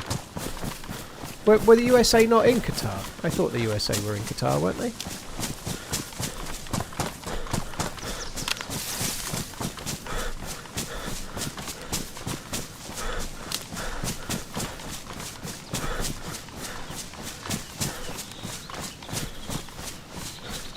You're thinking Russia? Yeah, I was going to say, I remember all the positivity from America, from like the American fans from the last tournament.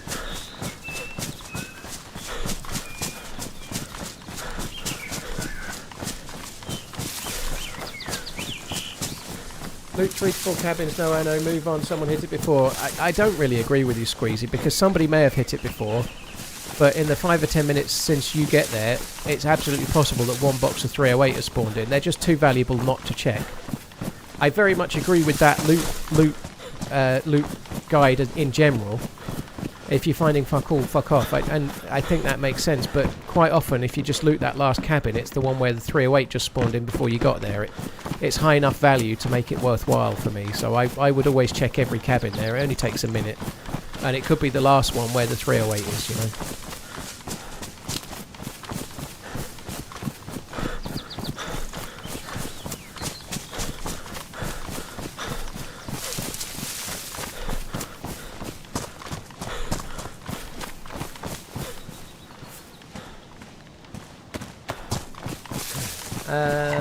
Hey, Most Real Tutu it is.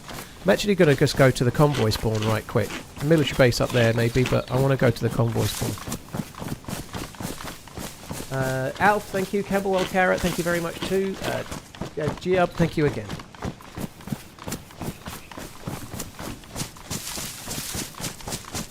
So, quick reminder, guys.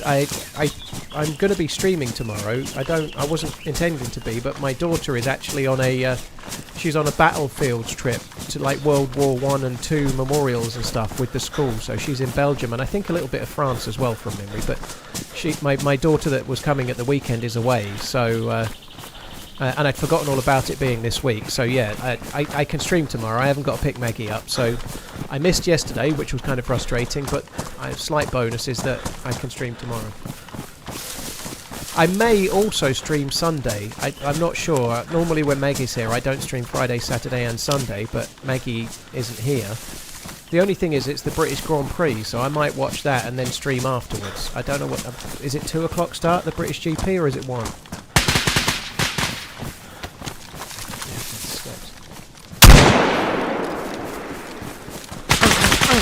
Fuck, there was 2! I was running over to finish him off, but I had to, you know... That he was so fucking geared. Oh, that's so unlucky. I obviously had to... The uncon timers are so short. I had to run to him to try and finish him off because I'm pretty sure he was only uncon, but... Oh, that's unlucky.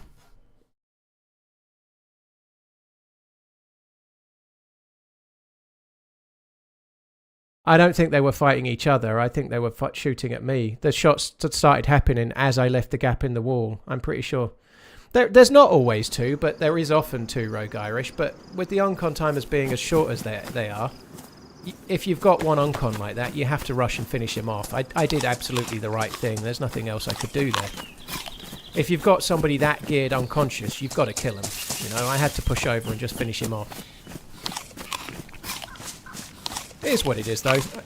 The weird thing about DayZ, you know, like we've just played for 3 hours, I've not had to make a shot, and then I'm having to shoot a shotgun, and if I miss, I'm definitely dead.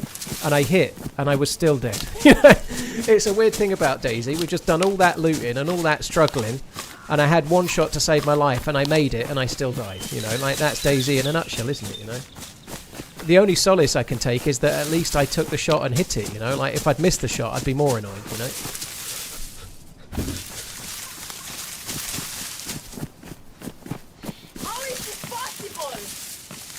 Gib.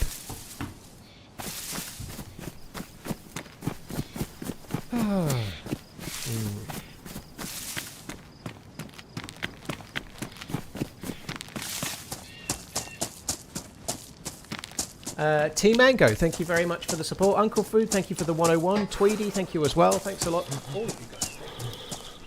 Right, 10 to 6. I make that protein shake time.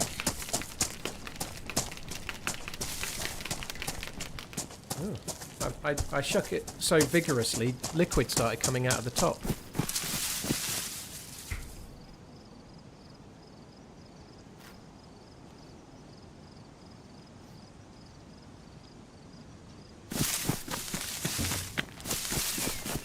I can't help but find myself getting annoyed by the I've got skills guy. I don't know why, Abraham, but the I've got skills, what you gonna do about it guy. The videos, the first one I saw, I thought, that's kind of cool.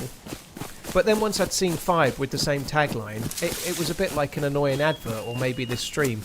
It just sort of wound me up.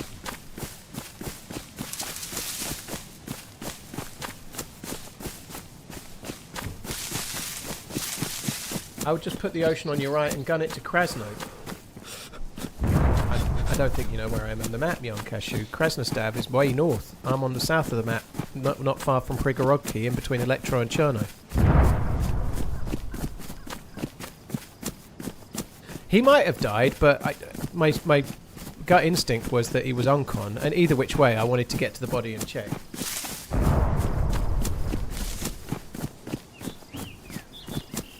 The guy I shot didn't have a gun out, are you sure?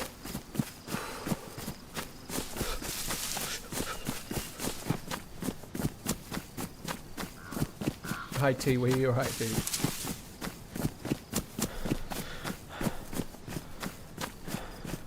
T-Mango, thank you very, very much.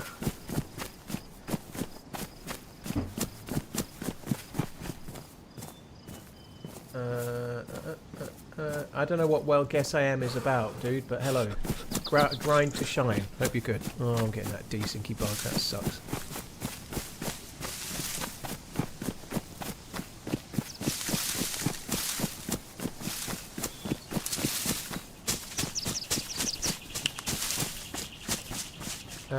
Cheers, working man. Cheers for tuning in. Yeah, I quite like putting stuff on Instagram. I'm definitely going to try. There'll be a point where I haven't put anything on Insta for 6 weeks, but it's kind of fun to do. So I'm going to try and do more. What you got on your wrist today? Same as every day. Nunya. I'm wearing a special watch brand called Nunya Beeswax.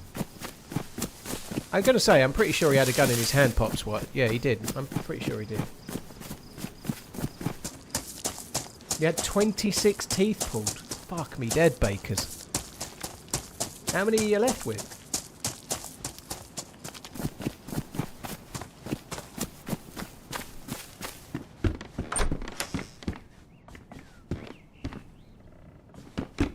I presume you're having implants or something else. Just watched it back, Paul, and he did have a gun in his hand. Yeah, I'd be surprised if he didn't. Watch this say, I'm not, or it's not it's not 100% that he was uncon or not. It's sometimes hard to tell in the moment. It's hard to tell. An unconscious player when on the ground will lie face down, like body down, and dead players always lie like whichever way they fall, but they won't. Unconscious are always face down, and they kind of have a little look on them, like their right arm's up and they're kind of one of their legs is up, a bit like they're climbing a ladder from the ground, kind of thing. But to be honest, my assumption was that he was only uncon because I'd hit him that far away with buckshot, and I was lucky he was even uncon, so I just was running on the assumption that that was the most likely outcome. In the quick split second there, you don't always tell as they fall. It's not easy to tell.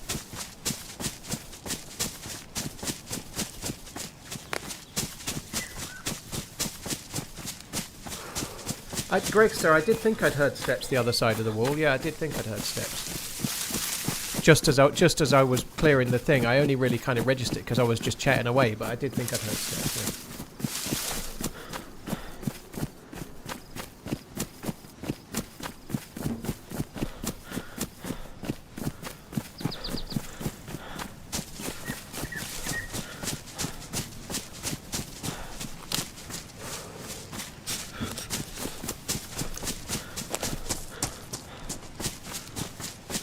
Num num num.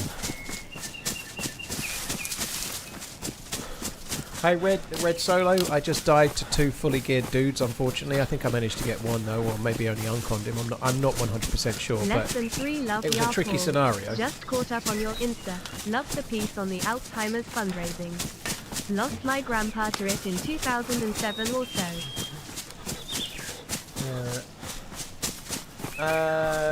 Thank you very much, Tiwi. Thank you. Tiwi like Kiwi. Cheers for coming in. Thanks for the 6 months. Cheers for tuning in. Thanks for checking out the Insta.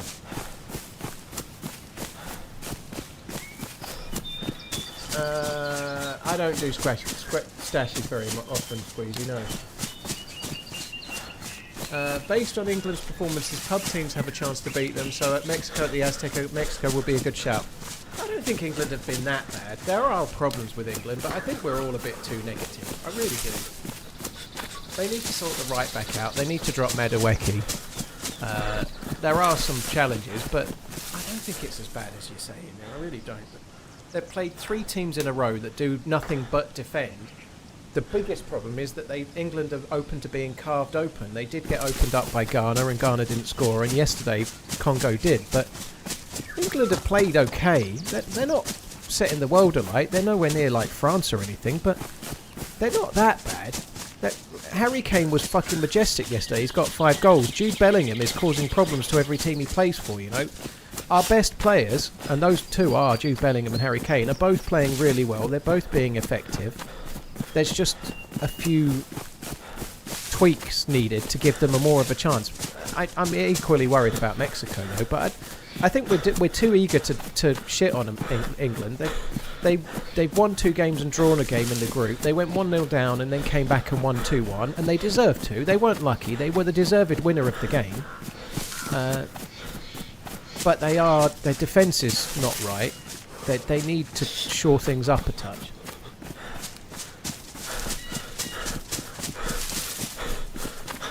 Young, I don't know what you're saying, but when a viewer comes in and starts telling the mods to calm down, it's never going to work very well, dude. Just chill out and enjoy the stream, but trying to tell the mods to do what... I wrote the rules, so the mods are going to do whatever they're doing, but it's me that wrote the rules that they follow, you know? So maybe don't police the mods, just chill out and enjoy the stream. Spence ain't great, I agreed. I really wanted them to play Jed Spence at right back, like instead of Kwanzaa in the last game. I just don't. He looks like a dude that's just so lacking in confidence at the moment. Like, but I thought Spence was bad yesterday, more so going forward than anything else. I thought he was bad. Like, he just looks afraid to cross the ball.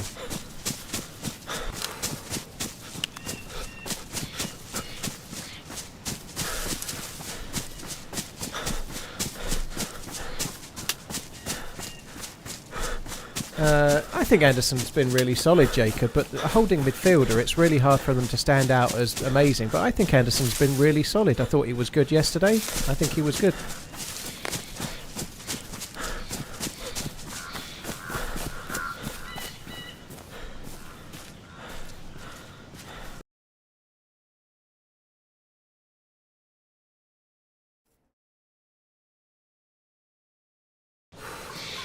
Oh, fuck me. Sorry, guys. I've lost my Streamlabs. Let me just fix it. I tried to move my Streamlabs. I fucking closed it. There we go.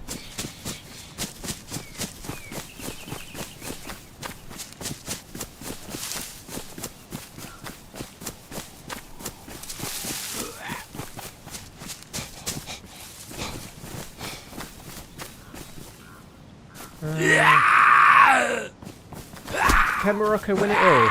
I don't think they'll win the tournament, but they could go quite a long way. Morocco look decent. I think in tight games, I think Morocco lack something a lot of the other good teams have, and that's someone that's much likely to... Like Harry Kane, for example. Like England are not really playing brilliant, but if Harry Kane has 3 chances, like yesterday, he'll score 2, you know, or he'll score 1 or whatever.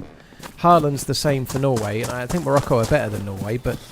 I think the one thing Morocco are missing is somebody that will reliably score in a tight game where chances are few and far between. They don't have that, I don't think.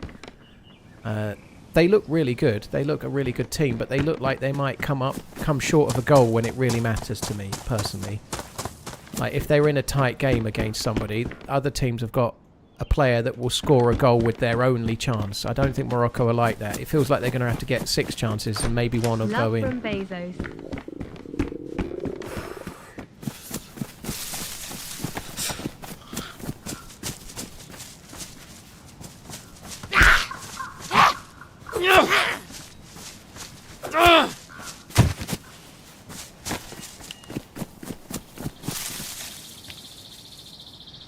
Cheers, Mad Socks. Thank you for the 15 months. Cheers for the support, dude. How badly do you think the altitude will affect England? Honestly, I don't think we're going to know. Like, the reality is, England's players are as fit as anybody else's players, but only Mexico are used to playing at that altitude regularly. You know, so Mexico are going to have an advantage there against anyone. But this is the last time they're going to get that advantage. But I think England players are going to be fit enough. I honestly don't know. I don't. It might be that it affects 1 or 2 players more than others, but until the game starts, after 20 minutes, I guess we're going to know. But until then, we don't, do we? We might be blowing it all out of proportion, and England are 2-0 up after 20 minutes. I doubt that'll happen, but we might be blowing it out of proportion, and they start really well and kill the game off. You just never know, do you? It's football, but the altitude could be a huge thing, or it could be that they're professional players that have played a lot of games this season and they're as fit as anybody else, you know. Big Dan Burn always plays at that altitude. Yeah, he is big. Yeah, sexy back off. Well, I hope it goes okay.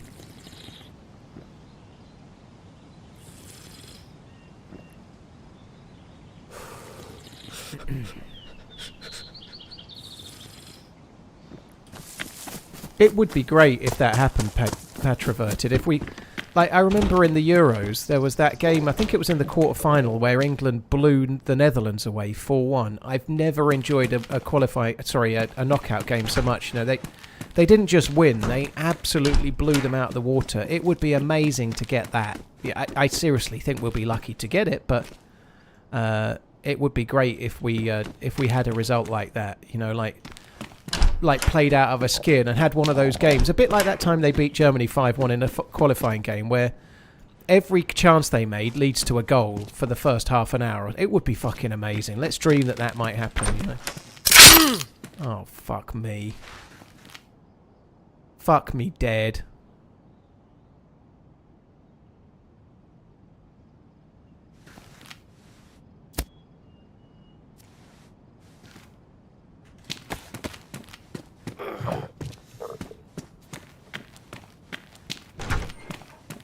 Is there enough clothes for me to make... I don't even think this is going to give me enough clothes to make sticks.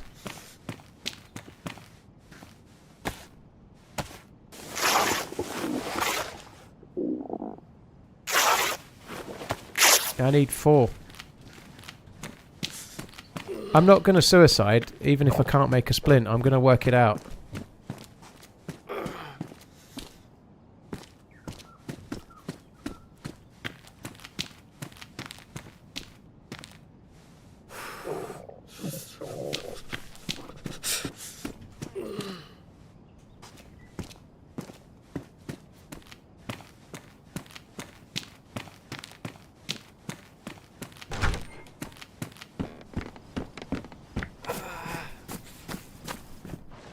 Oh, okay. So that my thing just ran out.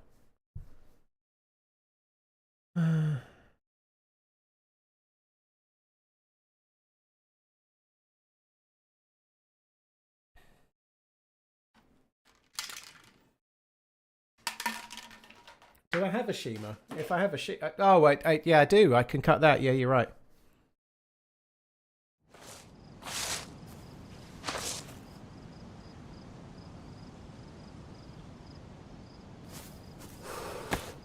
'20th broken leg of the year, and none of them were my fault. God, you get 4 from that. Holy shit, I didn't know that.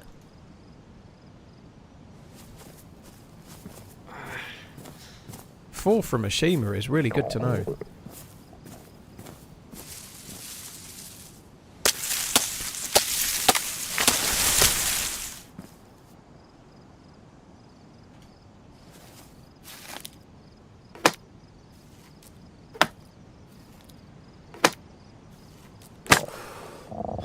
How did I break up my leg? Bear trap, dude. What is going on here? Oh, I'm fucking mega bugged.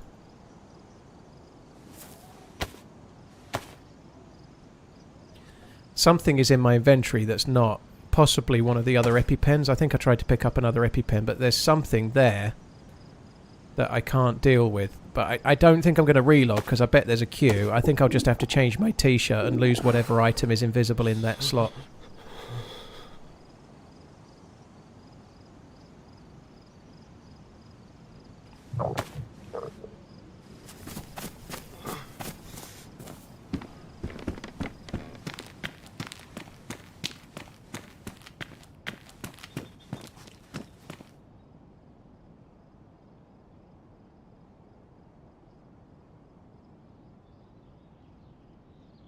Oh, fuck me dead.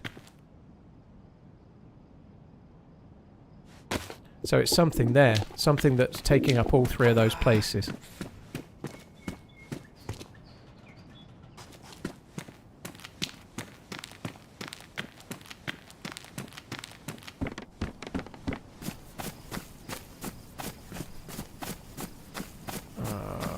If I log out and there's a big queue, I'm going to be really pissed off.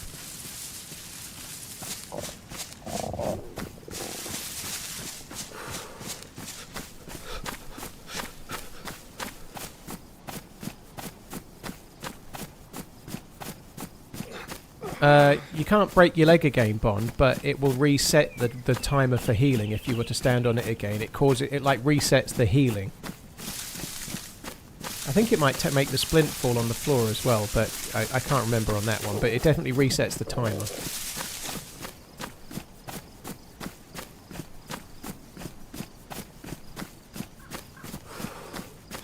Ollie, thank you very much for the 8 months. Appreciate it. Cheers for the support. Mad Socks, thank you as well. I can't remember. No, I can't remember what happens. I've definitely had broken legs where the splint falls off and I have to reapply it. Yeah, you do get apples spawning in those trees, and I didn't even check, Woody. So yeah, there is a particular tree that often has apples. I should have checked, but never mind, I ain't going back.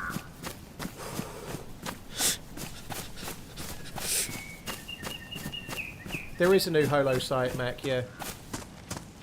Would a snapshot death cam be a thing in DayZ just to see the other player's POV? Be good to see where you were unalived from X. Keep running. Super DayZ. vamp. No, it would be terrible. It wouldn't be fair. So no. It would have too many advantages for squads, you know. If you're a solo and you're hiding in a tree and you kill one player and then that guy can relate to his mate, oh, he's hiding in a tree just up the hill to the north because he's watched your death cam, it would spoil it, wouldn't it, you know? So yeah, having a like a COD style kill cam would be terrible. If you killed a player in a squad, he would get info to feed to his mate, wouldn't he?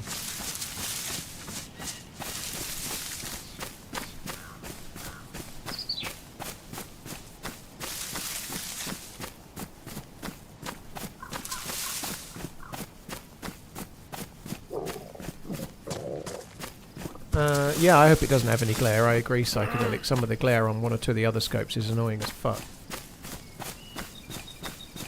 Cheers, Supervamp. Thank you for the 46 months. Appreciate it, dude. Ollie, thank you for the 8 months.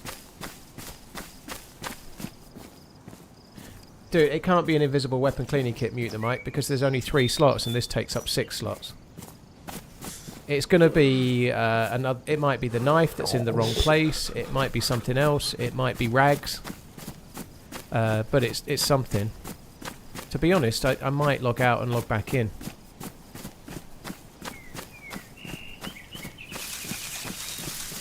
Even a minute might still help. I just don't think it should be a thing.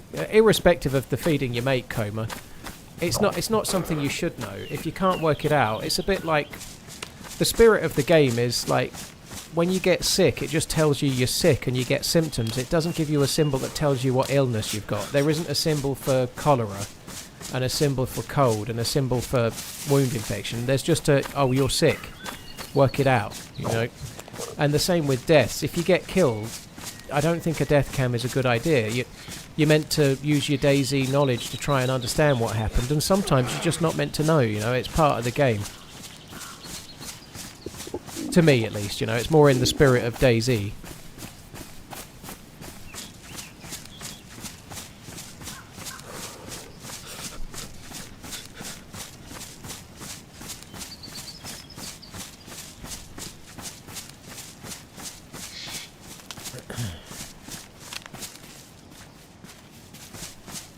What time is it? 6:10. I was just thinking maybe I could like go prone in a bush and go and put my dinner on, and then my legs healing while I'm putting the dinner on. It's just a little early for me to have dinner yet.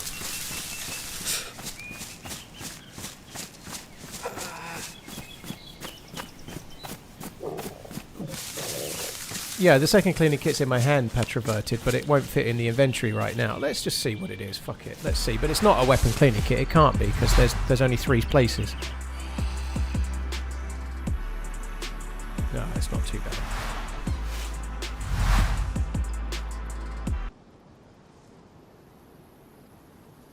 DayZ won't use UE5, Quasar. That it will use its own engine that they're using for armor.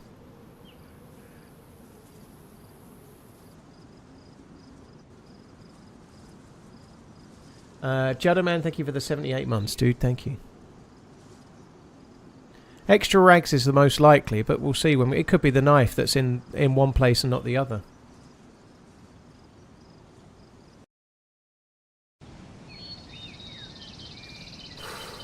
It's the rags. There we go.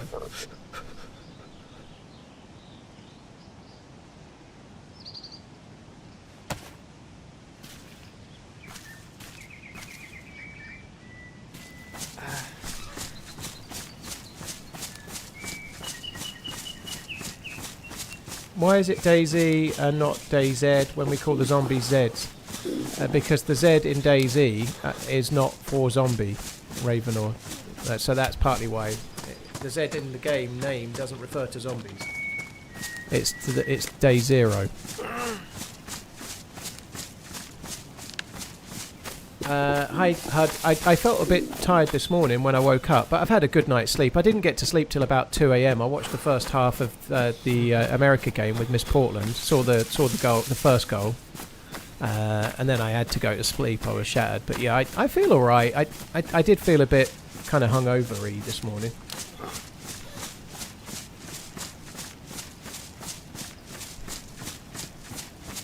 Malvinity, they're not really sharing much. They did say that they're in the very, very early stages, so I don't think they're very far along, but they wouldn't go into any details. Day 0 of what? I think of the apocalypse outbreak. Who cares? I think it's referring to the apocalypse and like, the lore of the game is such that the apocalypse is only unfolding, right? We've been playing the game 12 years, so it's been quite a struggle, but the point is that it's kind of started where we are and it's spreading. So it's like there are at the edges of the map there are evacuation points where there are broken down cars, and there's helicopters crashing on the map because there's real life elsewhere that's trying to stop the outbreak from getting further from here. There's barrages of artillery being fired from off map from humans that are alive trying to stop the outbreak, right?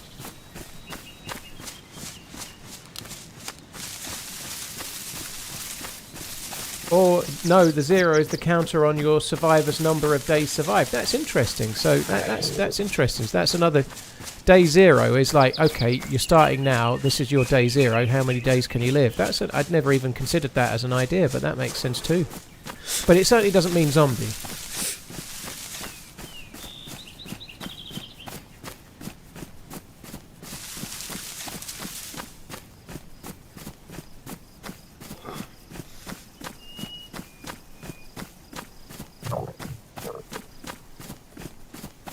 In the mod, when you first spawned in, a little text would appear that said day 0, and then the subsequent lock-ins it would say day 1 and day 2. That's cool, yeah, I only played the mod for about 6 hours.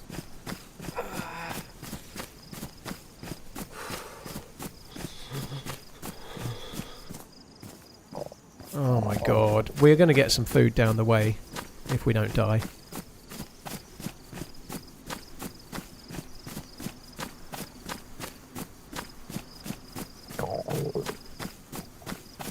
I think 3 to 4 years, Squeezy. I think they've got a lot of the engine development done. I think 3 to 4 years is reasonable. They've got a lot of things already in place, right?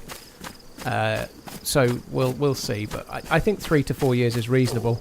And they're saying that they're not very far along. It's early days, but they're gonna say that, right? They're not gonna say, "Oh, we've been secretly working on it for 3 years already," are they? You know, like that. There's no reason to, you know, like. I don't think even if they had been doing that, which I don't think they have, but if they had, they're not going to want to say too much with Armour 4 on the horizon, because DayZ being further along than people realise could actually it could affect Armour 4 sales negatively a touch, you know. As a DayZ player, when Armour 4 comes out, I would buy Armour 4, but if I knew DayZ was 80% done and it was 6 months away, and again, that's not going to happen, but if it was, I would maybe be less likely to buy Armour 4, right? So I don't think they want to harm the sales of armour.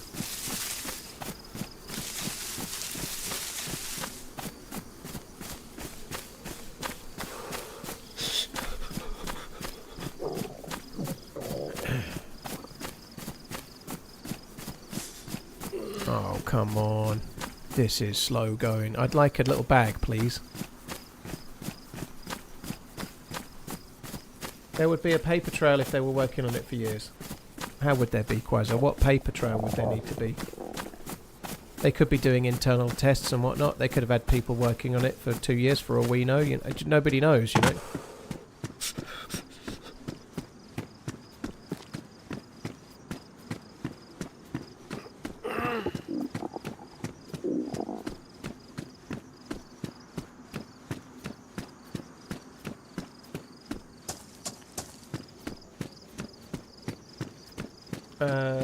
Valkyrie, thank you very much for the support, dude. Judderman, thank you as well.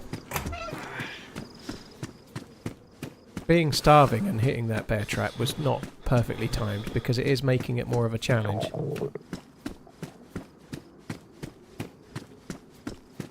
Yeah, everybody does, Ralphie. Like, everybody does.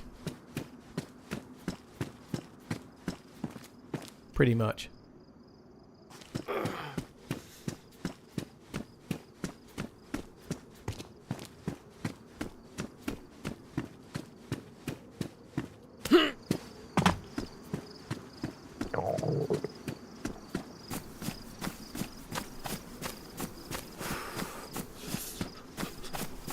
Public investor calls. There are no public investors in Bohemia, dude. Bohemia is owned by 2 people and then 10% by Tencent. They're not a public company.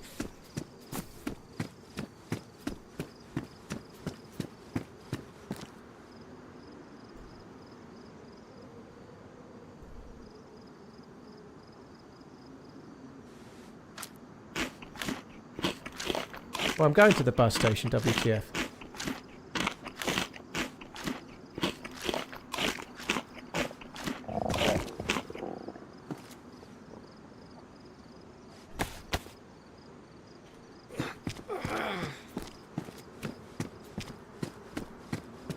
Yeah, I suppose I ought to... It's the suit jacket. I didn't actually see the suit jacket, but we definitely need that.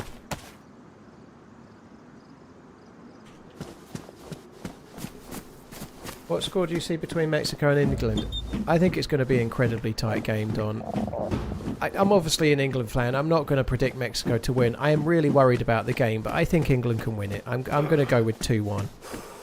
I am really worried about it. England made a meal beating Congo, and playing Mexico in the Azteca is a much harder game. So how much of a meal they made out of Congo yesterday makes me really worried for Mexico. But I ain't predicting a Mexico win. I think England are capable of winning it, but they're going to have to fucking show a lot more than they have done thus far.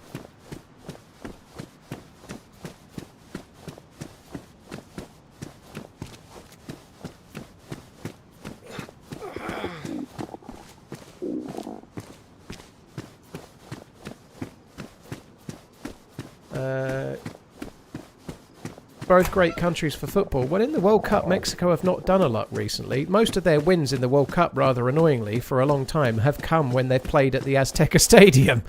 Like, I don't think they've won a qualifying game. Like, they won one, obviously, the other day, but that's the first one they've won in, like, 20 or 30 years, isn't it? You know, they normally make it to the last 16 and then immediately get beat. But when they're able to play at home like they're doing now, it's a whole other thing, you know.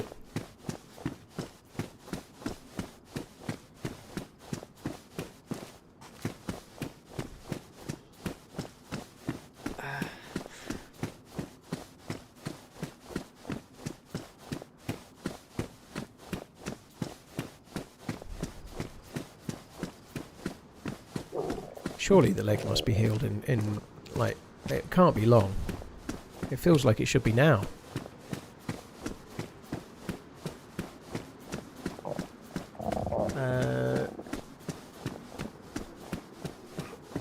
What's it like to stream DayZ for a living? Being a streamer for a living, or a streamer and a content creator, is great. It's there's a phase where you're working full time and trying to make content like your full time, where it's really hard to juggle and trying to get that right. But I'm very grateful to do what I do. It's a lot of fun. I don't think it's much different doing DayZ as anything else really, but I'm glad I do what I do. It's certainly changed my life for the better, yeah.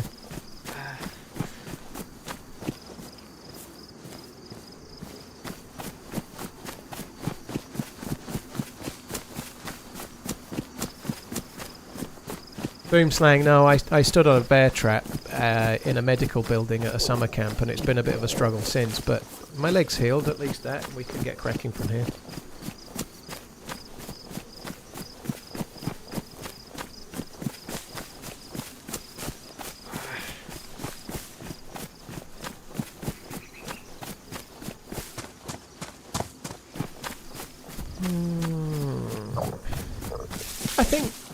I think England have got problems with the team dynamic, but on paper, England's team is better than Mexico's team. It is.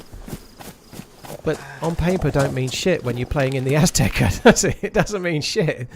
It don't mean a thing. Like, the altitude and the home advantage could be everything they need, you know?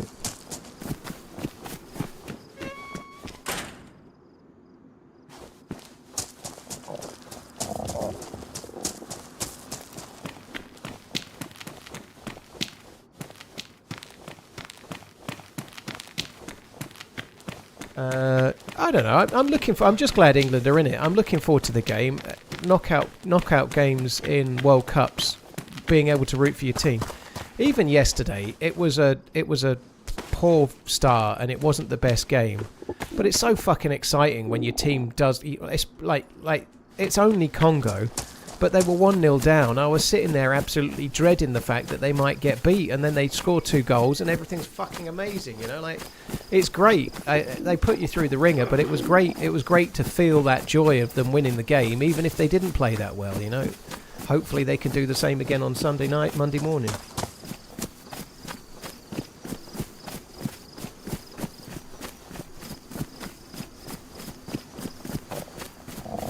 You're probably better off finding an apple. I don't normally bother with apples. Mute the mic. I should have picked up the one I missed, but apples are not the way, dude. I'll be fine. Don't worry. I'm not particularly worried about survival right now.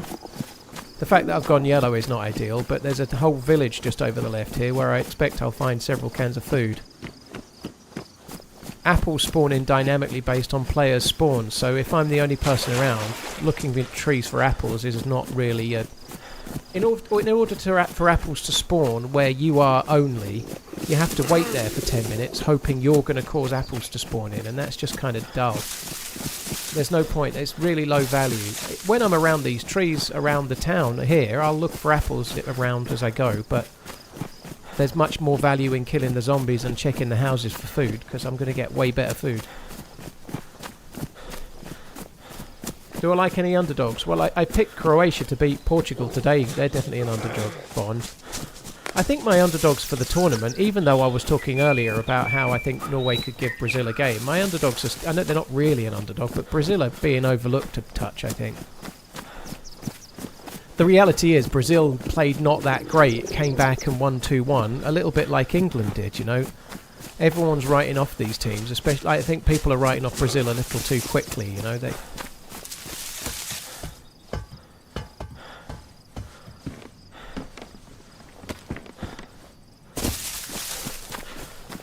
Croatia are underdogs going into the game against Portugal, dude. They are. I'm sorry, they are. The bookies say they are.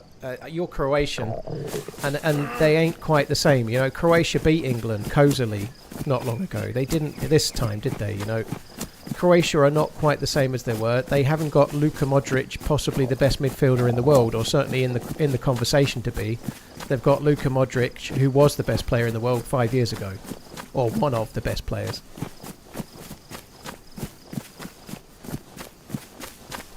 They're not as surefire as they were. They're just not, are they, dude? Come on, you know that as well. Modric is not the same player he was.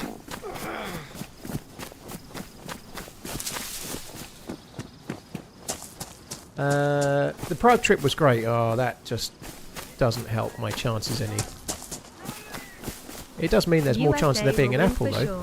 Quit pretending. Lol.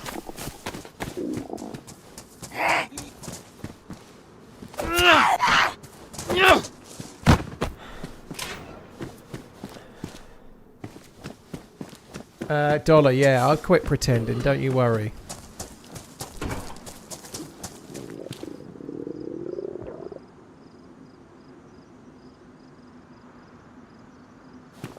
Oh, fuck me dead. What I really needed was dead zombies here and somebody having looted the buildings.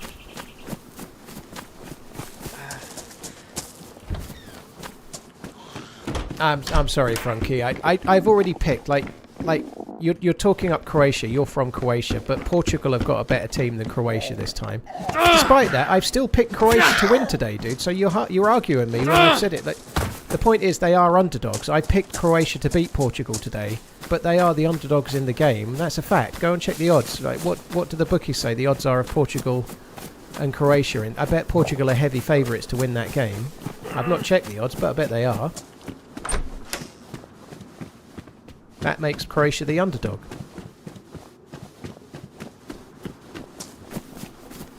But I'm doing little predictions with Redline. I picked Croatia to beat Portugal, so you're kind of arguing with something that I think might happen. So Portugal are odds-on favourites to win the game, which kind of proves my point. Croatia are the underdog in that game.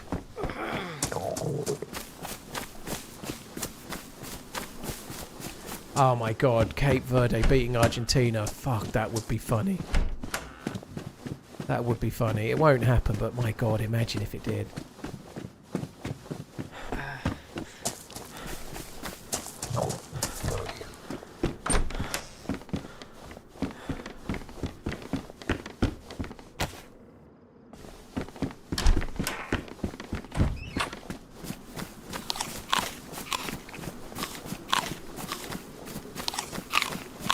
Whoever killed those zombies hasn't looted all of these houses. There's too many doors closed, and so I think we're still in with a chance.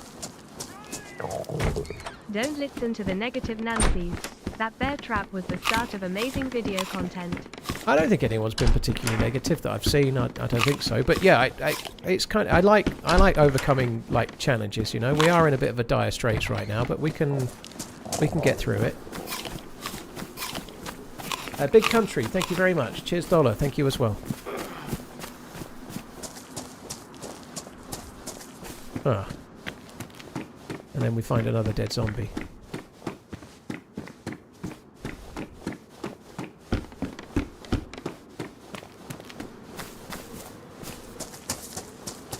Alright, let's go and kill that one. I just need a can of food, really, would be good.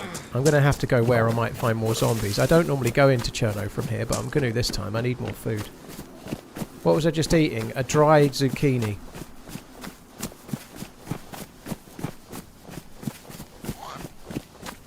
Iconic, yeah, I had heard that Frankie had been playing on Hey Barmby's server, which is very cool.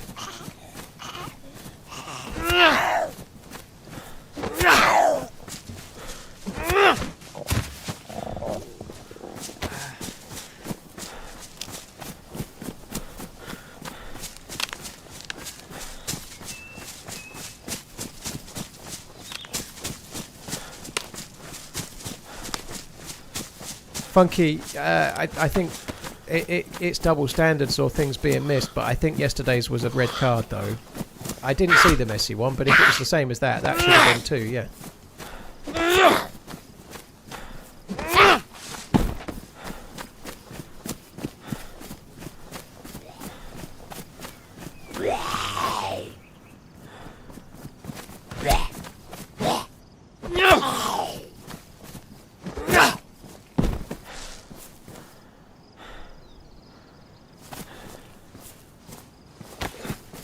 not getting any food, but we are getting a few things.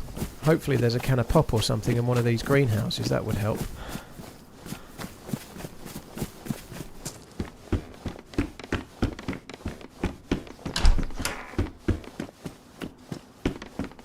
How long have I been streaming DayZ for in general? My first stream, Alfie, was in... my first ever stream was the Survivor Games qualifier, which I think was in about February or March of 2015. And then I streamed once every now and then sporadically, and then in April of 2015 on a stream, like I was streaming once every 3 or 4 weeks or something, and somebody in the chat just said, why do you stream so infrequently? You seem to be natural at it and you really seem to enjoy it. Nice. And I kind of pondered that question for a while and thought, you know what, I don't really understand why I'm only streaming every now and then. And I started streaming 3 times a week in April of... the last week of April 2015.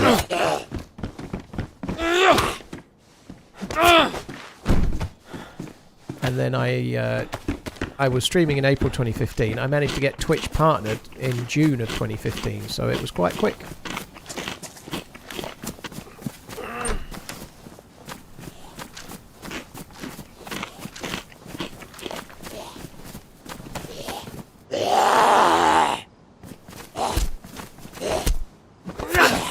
Messi or Ronaldo? Messi.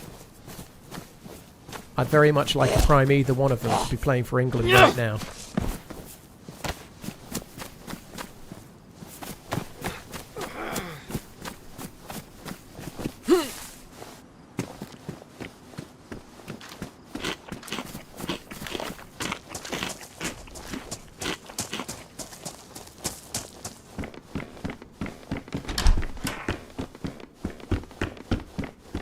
I already looted that house, didn't I? I recognise the shoes. Right, let's go down and check the PD. I might as well check a few more houses before I do the PD, I suppose.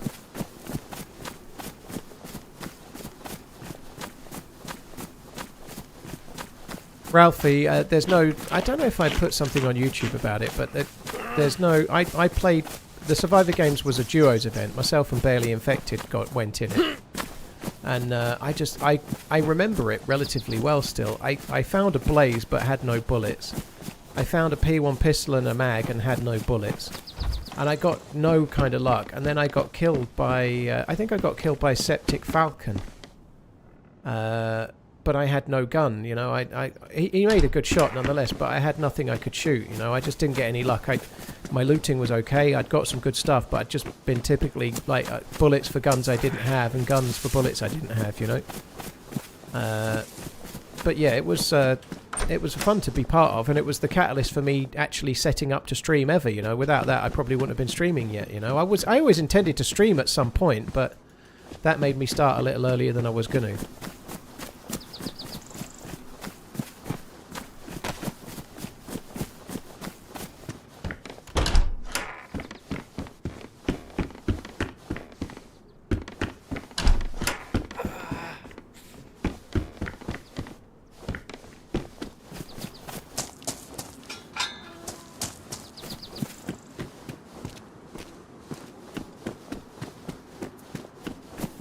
There's gambling ads in the UK, Jeffrey. We don't get quite so many ads in the UK. Like even like on ITV, half of the games are on the BBC and half of the games are on ITV. And on the BBC, there's no adverts at all. But on ITV, there are adverts, but they're not running adverts during the hydration breaks. They're not. So that's kind of cool. They're not doing ads there. They're just talking about the game. But yeah, we do get gambling adverts during the games. Yeah, like with offers and like introductory offers and whatnot. Q, I think Senegal were unlucky with the result. I think Belgium deserve credit for coming back into it and making a go of it, but I think Senegal can count themselves unlucky.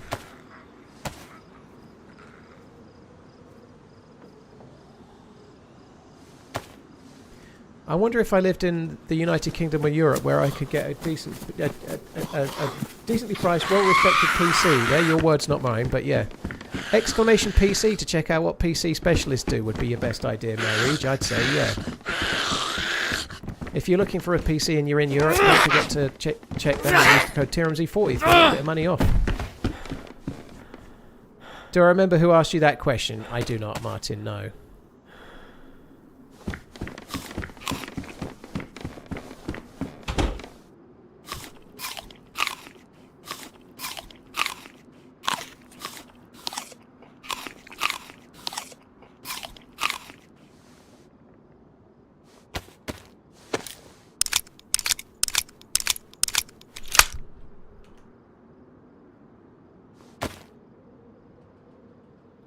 Dark Electrolyte. Well, quite a lot has happened, actually, yeah.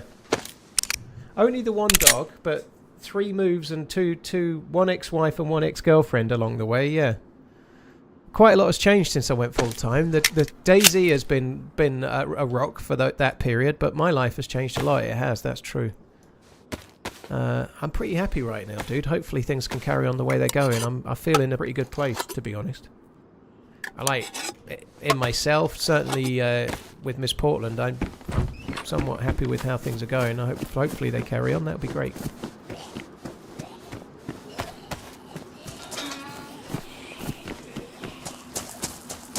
We, never mind promoted the Instagram, promoted the sponsors. What we need, Danish, is a push to... I need 20,000 followers on Insta, you know. I just don't feel I'll be happy with life in general until I've at least got 20,000 followers on Instagram. I didn't even know what was followers. Before I started posting with the Prague trip, I thought I had 10,000 followers, and it turned out I had 13 or something. I didn't even know. But nonetheless, yeah, follow me on Instagram so I can feel complete. Yeah. Oh, a shriveled up old prune. Otherwise known as TRMZ's testes. Thank you, Tempest. I saw the potato on the last zombie. I just can't be bothered. I can't be bothered. They're so shit.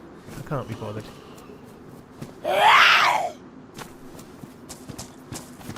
Do I have more followers than my imposter? I do. I got that quite early, Banks. I think the imposter's got some around 2,500. But in the imposter defense, he doesn't actually post.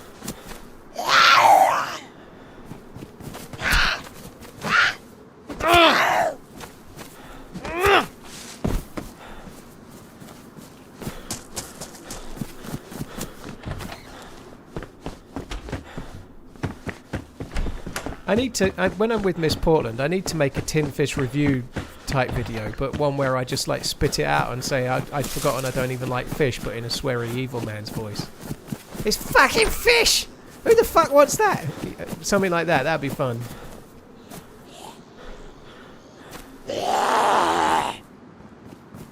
Hello.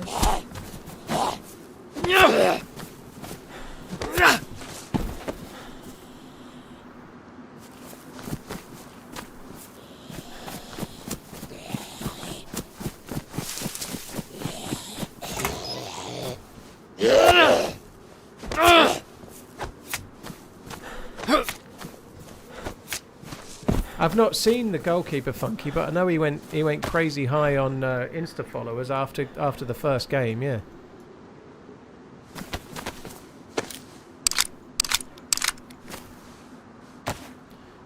I don't know about getting married, my Reach. That seems a while off, but like, she's not being revealed as to who she is right now, aside from her name being Laura, because I don't think she needs any unwanted attention, but I'm sure that dynamic will change over time. But it's not something we've really... Like, for example, when we posted that picture when we were in Geneva, it was not something that was planned. I took the picture and then I said, well, I could post that on Insta. What do you think? You know, like, it's not like we have some scheme and plan for everything, you know? Like, we didn't plan the whole keeping things quiet. It just feels like the right thing to do, you know? But... hopefully between myself and her things will keep progressing as they are right now, and then at some point it will feel a bit different and we might say a little bit more, you know. But there's no plan for that, you know. Nobody plans everything like that. Can't believe I've actually kept the splint. That's different for me. I'll probably drop it at some point just before I need it, probably.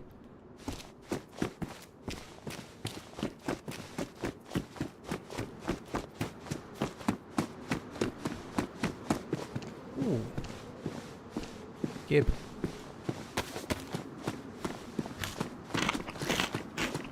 My Instagram is Paul_OnlyManZ, Dr. Pear. There's somebody that's using my logo and name that's been pretending to be me for ages, but mine is Paul_OnlyManZ. You can see a link to it from Pinkster there. Thanks, Pinkster.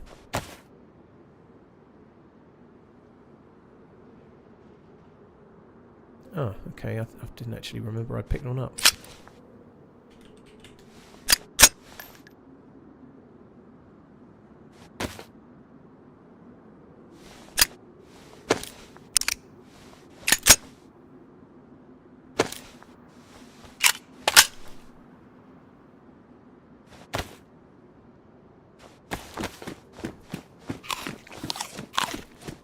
Why has YouTube become so sensitive? They removed the dislike button entirely from shorts. I don't know, Fallout. I don't think it's about sensitivity. They did remove the dislike button being visible ages ago on regular videos, but if people dislike your content or they like it, both of those actually help the creator, you know. If you had a video that was getting millions of dislikes, it's getting so much traction, it's going to get more views, you know. Like, that's one of the problems with social media in general, though, you know. Like, the things that get the most traction are the things that are somehow the most divisive and rage baity, you know. That seems to be the meta. Say that people are doing it across the board everywhere, you know. Say something contentious about something that's going to divide, and then you'll get a load of traction. Sorry. Either you'll get a load of people hard agreeing with you, or a load of people hard disagreeing with you, or you'll get both. But either way, you win-win, you know.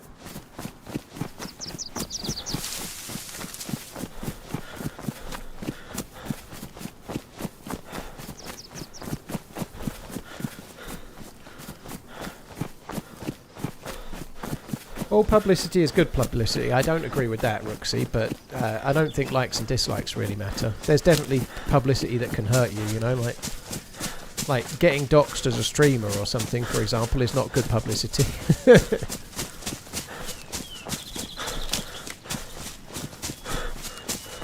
I don't think it's that, Fallout. YouTube aren't really the sort of company that changes things because people complain. I don't agree that it's to protect people's feelings at all. YouTube really don't give a shit, you know. Try feeding back to YouTube, it's like talking to a wall. YouTube don't change things based on feedback, not in my experience anyway.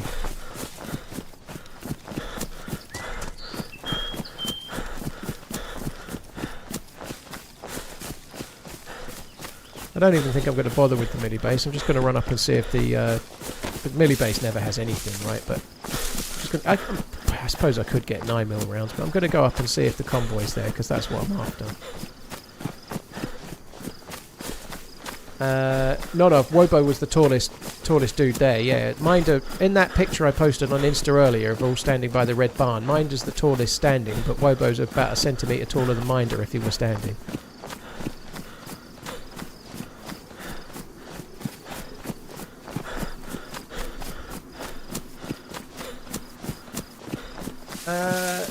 Thanks, I don't disagree, but the top comments still achieves the same thing, but I don't think that's why they removed the dislike button. But I don't have a problem with the dislike button, whether it's there or it's not. I don't really give a shit. But most of the people that hit my dislike button were hate watchers, you know. So, like, I could release a new video, and within the first 10 minutes, it would get the same number of dislikes every week, because it's just the same people that don't like me hitting the dislike button. You know, that's mostly what it is.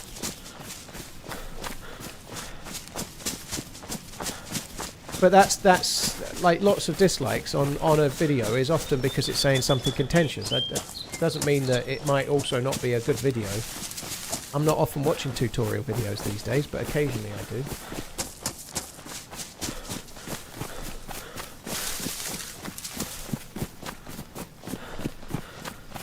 I just don't think it, like, for me as a YouTuber, it makes no difference, you know. I couldn't give a shit, you know. That's the truth.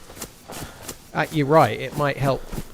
To be honest though, dude, I think it's not normally very hard to find a tutorial. If you search for how to fix my washing machine, the one that comes up first is invariably the best one. You know, YouTube knows what it's doing. It's a search engine, right? If you search for the best gun, the best AKM loadout in Tarkov, the first video it recommends is usually the one that will give you the answer. Not always, but usually it's pretty good, you know.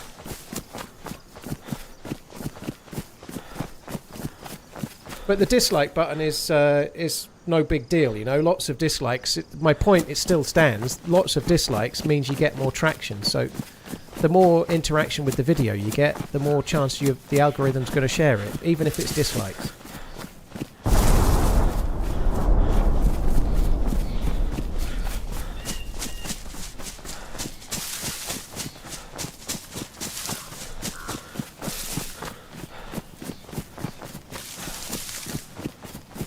If you cared, you would have burnt out years ago. If you cared, you would have burnt out years ago. What? Your name is Dr. Greenthumb. I should probably respect your opinion, Doctor. You are a doctor after all.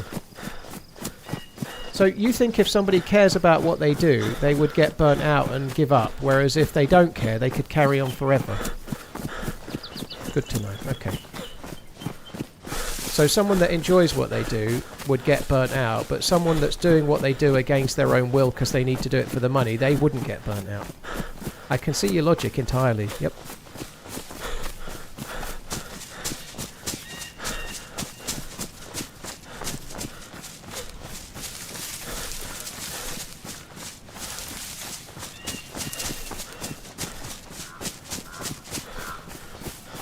At what point do you have to start declaring income from YouTube to be full-time? I don't even think it's about full-time, Boss Hog. If it's starting to become income, it needs to be taxed. So if you start making a regular income, it's the same with eBay sales, unless you're only selling your own stuff, right? But there's a limit to how much you can earn. I forget what it is, but it's not very high. But if you earn over a certain amount per year in profit, then you have to declare it. Even if you've got another job, you still have to declare it.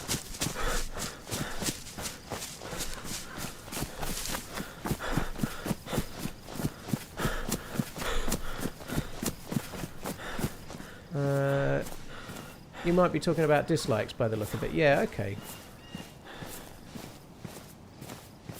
I see, Dr. Greentime. I think I was misreading what you were saying, but it's all good too. Is there a flat tax in the UK? No, it varies depending on how much you earn. Like most places, you know, there's tax brackets.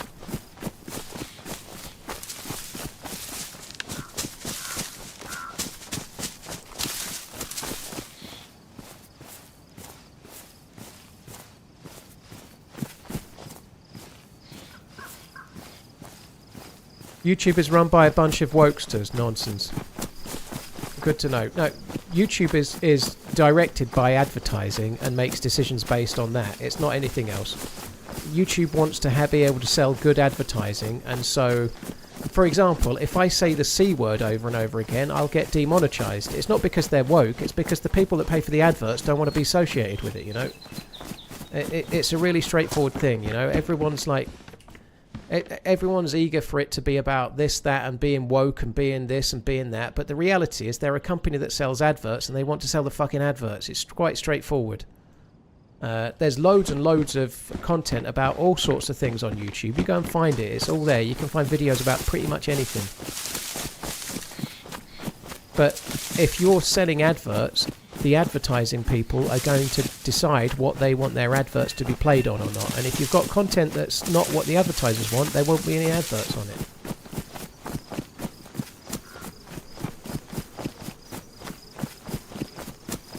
Yeah, I agree with that, Dr. Greenthumb, yeah. There's loads and loads of content out on YouTube, all sorts of things.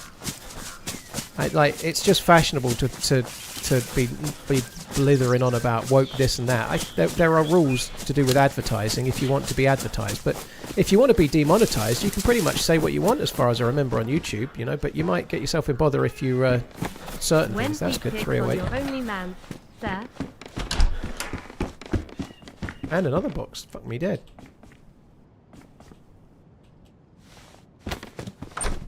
Now for a blaze in this room, please. Boo.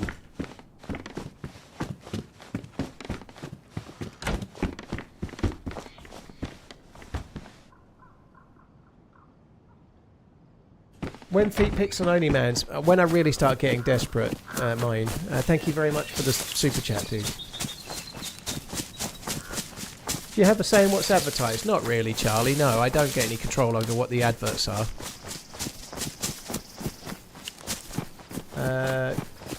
2 boxes of 308. You ain't going to be getting a 308 gun anytime soon. I'm going to find the new Scar.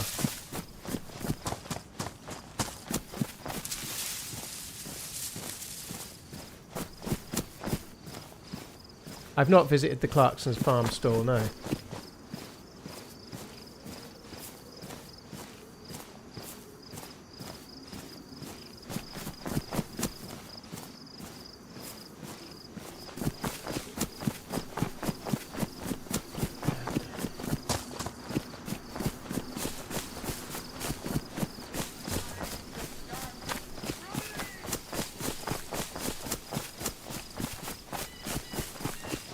Mr. Crumpet, thank you for the gifted membership. Cheers. Did you finish season 5? Of what show?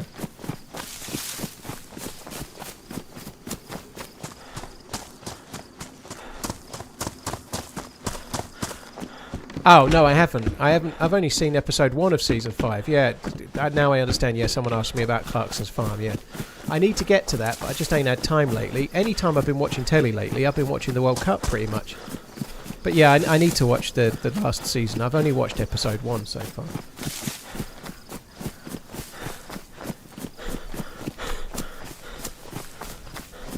He had a health scare, didn't he, Redline? I think, was it same thing my dad had. Fuck me dead, what's it called? My god, my brain, I've got it as well.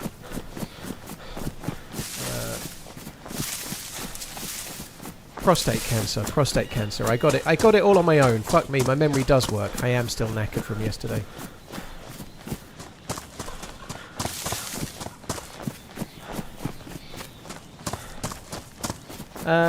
It's just a timing, Revan. You close it while the icon's on it, but you just do it quickly. You don't really look. You just kind of. I actually missed that one, but you can do it quite quickly. You just kind of. I missed it. Oh no, I didn't miss it that time. But it's just timing. You just get used to it. The more you do it, the easier it gets. You know, like. You press F before you can even see the symbol most of the time, and you're just running quick. It's just. You tap it and you keep moving in the game and the door closes behind you, but there's no secret to it. It's just like part of the flow. You get kind of used to it.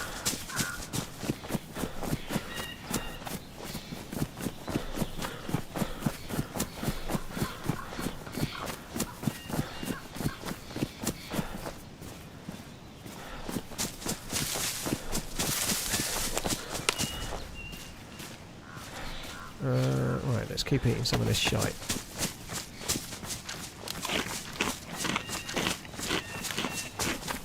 Nurse Tabby, oh, you're so lucky you can see my gameplay again. I hope you're on the mend, though. 2 cataracts done. Holy shit. Yeah, I hope you're on the mend. See, it hasn't changed your sarcasm any, though.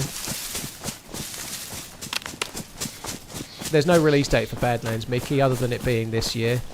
It's not going to be in the summer. I reckon it'll be autumn sometime.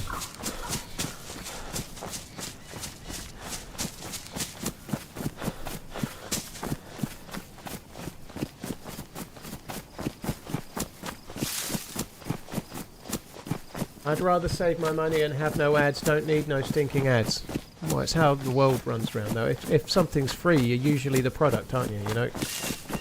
If something's free, you're paying in another way, Dan. That's kind of how it is. You know. In an ideal world, everything would be free, and when none of us would have to work, and there'd be no ads, and everybody would do everything for nothing, and it'd all be zen, and we'd all get free blowjobs. But that's not the world we live in, is it? You know.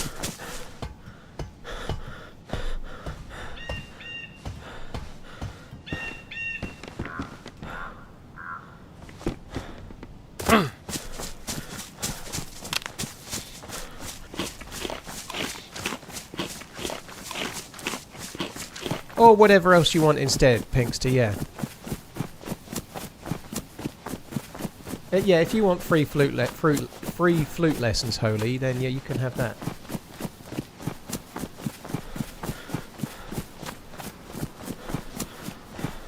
Do you play push to talk or open mic? I don't. You can't open mic when streaming, Ralph, because you're gonna bleed everything you're saying to the stream over. So I have a button on my mouse to use Discord. So if I want to if I'm playing with someone in Discord, I have push to talk on the mouse for that, and then I just use regular caps lock, the same button as in the game to talk in game.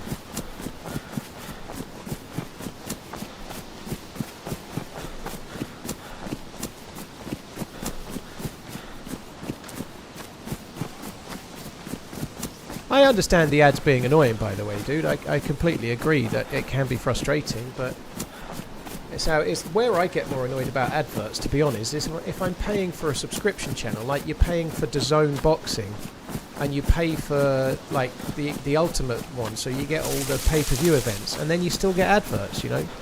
You pay for Sky Sports, and then you get adverts. You know, that kind of annoys me. That annoys me more because you're paying a premium for something and still being like missing something or having to wait to watch adverts. It annoys me. But adverts on a channel that's free, in inverted commas, less bothers me, you know.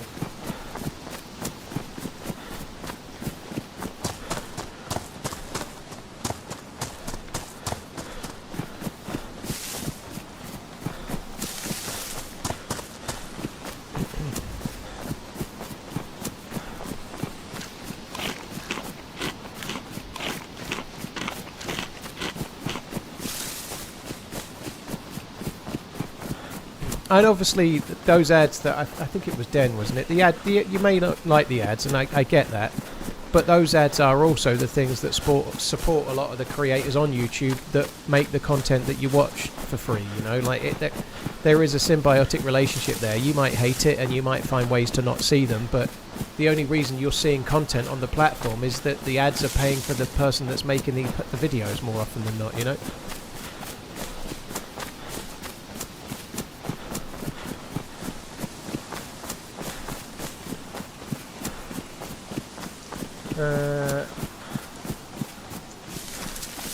They didn't really cover it very much, Aidan. No, they shared. We got to try the Switch 2 thing. The controller's kind of funky for that. You can play it like a mouse and keyboard setup with the standard Switch 2 controller, which is pretty cool. But we didn't get really that much in the way of DayZ updates. We saw the Switch 2. We had a little go with the controller and whatnot.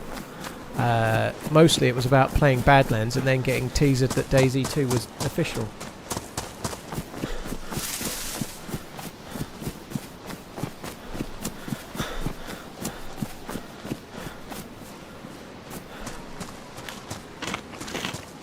Quite a lot here. Someone's been here recently, haven't they? The mushrooms.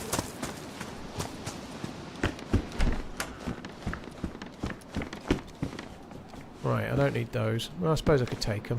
What if I found a R12 or something? I might want them.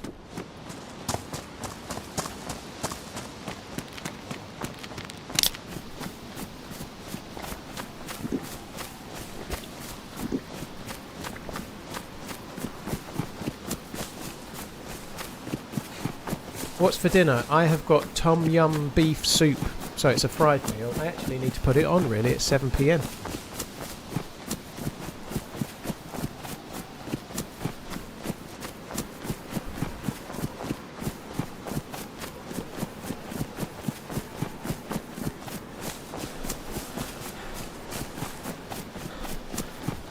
It's mostly gubbins Danish. It's not exactly soup, but it's got a bit of like fluorescent yellowy looking liquid in it at least. It's pretty good. Tastes good. Tastes good. Is good. I think Spain are winning that one, Depeder. I don't think that's a pretty dramatic call, to be fair, but I think Spain will beat Austria. I haven't seen Austria play in this tournament very much. I think the only time I saw Spain was the draw in the first game as well, but nonetheless, I think Spain will win that easy.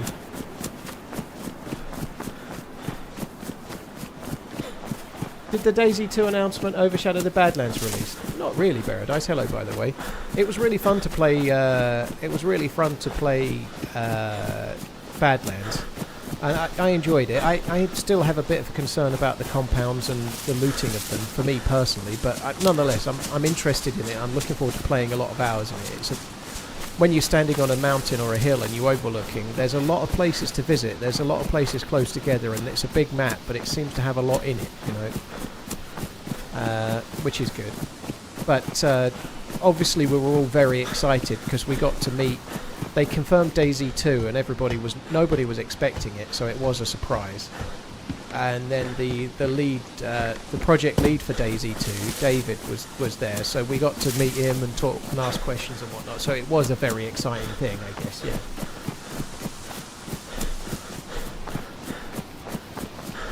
So YouTube responds to removing the dislike button from shorts to protect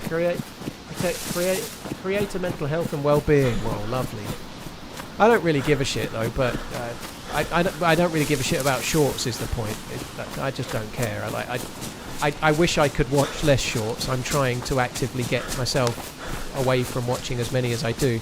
I find myself picking up the phone, going to YouTube to maybe just check a couple of comments, and then I get stuck on shorts and I watch 3 or 4 and then I'm like, fuck this, what are you doing? I put my phone down. I'm getting a bit better because shorts, I think shorts by and large are shite. I don't like them. They're just an absolute time sink. You could watch them for 45 minutes and you can't remember any of it. You know, maybe you might remember the one you just watched. No Lottie in the barn pick. No, Lottie didn't do that day, Shoestring. She's been doing a lot of walking lately, and she's doing great with her weight loss, and I hope she carries on with it. She's doing really, really well, but that day was way too much at the moment, so she didn't do that day. It was really, really arduous, and I think she made the right call. We were walking from 10 a.m. until about somewhere around 5:30, I think. Forget shorts. But it was up Zoom scroll crazy to steep hills and TRMZ. stuff. It was a lot. I did 25,000 steps, you know. Lottie is being more active. She's posting stuff about her walks on Instagram, but I think at the moment she's walking about a mile at the most and gradually building, and that's what you need to do, you know. You can't go from being too sedentary to walking 10 miles a day, you know. You've got to build it up gradually, right?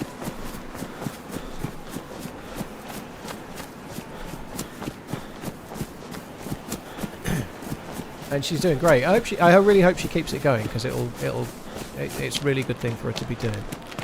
I think she's lost something like 50 pounds already as well, which is good.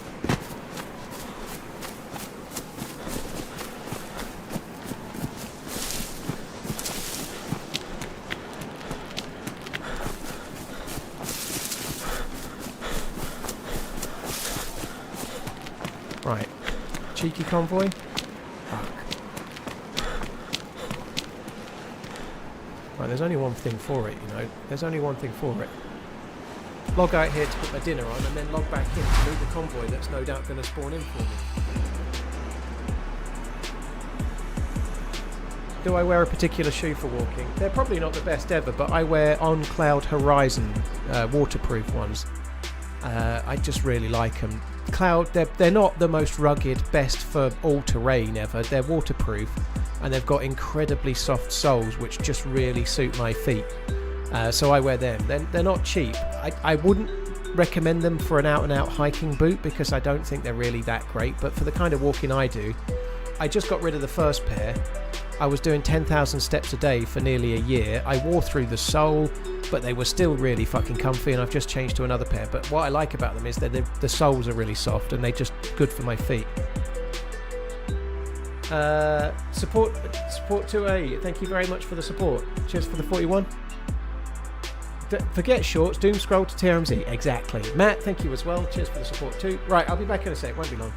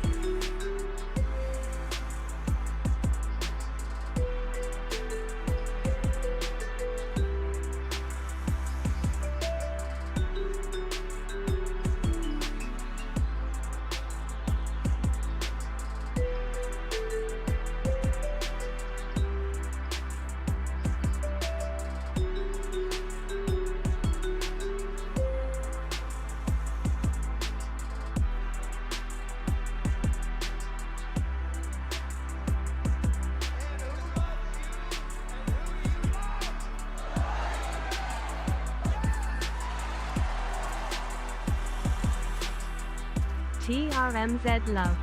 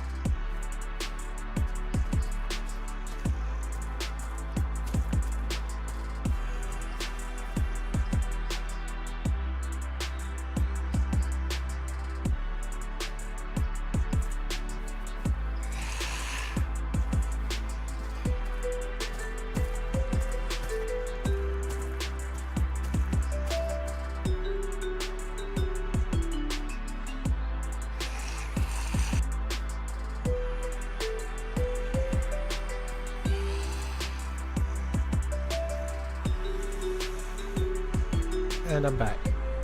Right, I've got this. I've just got to quickly eat it and then I'll get back in the server. Kind of hoping the server's not got too big of a queue, to be honest. I'm just going to refresh the list. It's got a few people in it. Before I finish eating this, I need to rejoin the queue, I think. Fuck, I didn't think about that.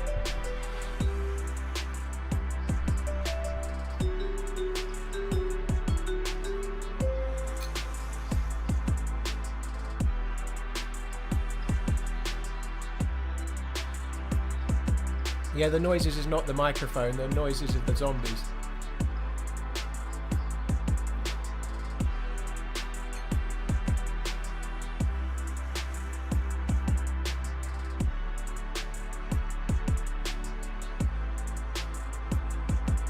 I'd like Australia to win, the Shimpfy. I'd like, oh sorry, Austria. I keep saying Australia, I just can't help it. But I'd like Austria to win, but I think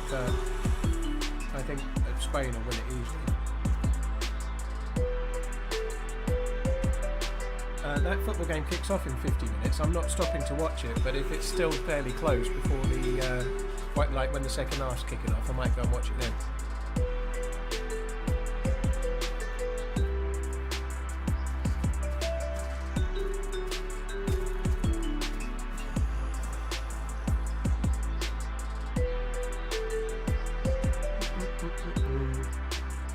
This is pretty good. It'll just take me a couple of minutes. I might just join the server just to make sure, because it looks like, according to the list, there's a fair whack of a queue.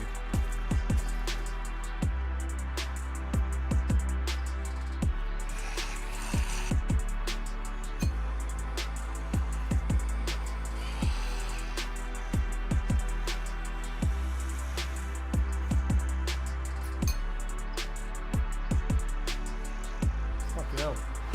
There it is.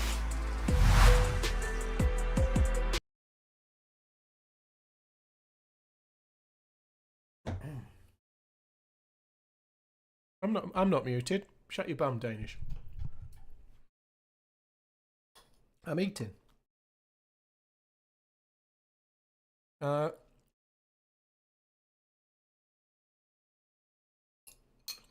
one more of them jokes, you're getting a timeout.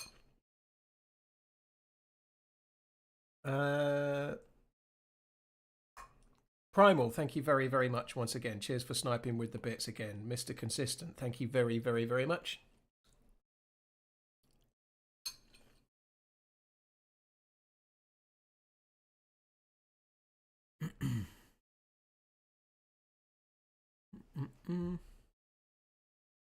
Sorry to Shimp. I think you keep getting timed out for caps, by the way, dude. Like all caps posts get removed.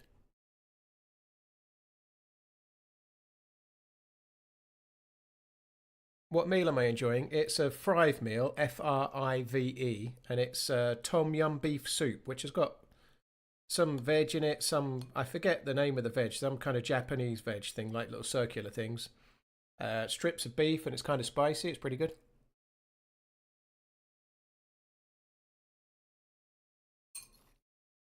Tier 3 stubs are immune to nothing, that guy, no.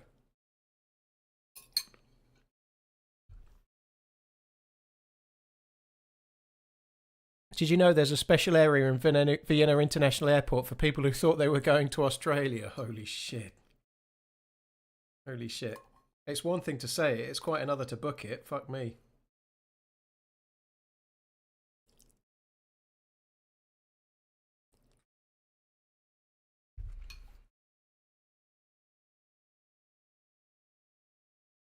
Frive sponsor when? I did approach them about an affiliate thing, dude, but they said no. I don't think I did a very good application, to be fair, but the application process was kind of shite. It was basically set up for Instagrammers and TikTokers and not for streamers, so it didn't do very well.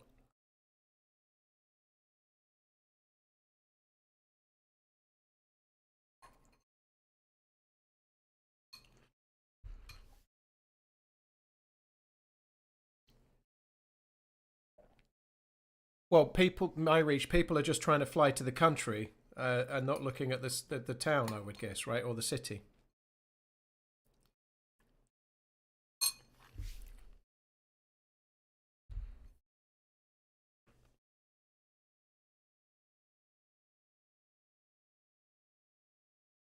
Num num num.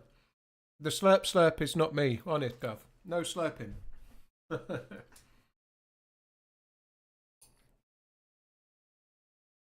It would be good to play with them again, Unc. I'm sure it'll happen at some point.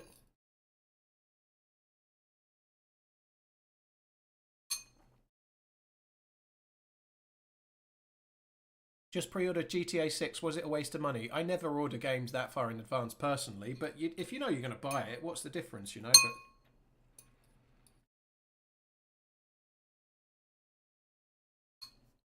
so Gonia, thank you for coming in. Appreciate it.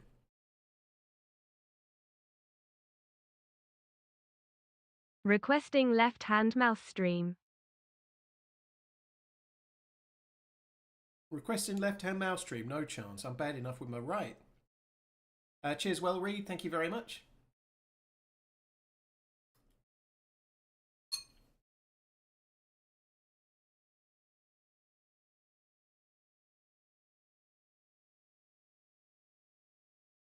Oh, hot.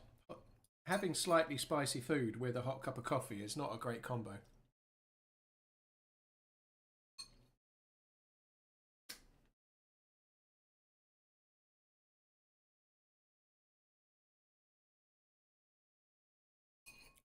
I'm just trying to imagine somebody like getting off the plane at Vienna airport dressed in some kind of Hawaiian shirt and shorts in December because they think they're getting off in Australia's summer. And turns out they're not. Berkeley, yeah, this is always about the time I have my last coffee of the day, but 7 p.m. coffee doesn't affect me any. But I tend to go to sleep about 1 a.m. By then, a coffee I'm having now makes no odds on me, dude.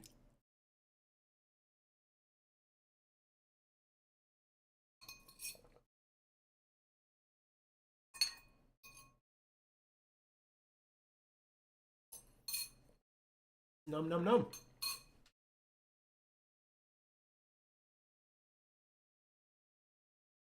Diagolong, I just logged out so I could have dinner. I've just eaten it, and I thankfully checked the queue and it was big, so I've got in the queue while I ate.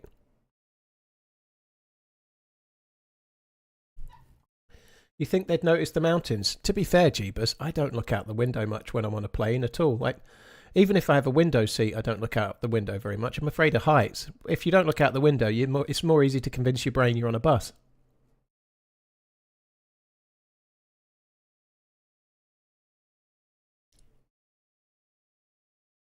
Yorkshire Gold is taking a back seat, Yakety. I sometimes have one in the evening, but I have way less tea now.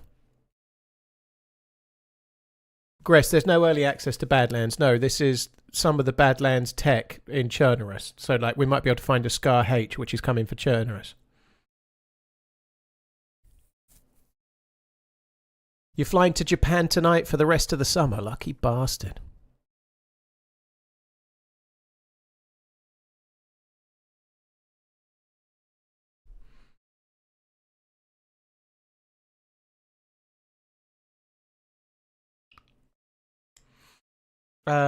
Cheers, well read, Primal, thanks again. That was good. I likes it. I could have done with a bit more. I'm always still hungry after I've eaten them. They taste good.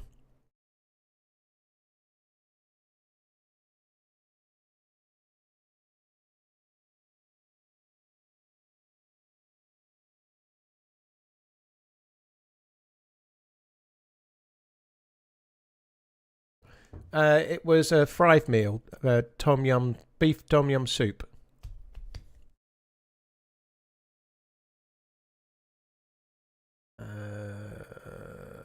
Yeah, I did. It was food as well, Danius. Yeah, not enough is the quick answer. I'm still not eating enough. I'm not losing crazily large amounts of weight. So I've been kind of plateaued the last week to 10 days, but I don't really mind. The fact that I've not put on weight, and I had those 3 days in Prague and alcohol, and I did do a lot of steps, but the fact that I've plateaued since before I went to Prague to now is actually an improvement, because normally on a week like that, I'd put weight on. After Redline timed me out last month, TRMZ love. Gricey, yeah, quite right too. Thank you very much for the 34 months. Cheers for the support, dude. I played chess when I was at school, Snarks. I've taught my elder daughter to play chess. She quite likes it. The younger one's not so interested, but I haven't really played, aside from teaching Sophie to play chess, I haven't played chess since I was at school. My dad taught me, and he taught me, but I started beating him quite quick. I wasn't like brilliant or anything, but I was pretty good at the age of like 9 or 10 or something. I was pretty good for a 9 or a 10-year-old, but I haven't played since I was 11 or 12, really, aside from when I taught Sophie. But yeah, it was all right.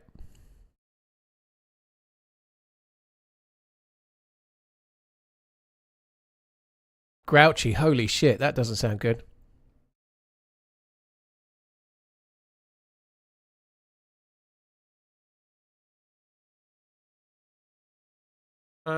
You might have done it to death, but thoughts on England? I'm still optimistic. I'm a bit worried about the right-hand side, Mike. There are things that aren't right yet. Tuchel hasn't quite sorted things out. Kwanzaa wasn't right at right back. I don't think Jed Spence is right at right back. Certainly he can't seem to be prepared to cross the ball, but Madueke's no good, I'm afraid. His end product is no good anyway. He's decent enough until he has to do something that matters, and then it all falls down. But on paper, England should be able to beat Mexico, but at the Azteca, I'm a bit worried. I'm a bit worried. I think if we were playing Mexico anywhere else in the world, we'd beat them. But at the Azteca, I feel like at best it's 50-50. So I'm worried about the game. I really hope they get through. Funnily enough, for whatever reason, if they were to play Brazil in the next round, I'd feel more confident about England playing Brazil than I do Mexico in the Azteca right now. I don't know why, but I feel like England can... I'm a bit worried about Vinicius Jr. coming up against whoever plays right back. But beyond that, I think England could do okay against Brazil, but I'm really worried about Mexico. Why wasn't Saka starting? He's coming back from an injury, Shane. He's not been quite right. He did start a game the other day, and he wasn't that great, but he's still getting fit. They were trying to bring him back. He's not quite himself in a nutshell, but I'm pretty sure he'll start the next game because Madueke was terrible. The next game, Tempest, England's next game. For the UK, it's on at 1 a.m. Sunday evening. So for you, that'll be... Sorry, 1 a.m. effectively Monday night after Sunday evening, but for you it'll be on the Sunday evening. I'm not saying Brazil will be easy, Bumcuddle. I just think Mexico away is going to be really hard.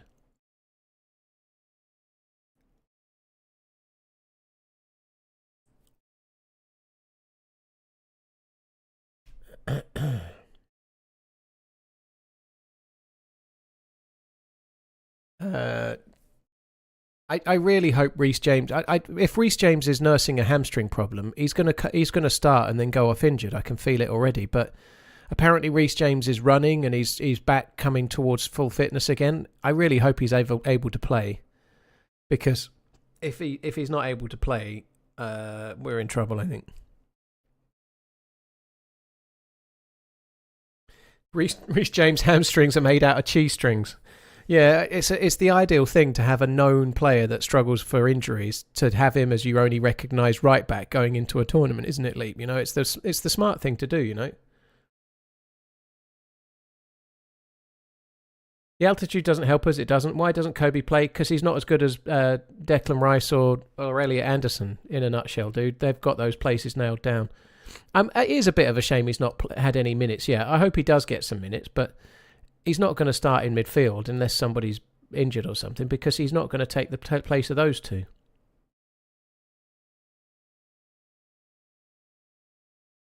Ah, thanks, Grace. It's all good, dude. Thank you. I'm late, but England is losing. Aren't you the dude, Eric, yesterday that was saying how easy it would be for Sweden to win, or the day before, and then they promptly lost 3-0? I feel like, Eric, you might be a bit salty about Sweden. I'm sorry they lost. You might not be the same Eric, but one of the Erics was, and I think it was you.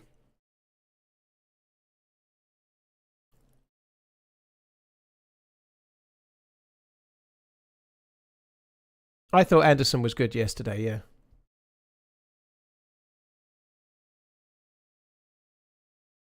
Buck, yeah, we've talked about the red card a lot. A lot of contention around it. I think it was a fair red card, personally. It's one of those, if it's not given, you've gotten away with it, and the VAR have chosen not to.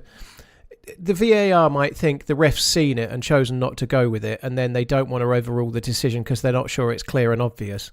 But if they think the ref's missed it and they show it, it is a red card. It's unlucky because he's not really meaning to do what he's done, but he's done it, you know, and they get given all the time.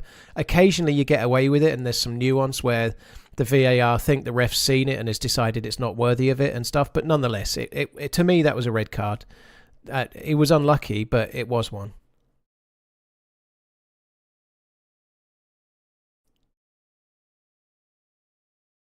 Cosmic, yeah, people are going to come in and bring it up all the time, you know, like...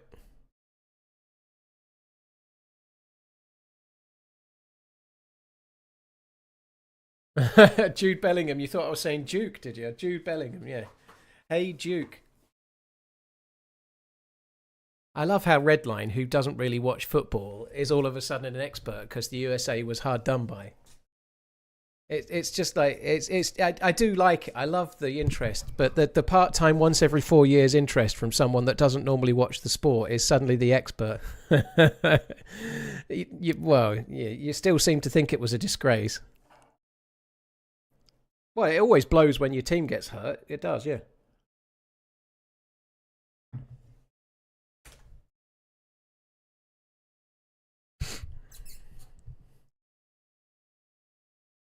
Yeah, a lot of people are annoyed about that, Crimson. I completely see that, yeah.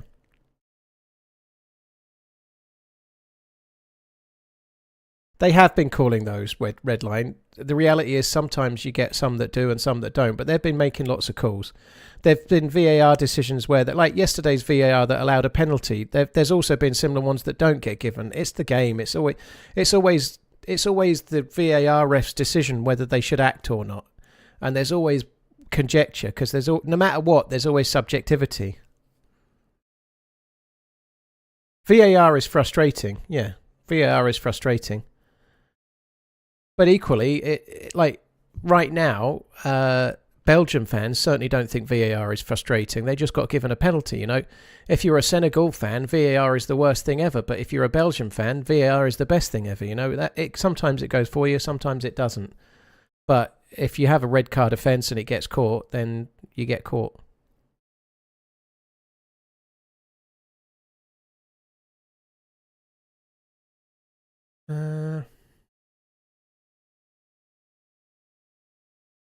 Who's winning? Sagonia. France are looking like the most likely winner right now, but it's still an open tournament with lots of teams left in it.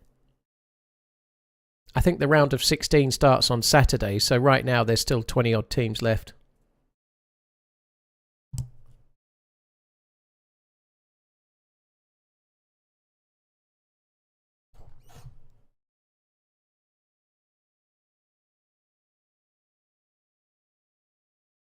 I'm going to watch as much of that Portugal game as I can, but Wink, I've predicted Croatia.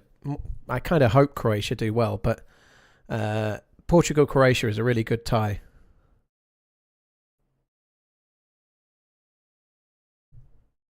VAR is not the reason it's not taken off in America, Redline. It's just not, dude. This World Cup is taking off. The MLS is growing really well. It's growing. It's becoming more popular year in year. You know, so I don't think that's true at all. You're just annoyed about yesterday's decision. You're behind the rest because you've invented your own sports and everyone loves those. But the MLS is growing in a big way. Just look at where it is now compared to 20 years ago. I think Iriola's going to do good, Ryan. I'm really hopeful. I think he plays the right kind of football. He's similar to Klopp. He'll play an all-action kind of style.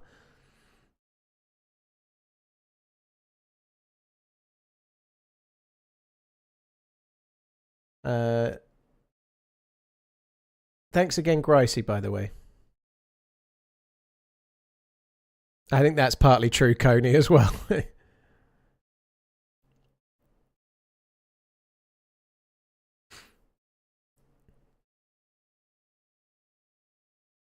Do.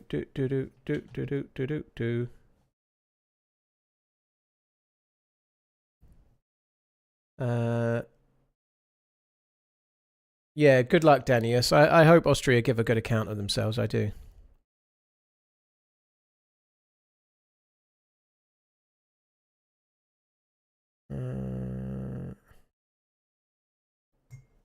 I'm going to put just as I get in, I'm going to put something in I'm putting some eye drops in. And no doubt I'll get in the server and not be able to see instantly, but I think Norway are pretty good, dude. I think I saw the Norway game against France where they rested players, and I think they looked good. Even with their second string, Norway have got a decent enough team, I think, dude. The only game I've seen is the one they lost to France, where they rested a load of players, and they still have got a good team, even with their not starters. Norway are better. Some teams, like Belgium and Croatia, are coming towards the end of their golden generation, if you like, right now. And they may have a transition and get new players coming in, but right now they look like they're coming towards the end. Norway look like they're like a little bit better than they were, you know. No, not just because of Haaland. I think they've got some good players. Happy but 46. I think it's going to be hard against Brazil, though.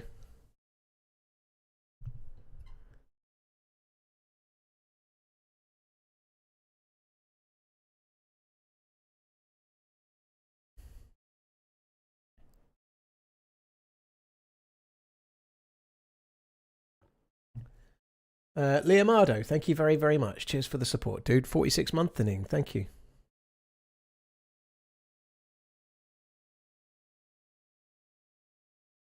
Do you ever catch yourself walking around the supermarket singing your own theme song? No, not really, meme.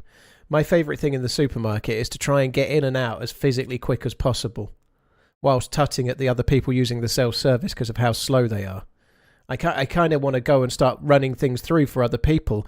I hate the fucking wankers that have got bags in their trolley and then they put everything onto they scan it themselves and put it onto the other side and then pay for it and then gradually one by one put it into the bags that they could have done as they scanned it. They're just too fucking dumb to do it. That winds me up. Like, scan it, put it in a bag, scan it, put it in a bag, scan it, put it in a bag, put the bags in the trolley and fuck off. The amount of times I sit there and there's somebody that scanned everything and paid and then they're still occupying the till for another 5 minutes. That's why I like Aldi so much. They fuck you off right quick in Aldi. I think it's great. The Aldi system is great. That they just literally want to give me your money now. Fuck off. You know, I like Aldi for that. They're good. I ain't got time for chit chat. Fuck off. Come on, I've got to get on to the next one. Come on. Time's time. Whereas Waitrose, you can have a 10-hour conversation with the till operator about soup or something. Killer Pie Official. See you, dude.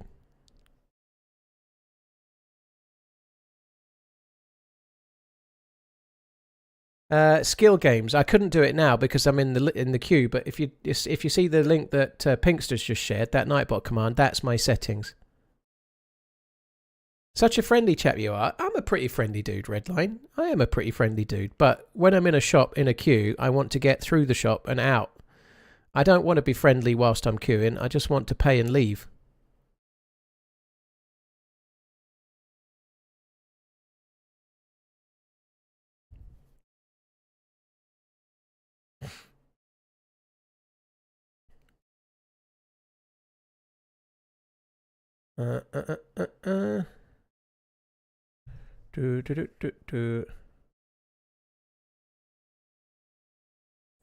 It does. The self-service tills I do find annoying though. The Sainsbury's I go in, and honestly I only go to Sainsbury's because I know where everything is, so I've gotten used to it. But they've only got like 3 or 4 human checkouts, and they've got so many self-service. I went to a human checkout the last time, and she was like, "Oh, I'm sorry, I'm closing." And there was a massive fucking queue on the other one. I'm like, she did have a sign up saying she was closing, and I just didn't see it. So I was fine. I was like, walked away.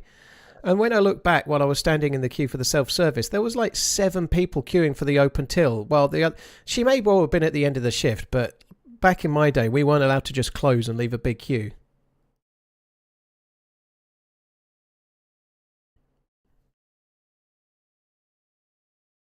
Oh, I'd be alright with that, Redline. I'd be alright with that. Except for if I had ice creams melting in the bag or something.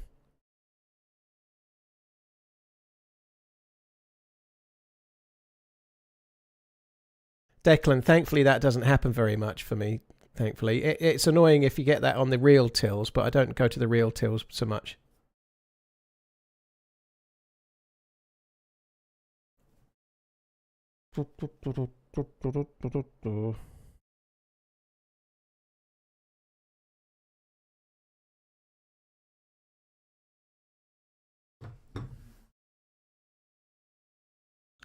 Go. I always like it when someone just says bollocks with no other thing. I like, what's bollocks?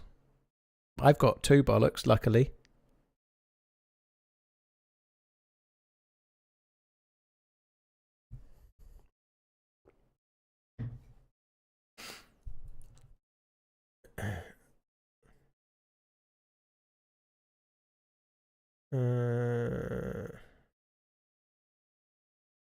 Badlands isn't available, Jailings. It's Road to Badlands, so it's like the convoys from it and some of the bug fixing and whatnot.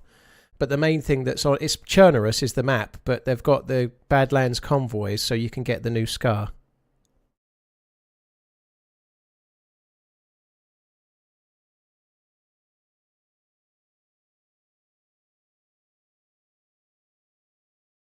Being such a prolific streamer, how often do you see paparazzi? Grouchy, that's exactly why I try to get in and out of the supermarket so quick. And I'm wearing shades and a wig and a baseball cap just in case, you know, obviously. I tend to go at kind of weird hours. I don't always go at the same time of day just to give them less chance to find me, you know.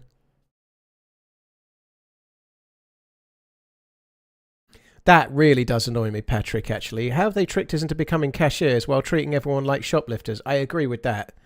Like, in my local Sainsbury's, they're obviously having people steal all of the steaks, so they alarm the steaks up now. So you pay for the shopping, and then you have to wait while somebody takes the alarm off your steak, and they also want to see your receipt, which the till gives the option not to fucking print, you know? Like, if you pay, like, I never print a receipt anymore, why would I? But if I buy steak, which I don't anymore, I buy from the butchers, but nonetheless, if I bought a steak, I have to remember to print the receipt because they're going to want proof of purchase when the till actually wants me not to print a fucking receipt. It drives me insane.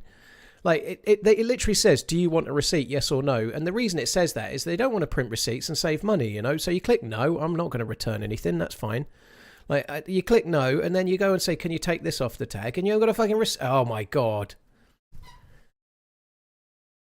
Yeah, Coney, they're obviously in blister packets, right? So if you buy a steak from a supermarket, they're shrink wrapped, right? But steaks for I don't know, like a decent ribeye steak is £10 a go. So people will steal them and then sell them for £2 or £3. It's really common. Steak is expensive, right? So if you can steal 20 steaks and sell them right quick, you've made a bit of money without any effort, you know? It's really, really common. No, I'm going to carry on Redline. I might watch the second half if it's competitive, but I'm not stopping for the first half, no. Well, that's a shame. We've come back to no convoy and fucking rain. Marvellous. Oh well.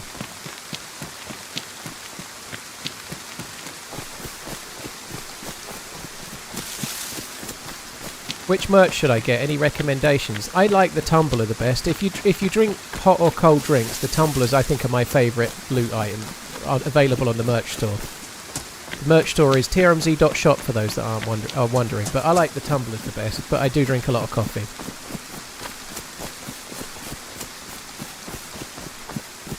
£10 peasant. Well, it's a supermarket, dude. They ain't selling no crazy steaks, but yeah, all right. Ooh, that's a convoy there.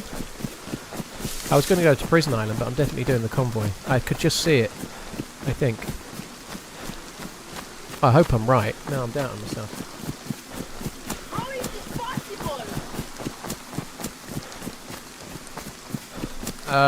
Redline, I'm really annoyed. I realised yesterday that I'd forgotten to use any of that credit, which is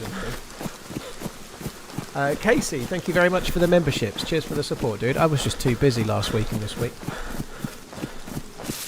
Once or twice here and there. I'd probably have tea like 3 or 4 times a week, Tempest.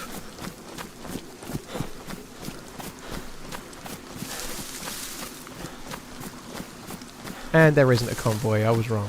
Okay, I'm going back to Prison Island. Cheers, Michelle. Have a good one. Casey Bubba, thank you for the gifted subs. Really, really appreciate it. Thank you, Casey. Well, gifted memberships, I should say. I do like the I've Been Everywhere merch as well. I think the artwork of the I've Been Everywhere merch is really nice. I've got one of the mugs. How is your wine subscription? I never kept it, my Reg. I just bought the 6 bottles of Whispering Angel and cancelled it. That's where you died, was it, Amaterasu? I still have a bottle of Whispering Angel left. I put it in the fridge last night in case I fancied a bit, but... it could have had a spark plug, couldn't it? It could have saved me a little minute. Okay, Rutney, I'm not in the habit of saying exactly what type of server I'm on to help with stream snipers, dude. I do sometimes play third-person servers, but I very, very rarely use the mode. Cheers, Casey. Thank you.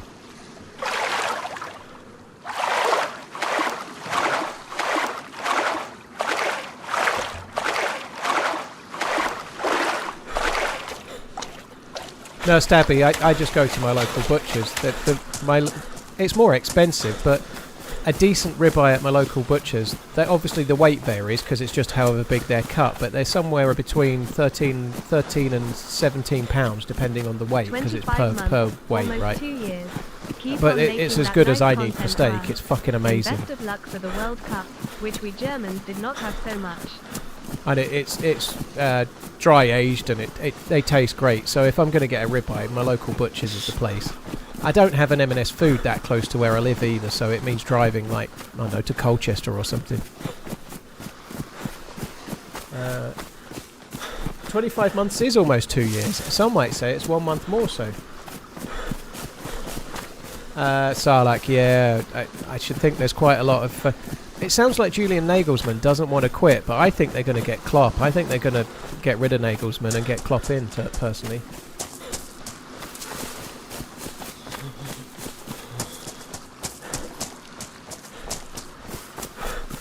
You can pick up bags on the self-checkout blinks. You don't have to ask for one. Please, sir, could I have a plastic bag? You can pick them up, but you are meant to pay for them, obviously.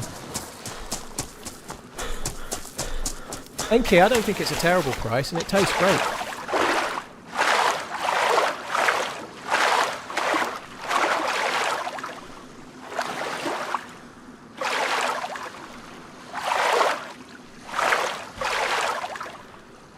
You found them with you, Stephen. Very cool. I think you know the answer to that, don't you?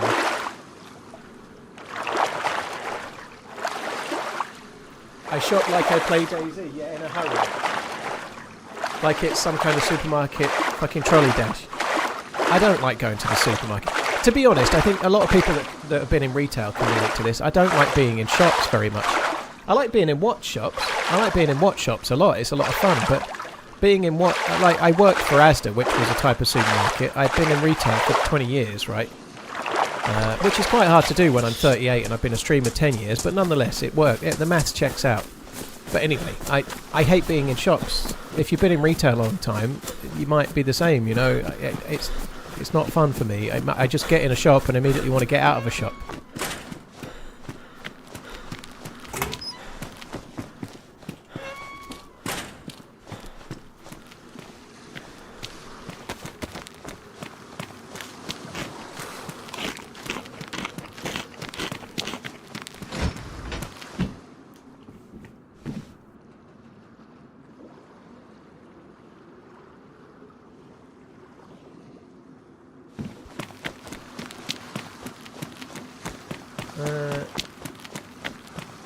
Cosmic, they haven't told us. We asked that question last year about player pop and Nezdara and whether it would be higher, and they just said it was something that they were looking at, but they'd not got a final answer on it or not. But Sakal has 50, Chernarus has 60. It feels to me like Nezdara needs to have 70 or more, but I don't know is the answer. Nobody does. Unknown food always makes you sick, but if you eat it little bits at a time, it just all you do is get the germ symbol and then wait until it's gone and then eat some more. So you just eat it a small amount and then wait a little while. Like the germ symbol's gone again, so now I can eat a little bit more. 1. You can probably do 2, 3, 4, 5, 6. You can get away with more, but if you stick to around 6 movements of your hand to your mouth, that you will definitely not get sick. You can probably get away with more, but that's just a rough kind of rule of thumb that I try to follow roughly.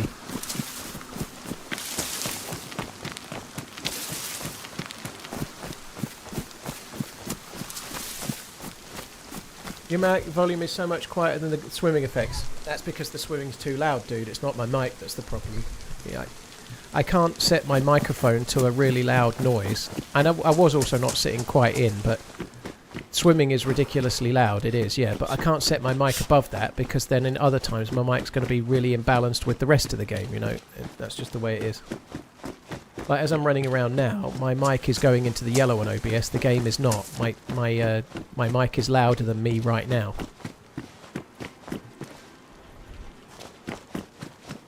Someone thank you for buying the merch, appreciate it.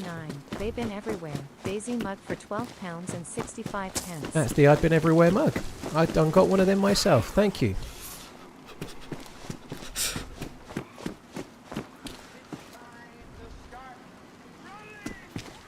At shotgun_surgeons. Cooking #1 container middle finger rolling on the floor laughing.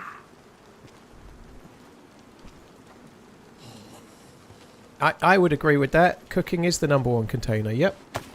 Other containers are available. Just slightly more shitterer.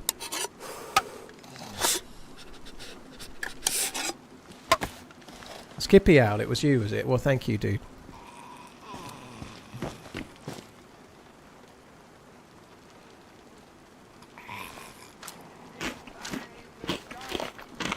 Cheers, Shotgun. Shut thank up, you. Ian Murray.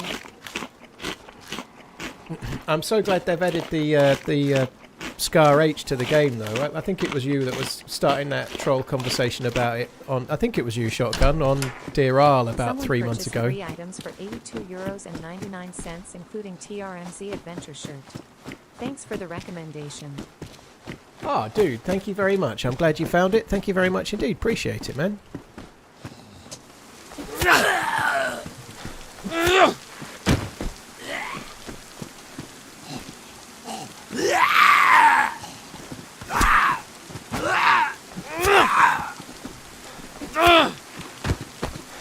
Just leave the zombies right outside the barrack so everybody knows I've been here. It's definitely the right strat.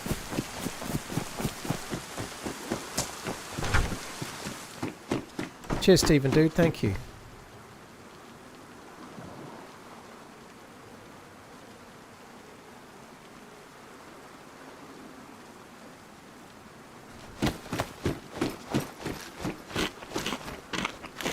My Reg, I was just thinking about the smokestack. I think I probably will go up, yeah. Sometimes I do, sometimes I don't. Sometimes maybe good, sometimes maybe shit.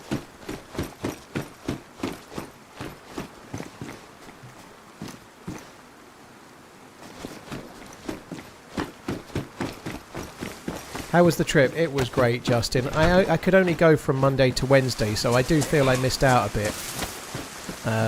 It looks like they had a lot of fun at Rust Haven. I'm not particularly frustrated I missed it in a few ways. The weather looked like really too hot, but I really enjoyed the bit I went to, and I'm so glad I got to do the Chernarus day. The Chernarus day was strenuous, but it was my favourite day. There's been 3 DayZ trips. I've been lucky enough to go on all 3 of them, and that was my favourite day. There is like an evil Santa looking thing in the smokestack vexing, but you can't see it. You can't see it. If you tried to see it in first person, you'd vault in it and kill yourself.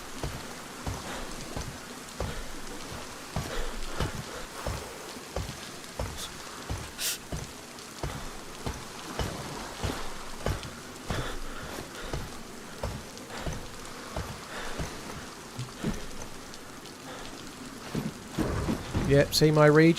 This is a some days maybe shit. Sometimes maybe shit day. Look, what a waste of space. Definitely not worth it. That's your fault, Reg. Your fault entirely. And I'm going to ruin the gloves.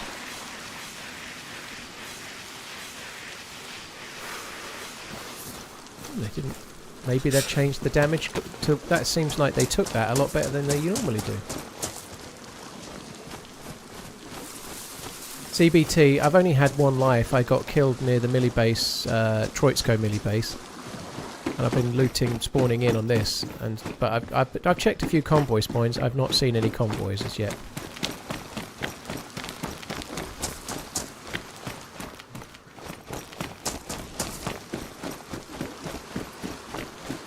The rain lubricated it.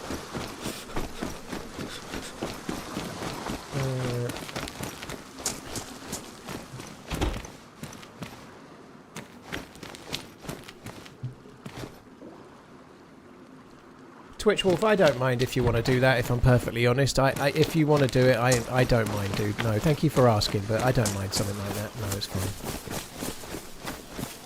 Dead zombie there is a bit of a worry.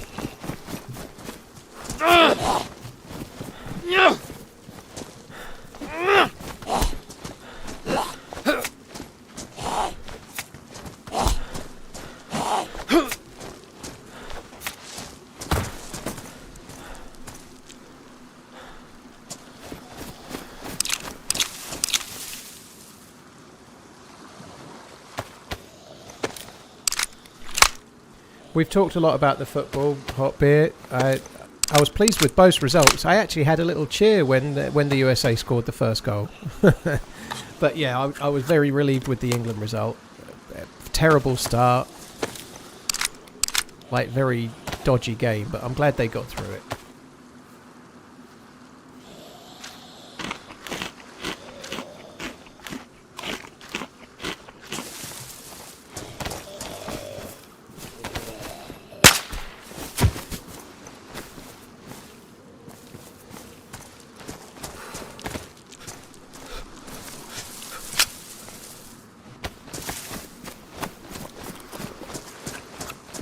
Swear words. Well, there was only 2 goals, dude, and the second goal was whilst I was asleep, so I stayed up till 2 AM and watched the first half, and then I went to bed.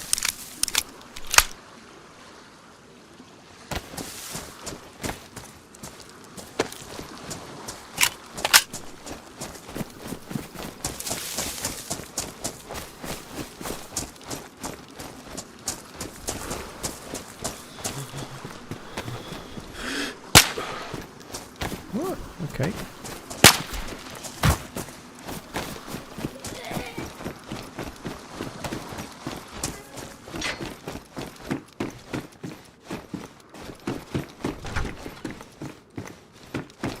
I am playing with fire a touch here.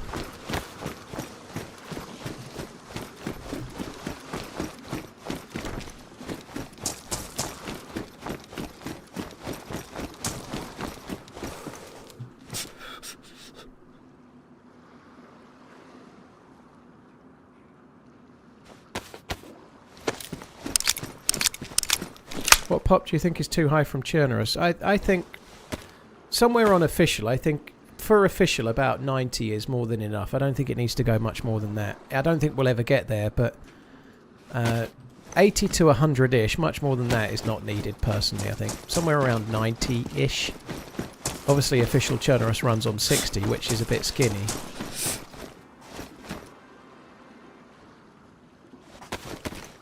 VGMVX, that guy gifted a FMD Tour mug 11 ounces to the chat. Type.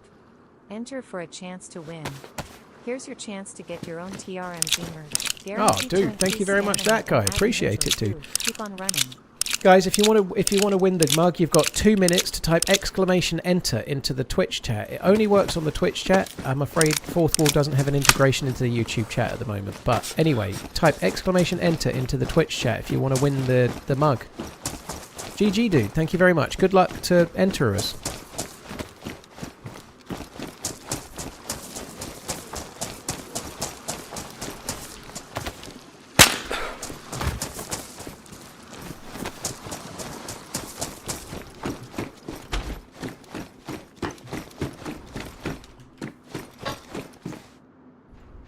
Might take them just for killing Zeds. I don't need the bullets for the AS Val or VSS, I don't think.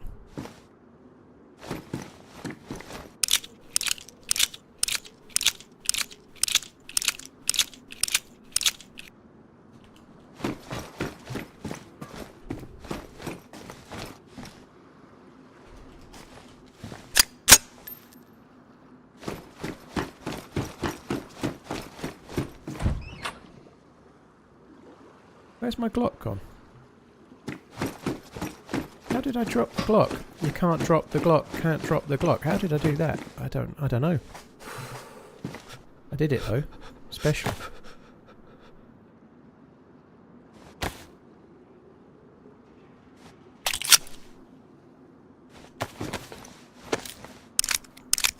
Cheers that guy. Thank you very much for the support, dude.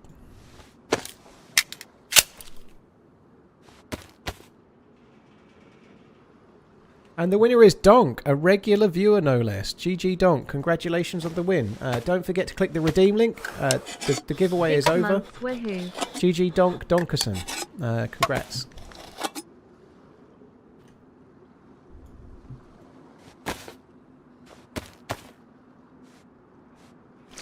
Paul, you never cut up face clothing to make... I just don't think it's worth it, Twitch Wolf. It makes next to no difference. The reason I'm cold is because I'm wet. 45 months. Keep forgetting us watch on the YouTubes. I never really bother. Prime peeps. I make the gloves if I'm going to cut up animals and stuff, but beyond that I can never be asked. Ansem, thank you for the 45. Cheers for the support. J Clay Art, thank you as well. Cheers both. Thank you. Do you think Croatia have a chance against Portugal? I do, Chonker. I've been doing daily picks. I picked Croatia to beat Portugal today, but I think they are... I think a Portugal win is more likely, but I've just got a bit of an inkling, you know. I have a funny feeling that Portugal might struggle and Croatia might do better than people think.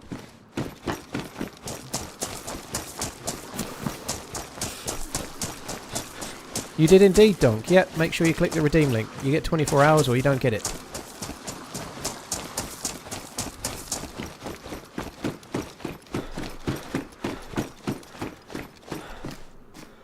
Loot has started appearing in these again, but not much by the feel of it.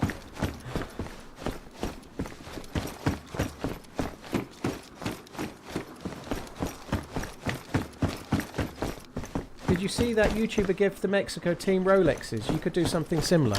I think that YouTuber, I'm just a guess here, Jordan, but whoever that YouTuber was, I think they might be a slightly bigger YouTuber than I. I've got to be honest as well.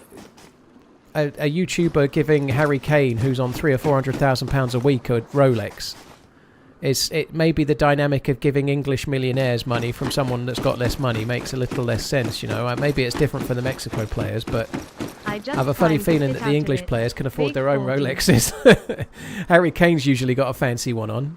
Usually it's gold or platinum or something.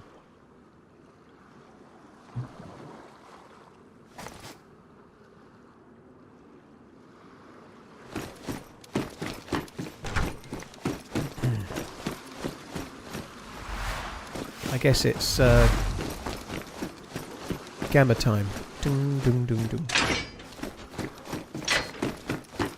Peanut gets 5090s. Peanut gets 500 or 600,000 views a day. The revenue, it earned, by the way, I'm not begrudging it, but the revenue he must get just from a daily stream on YouTube is astronomical. Like, his revenue for a stream is about, just for one stream, just the advert revenue is about a quarter of my month's earnings, just for one stream on one day.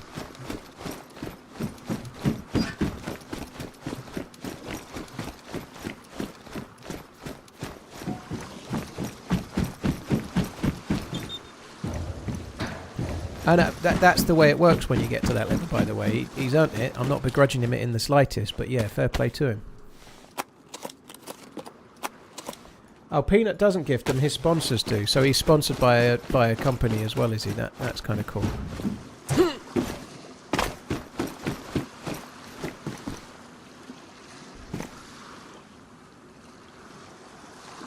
So there was a dead zombie there, but there's no other dead Zeds. I'm starting to feel that's why, like, whoever killed it was on the way out, and that's why we've not found much again.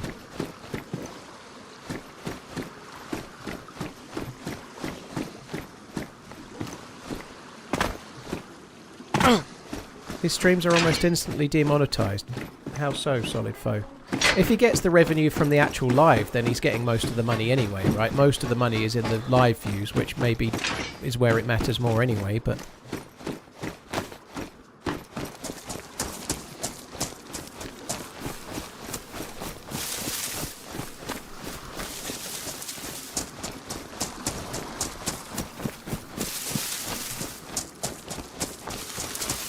Redline can redraw it, Donk, I guess, but he may not be here right now. So if you don't claim it, it will be redrawn at some point.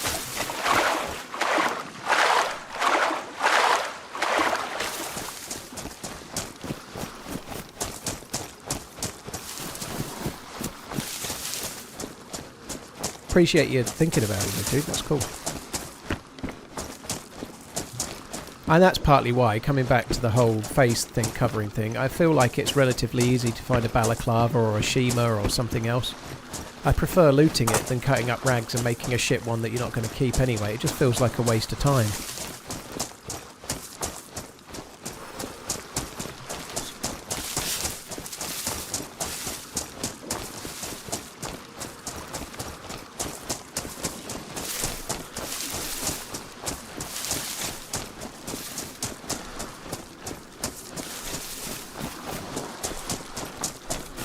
Have I met ARK in game? I think he's killed me when he was playing with Muller once. I've played with ARK. We had a run together a little while ago, but yeah, he seems like a pretty chill dude.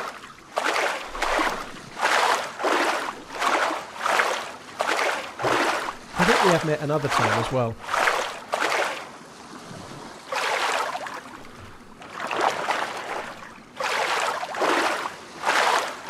That's just what he says. He might be talking about ads. Well, it might be something, but if you get demonetized after the stream, I'm just talking in general, I don't know about him, but most of the revenue from a live stream is from the ads while you're live. If it gets demonetized afterwards, you still get the ads from while you're live, which is most of the ads.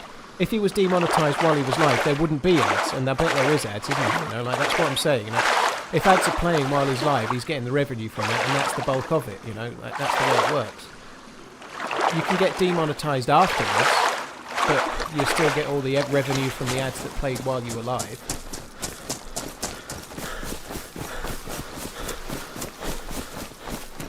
No scars yet, pretty much no fucking guns yet, dude. I'm on the second live. I have to say the loot has felt relatively low so far in this server. It's not been crazy high loot. I just primed to sit out of it, Big 40. Dude, thank you, Steve. Cheers for the 4-0.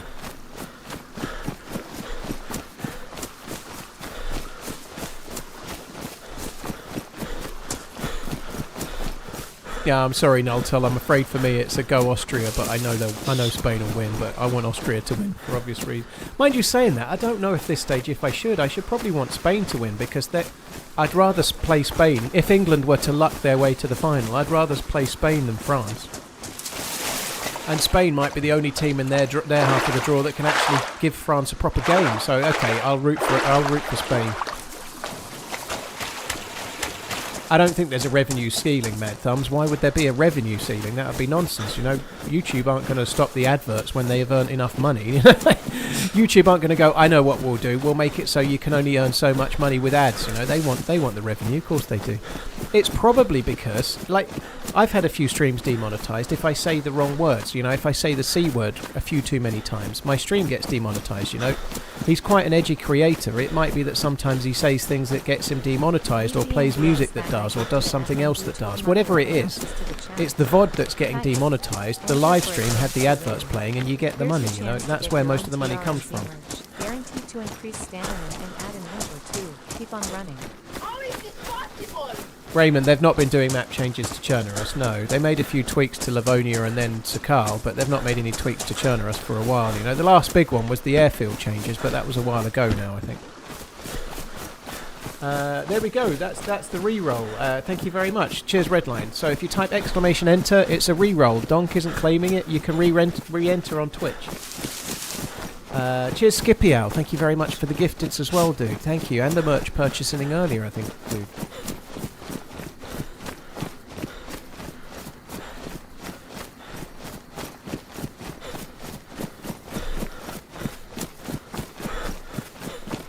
Generally, he doesn't run ads. Well, fair enough. I guess he doesn't need to, you know. Fair play to him.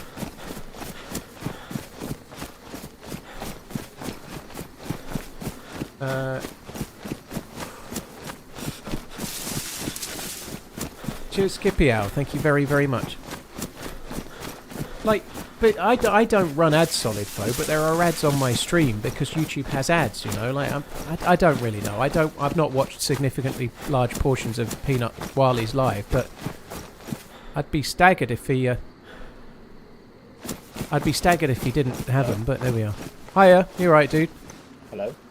Yeah, I'm good. How are you? Is it me or is the VoIP really quiet on this? I think it's you. You're pretty loud for me. Yeah, your VoIP seems quiet. I don't know, it's weird. Anyway, it's fine. I can still hear you. It just seems a little quiet, but yeah, okay. Where did you loot, dude? If I'm going this way, where is it not worth me going? I've literally just been checking convoy spawns. Alright, okay. Right, it's fine. I'll go and do the milli base then. I've got fuck all, so I'll go and do that. Cheers, dude. There you go. Alright, cool. Love you, bye! His voice seemed really quiet to me.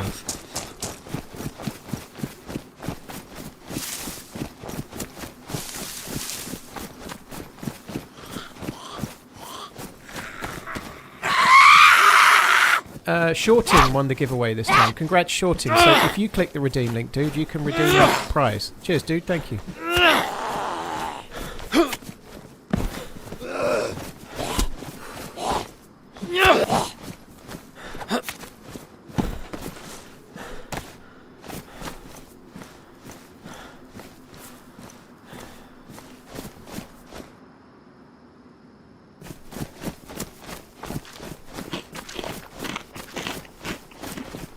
Thank you very much, David. Yeah, I'm counting down the days. 12 days until I'm in Portland. Looking forward to it. I'm actually looking forward to streaming in the meantime as much as I can. I'll be streaming tomorrow and probably Sunday when normally I wouldn't. You know, Maggie, my daughter's not here, so I can. But I'm going to try and get in as many streams as I can. I'd like to get in over the next 12 days. I'd like to get in somewhere close to 10 streams if I can. That would be good. So in theory, I'd like to, if possible, be only off on Saturday, this weekend and next weekend. We shall see how we go. I've got some real life shit to do, but hopefully I can do that. And then from the 14th of July, I'm away.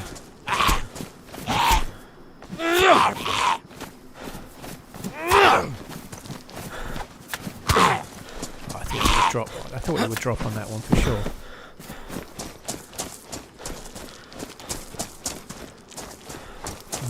Was in there. I didn't kill that one.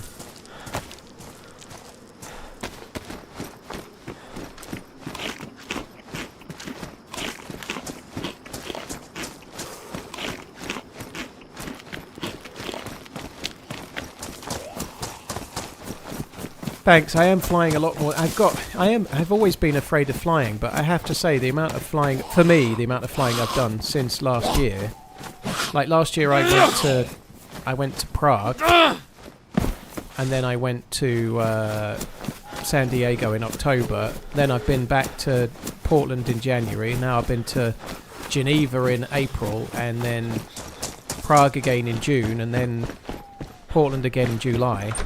I'm actually getting to I don't even need to drink alcohol before the plane to settle my nerves anymore, you know. I'm quite glad about that. I'm afraid of heights, and I've been afraid of flying, but I just feel like I've done so many that now, like, I didn't bother having any alcohol at all for the last flight, you know. I nearly always do, even if it's just like a glass of wine or a pint of beer or something. I have one or two because I'm afraid of flying, and it just helps me a touch, but I've got to the point now where it feels like I'm just waiting to get on a bus.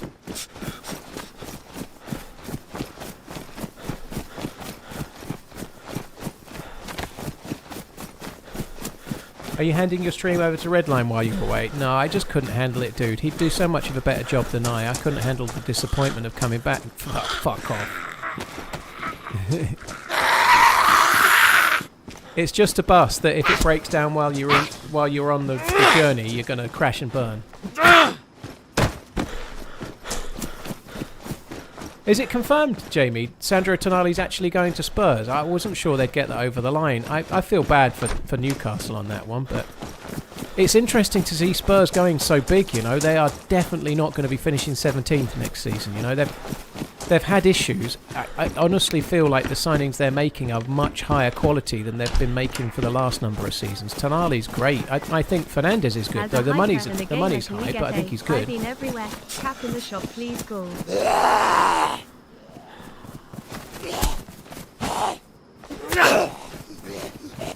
You became a scaffolder after being afraid of heights. Holy shit! Fair play to you. You should run a comp that allows us to win a DayZ run with you. I do charity stream auctions for such a thing, but they're not cheap. But beyond that, I've never really done so, dude. But there are downsides to things like that in terms of the content and stuff. But yeah, it's not a terrible idea. What a charming offer, coach. I've seen you stream.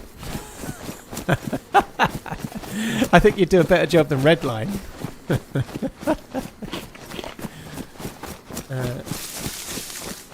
I feel bad for Newcastle. They've got massively rich owners, and they seem incapable of spending the money because of the financial fair play rules. And now they're better players. Like the cycle has finished, and they want out. You know. Hi Joe. I have not found shit really. I'm struggling to find anything worth having, to be honest. Did you, coach? Very cool. That makes sense. Cheers, Palmer Dave. Take it easy, dude.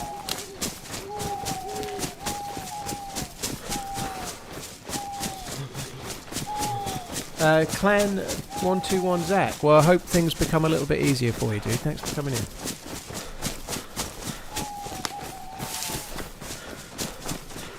Cheers, Magnus. As a hiker and a gamer, can we get I've been everywhere cap in the shops?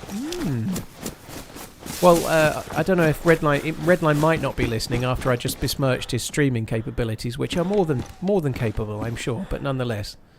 Hopefully the merch manager is listening. Possibly not. He normally is listening when his name gets mentioned. But yeah, I'm not going to say definitely, but I'd say there's a chance. Yeah. And I've been everywhere. Hat, cap.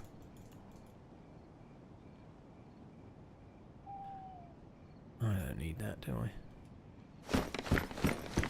I? I'm excited and nervous for the next England game, Lunchable. Anytime there's a World Cup knockout game and England are in it, I'm always excited. But it's one part excitement for the game and another part nervousness for the inevitable unlucky loss on penalties or whatever it might be, you know. Do you know if anyone find the note you all signed on the DayZ trip? Not yet, dude. No.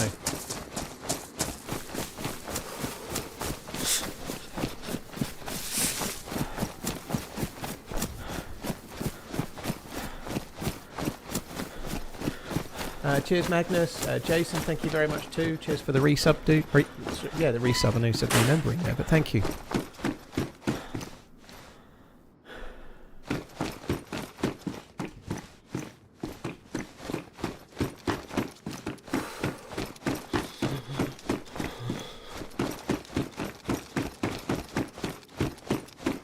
Hi, Karazanic. How you doing? Hope you're good.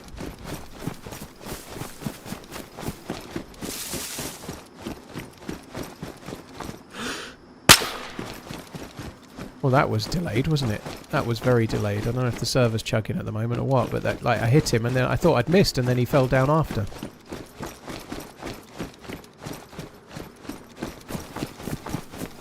There's some good games. I'm actually enjoying this World Cup a lot. I'm enjoying watching the games. Even like I watched the Senegal-Belgium game. Like, I really enjoyed watching that game. I was kind of rooting for Senegal. I picked them in my picks, and I thought Senegal were way the better team. But Belgium came back into it, and things changed. You know? But the matches have been good that I've been able to see. Have you reserved your WhatsApp username yet? I tried to reserve TRMZ, and somebody else had took it, and then I just gave up and decided against.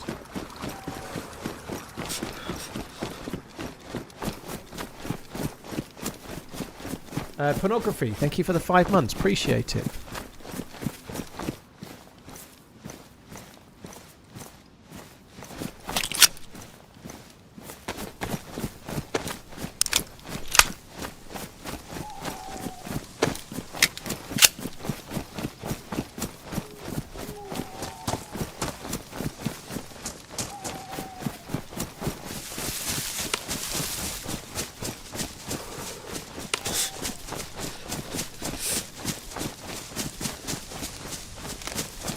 Well, I suppose we ought to loot the convoy. Not the convoy, the milli base. I really don't have much in the way of loot. Joa, I'm going to try and send you a picture of the sort of thing I was talking about tattoo-wise. I've got it on my thing. I'll try and send it to you somehow. Probably on Insta.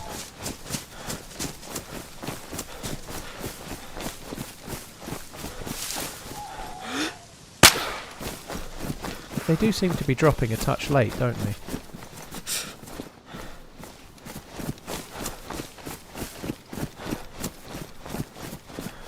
Let's shoot a few more and see if it changes.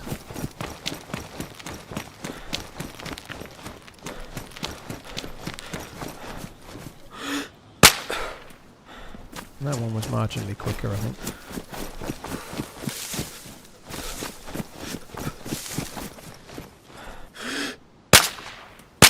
Oh, she stopped, or he stopped, whatever.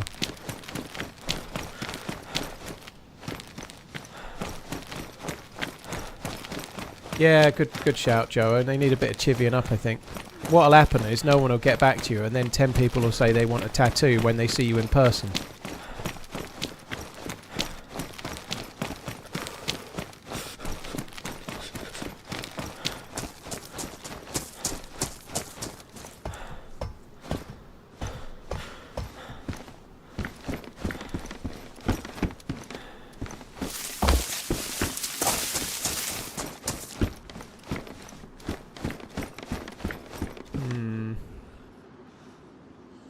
Badly damaged. I'll repair them if I don't find better ones at the end of this base. I had another one. I did. Oh, shit.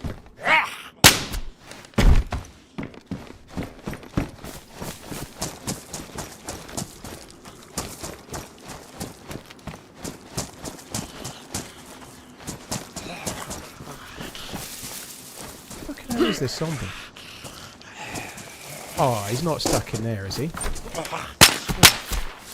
Poor little bastard. I feel like I think that was fair. Imagine being stuck in a porta potty, you know. I think I'd rather be dead. I think we've done him a solid there. Like, I really do.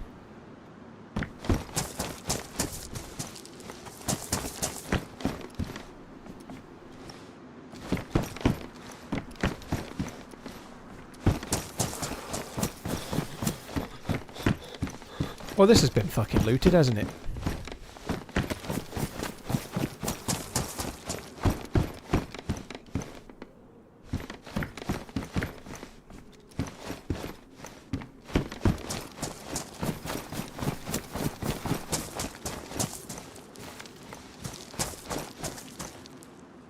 That's one better. That's pretty useful. At least I only need to use one slither of the leather kit rather than two.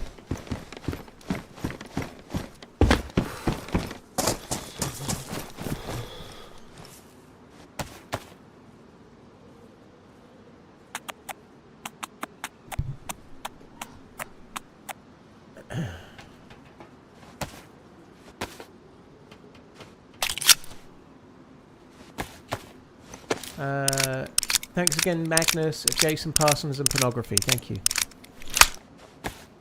How'd you get in there? It must have spawned in there, dude.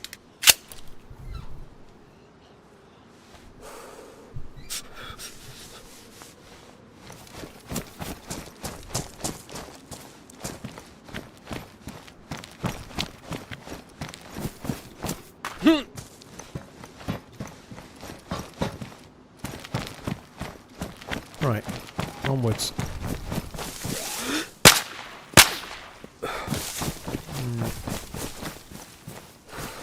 And the first one definitely missed, but he did seem to drop slow on the second one. I feel like the server is chugging a touch at the moment. That one dropped a bit quicker again. Oh, I can't be fucked.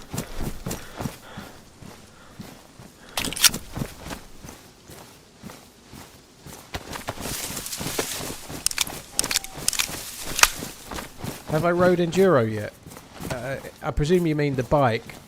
I don't know if there's bikes in this server or not. I've not found one, Jester, but I've not found a bike. I found a bike on Badlands in the land test last week, but I crashed it.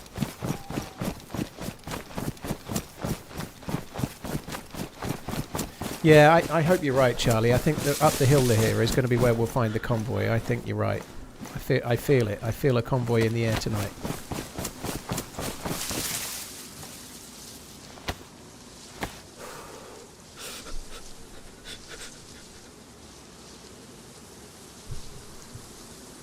You absolutely did that, Zombie Solid. When I was deployed to Q8, the porta potty cleaning company went on strike for a week. Oh my god, that doesn't bear thinking about. I have some experience from the first DayZ trip of like porta potties and whatnot. Obviously, in there it was pretty desperate.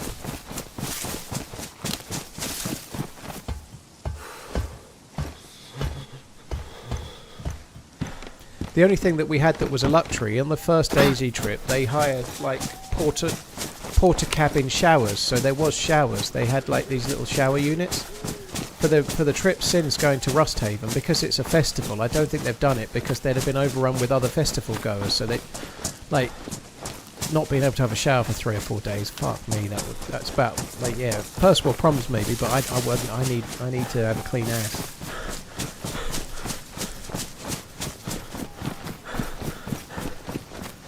Do I think Canada will beat Morocco? I think it would be the biggest upset of the tournament so far, if I'm honest, Adam. Well, the biggest upset win, maybe.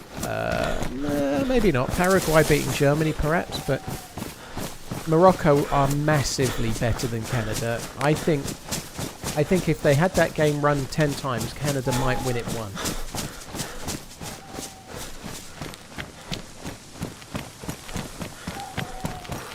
I think Canada are highly unlikely to beat Morocco in a nutshell, dude. Canada have done pretty well to get as far as they have, but Morocco are massively, massively better than South Africa. And that was a pretty poor game between the two of them, even that, you know.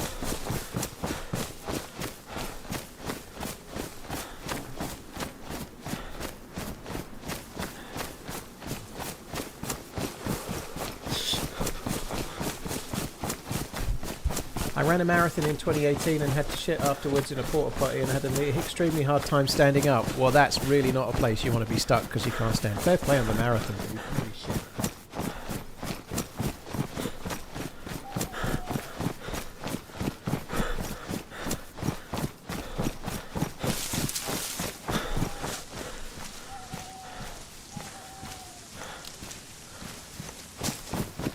Right, we're nearly at the next convoy spawn. I really should be working on water a touch more than I am as well. I've got a bottle, but I haven't filled the bastard, and I was in a town where there was a well.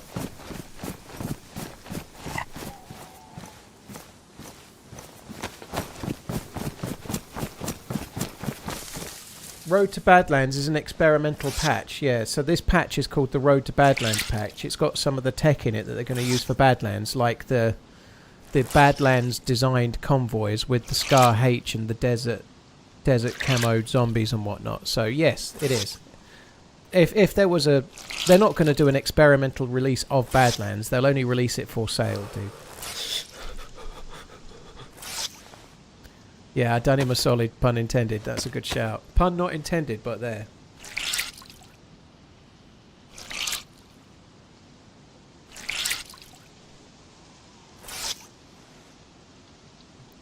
Yeah, that I saw the video of the tent when they put it in the group thing, but like I'm now back in the 10 people of coming South out Texas of a like UK one trip. person I tent. already miss your Fuck weather. that. Hope But like you have 3 an days of awesome no trip to showers and US 10 people in land. at best a 2-person TRMZ tent. love. Ooh.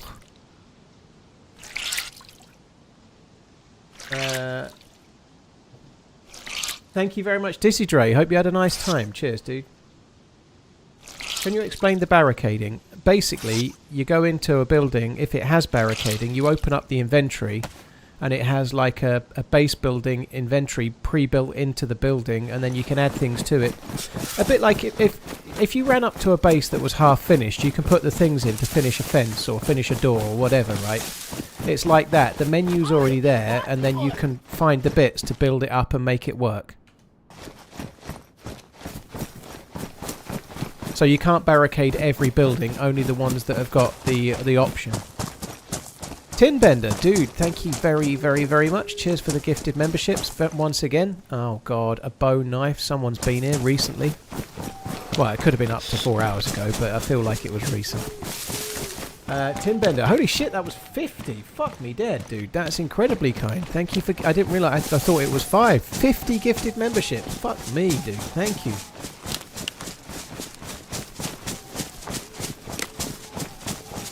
So you think based on this event the Des won't do another super long creator preview? They definitely will do a creator preview, Shane, but I hope it won't be a super long one.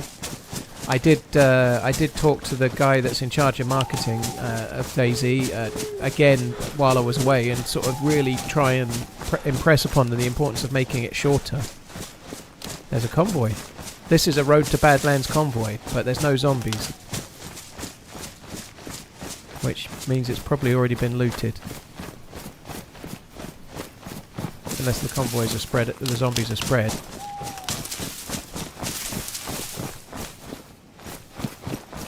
Maybe it's only just spawned in. That's the new helmet.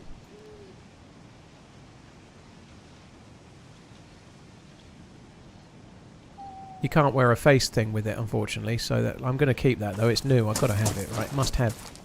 And that's new as well. We don't really know what it does right now, but it's a Morse code card. And it's maybe a little secret. Or a hint at a secret, perhaps. I don't know.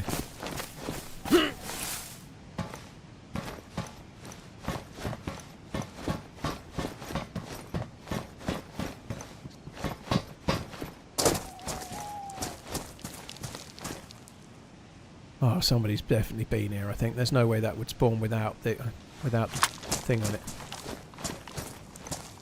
Maybe it does, but paper.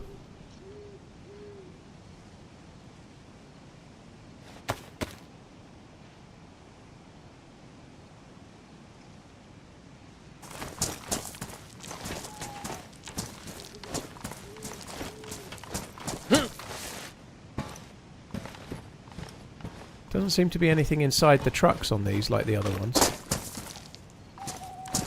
I think this has already been looted. Oh, it would be so great to find a scar.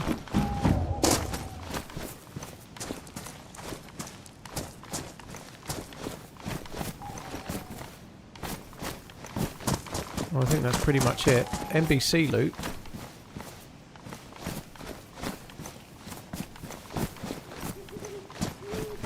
First proper convoy that we've found. Absolute dog shit loot. But I do think it's been looted. I think if it hadn't been looted there'd be zombies, and there are no zombies. So I think it's been looted, and it's been looted a while ago. The zombies have been killed and they've despawned. Like, the bodies have despawned. Thanks a lot, Tim Bender, dude. Once again, that's incredibly kind. Thank you.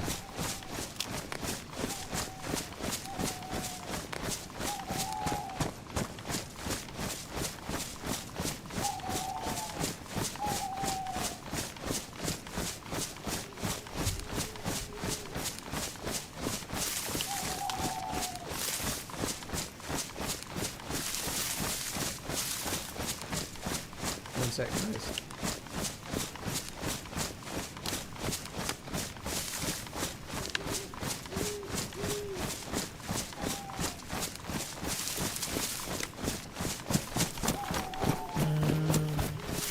I actually think, I'll just quickly check, there's no heli site there. I think I'm just going to put the Spain games on the BBC iPhone. I think I'm just going to pop it on my phone so I can just keep an eye on it. It'll be delayed from what you guys see, but if you guys tell me there's a goal, I can then look at it. I might as well, that'd be kind of fun.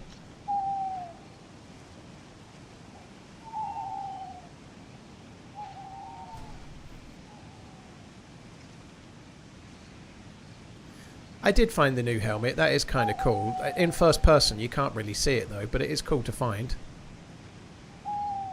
So it's 26 minutes in and 0-0. So a tense affair thus far, it seems.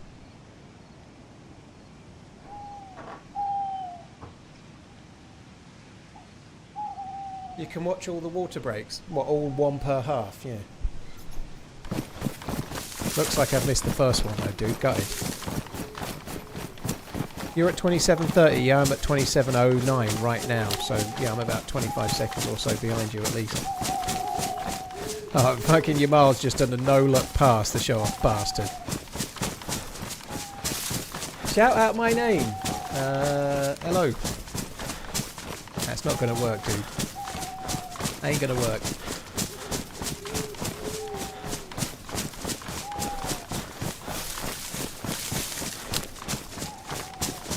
One thing, just changing the subject, I had to pick Sophie up from the Yorkshire Dales, my daughter, yesterday. I really fancy going to either the Lake District or the Dales or something like that. I've never been to either. And the Yorkshire Dales look beautiful. It's kind of similar in a way to North Wales, a little, in terms of the sort of windy roads and hills and things. But it's beautiful up there. I need to go.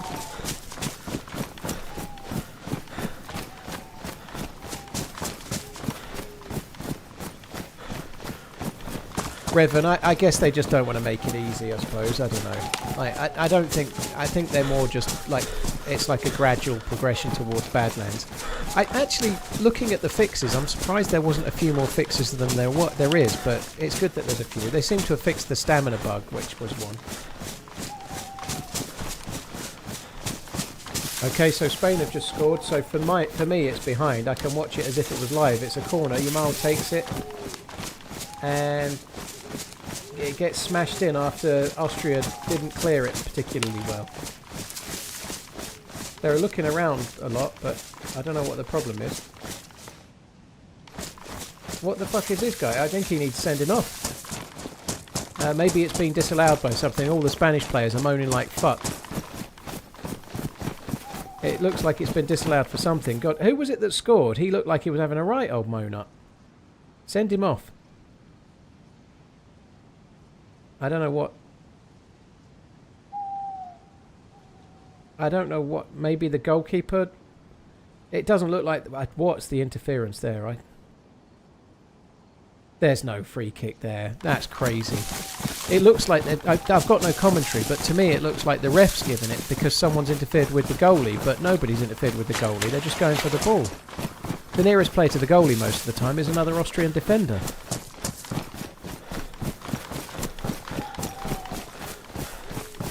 Surely VAR have got to look at that. I can't understand.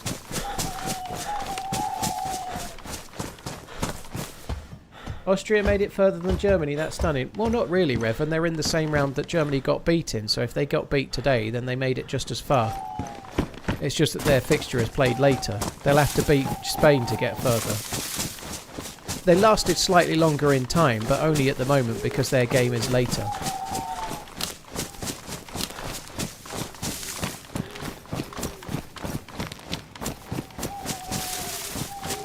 I don't see how that goal was disallowed just watching it back here. I don't get it.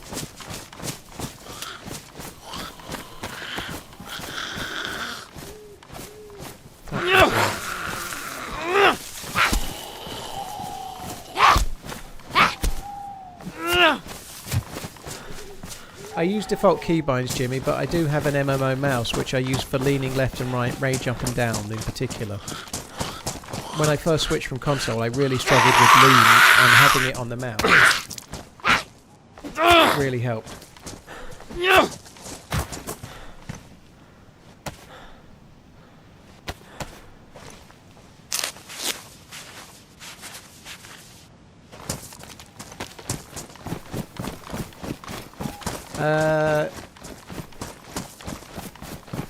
Redline, somebody was asking for a I've Been Everywhere hat in the merch on the YouTube. Somebody was asking for an I've Been Everywhere cap.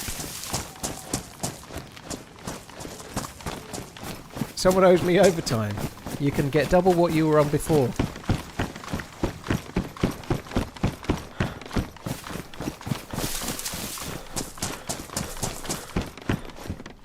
Fuck me, I don't need another box of 308. You need a gun to put the fucking stuff in, please.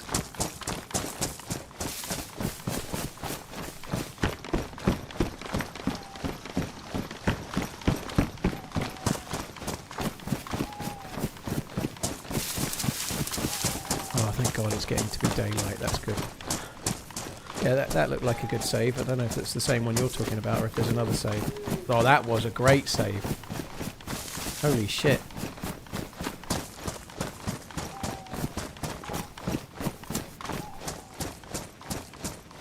I think it's low and to his left, but that was a great kind of shot from the edge of the 18-yard box, just off to the right of the goal. No, yeah. Oh, he should have saved it, but it was a good save. It was low and left, but it was a decent save.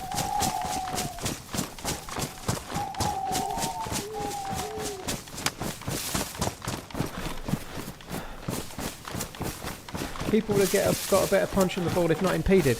You're allowed to jump for the ball, Crank. Nobody that I could see in the replay of that was impede. You're allowed to stand in front of the goalkeeper. You're allowed to jump for the header and compete. The goalkeepers aren't just allowed to get like, oh, no one's allowed to get near me so I can punch the ball. The nearest player that looked to me in the replay to the goalie was another Austrian defender. But if you're jumping for a ball and your body is jumping around where the goalie's jumping, that's allowed. Well, I think that's bollocks. I don't care what FIFA have said. There's no way that's a foul. You're allowed to... If the keeper's jumping to punch the ball, you're allowed to jump to try and head it. The goalie's jumping into the player as much as the other way round. That's bollocks. How good is your Wi-Fi that you can stream HD football and also stream 2 streams yourself? Well, I have full fibre, dude, but I don't use Wi-Fi for streaming. It's all done via Ethernet, so the stream is done via hard cable straight into the router.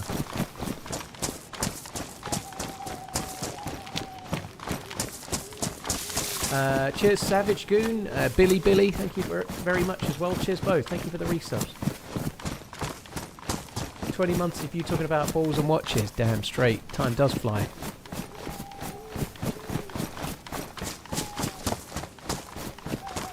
I don't know about FIFA directives and things, but they can't possibly mean that you're not allowed to jump for a header in case the goalie comes out. That's nonsense. That can't be what's intended.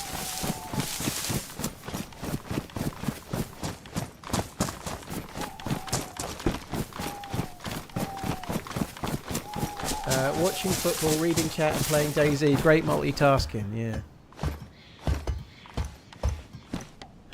Cheers, Wiz. Take it easy, dude.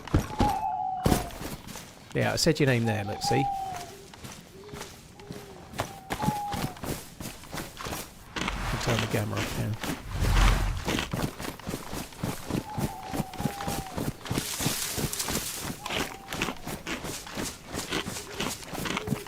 Well, Redline, that's like having seen the mug, though that 4 herringbone kind of design, it isn't really that great for a cap. I kind of agree. Like, it only just about gets away with it on a mug, and I like the mug. I've got one, but I kind of agree it needs more space to work than a hat has available.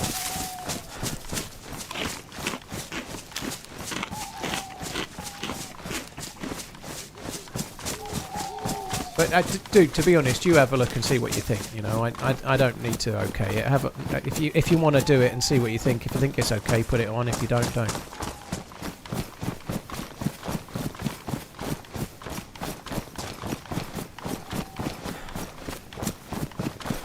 Oh, now we're getting 1-0, so I can actually see the goal this time, can I? Spain. It's in the middle of the park, just outside the 18-yard box. Down to the left crosses, and that's a good goal. Like, fairly straightforward. Who scored it? Alex B. I don't know who Alex B is. No, that's not Alex B. It was somebody else. Abrigal? I didn't see his name.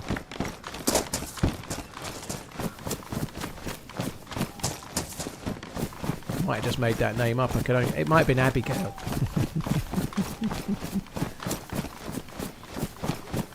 Gail. Alethabal. Jose Maria Alethabal scored it. Well, there's no offside, so that's good.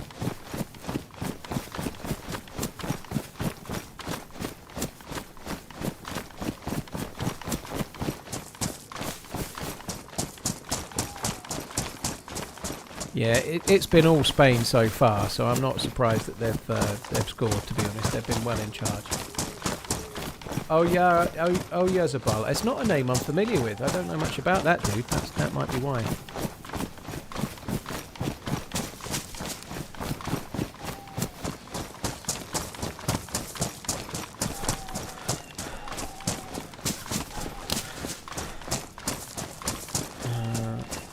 Dumb question, what are the lines on the pitch?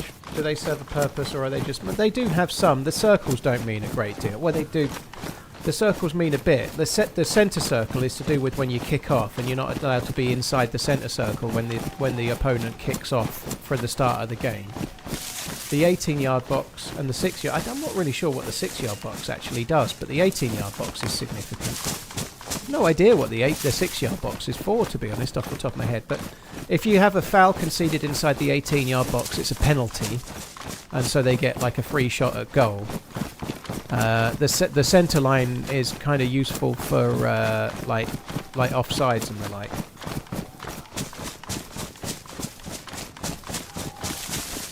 Like, you can't be offside if you get past two in your own half of the pitch.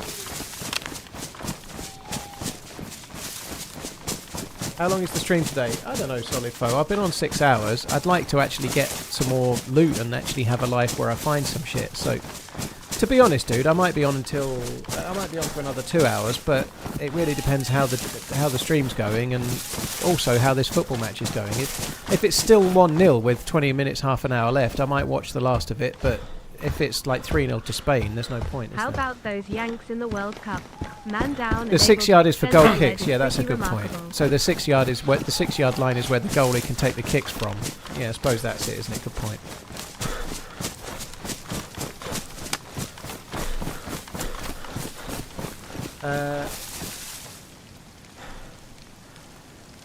Cheers, Darkbit. Cheers for the support. It's funny how sometimes a sending off can galvanise a team, but often it's the opposite. But yeah, it was a good result. I think they're going to miss him in the next game, but I still think you got half a chance.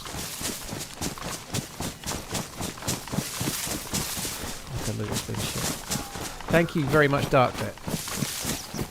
It feels like someone's ahead, Cal. Even like drop loot at the base of hunting stands. It feels like we're very much following someone, yeah.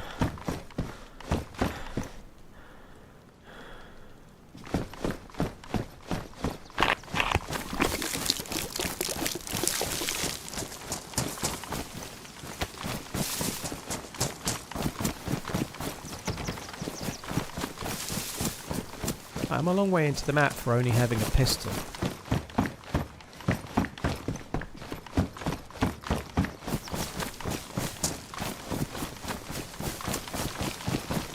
Fucking hell, that's big. That's a different place to build a base. Like he's becoming the troll king of Zvir with his base on the bridge. I wonder if he walls it off and then anyone that comes by, who's that troop tramping over my bridge? I can see it now. Pretty big. Huge old fucker. It's scoring with a man down rare. It's surprising, Donk, but having a player sent off is normally a negative, but it's surprising how sometimes the team still does well. It depends for how long it is, you know. If it's for the last bit of the game, sometimes it makes no difference. Sometimes it's a huge deal. That's actually been put on with pliers, so you can't take it off. What a weird place to put it. It's a really weird place to put that, isn't it?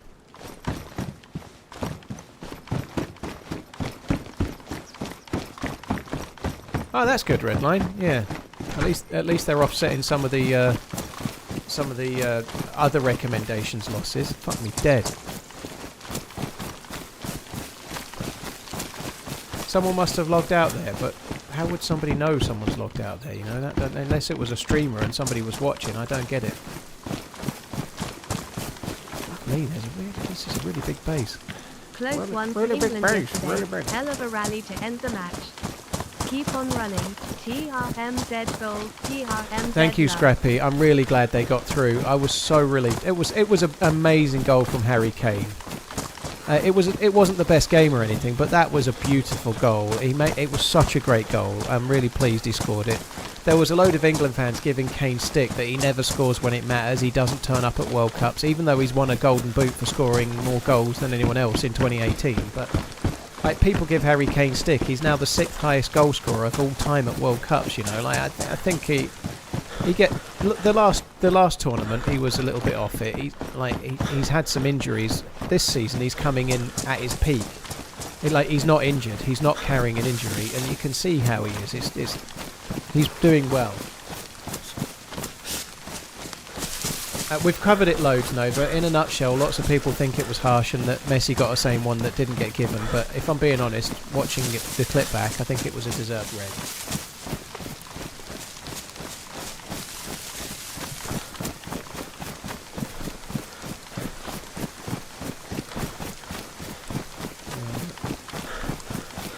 Might have combat logged, didn't get to kill him. Harv, if you can see somebody combat logging, why the fuck? There's just no way. If someone combat logs, you can't see where they are, otherwise you kill them. So there's no way you'd know that they combat logged on that bed, dude. That's not possible.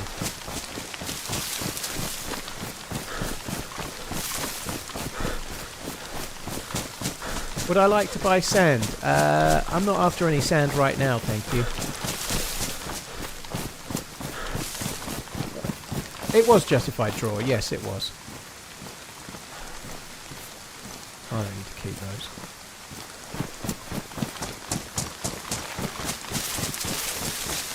I can't wait to see your Twitter mentions tonight. Why? I've put that dude on mute for a little while just so I can stop getting like dug into it, but I'll unmute him again at some point so I can see.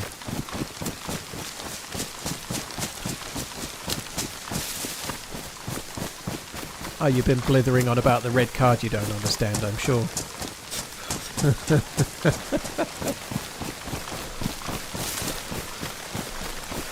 Note to self, don't go on Twitter later.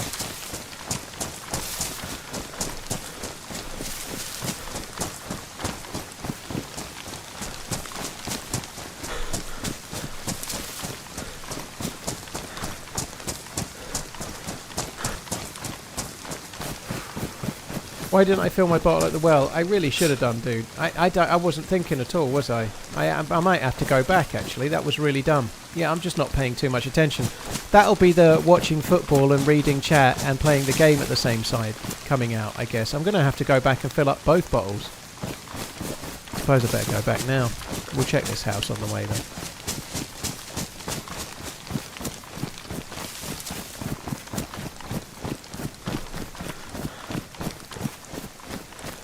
Now I'm checking Twitter now. Let's do it. Let's see. Let's see what Redline's done for me.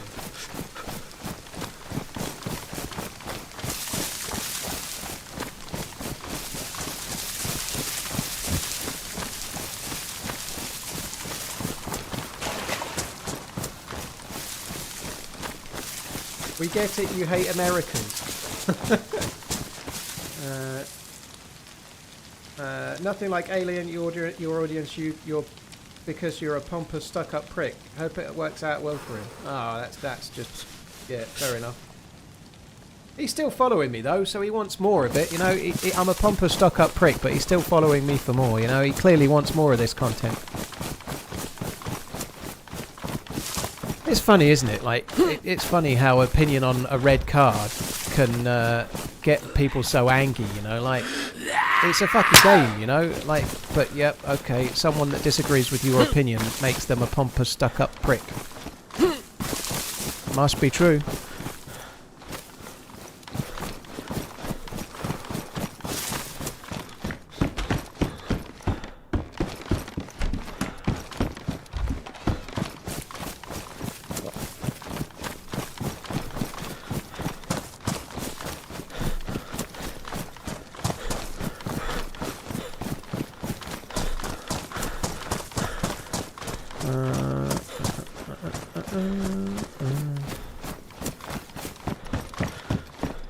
Alright, we'll have some of that while we wait to get back to the well that I should have already used.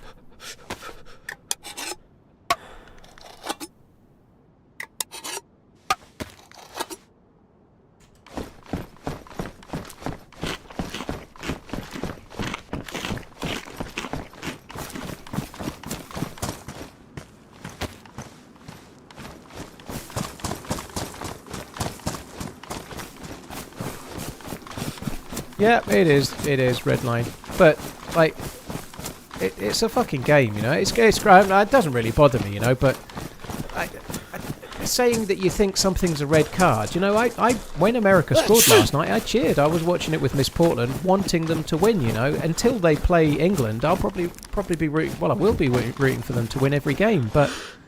Like, I don't think Harry Kane's was a penalty, but that doesn't mean I hate fucking England. I just don't think it was a penalty, you know, big deal.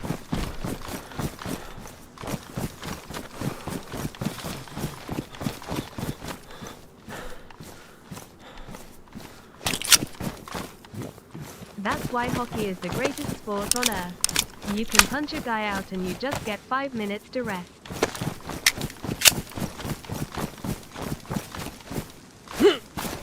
God almighty, they have been busy around here, haven't they? Holy shit.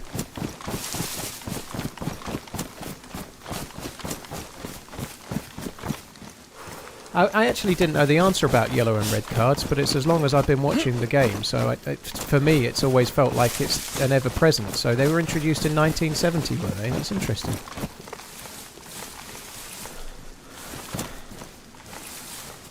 Insane, you only get 5 minutes for punching, yeah.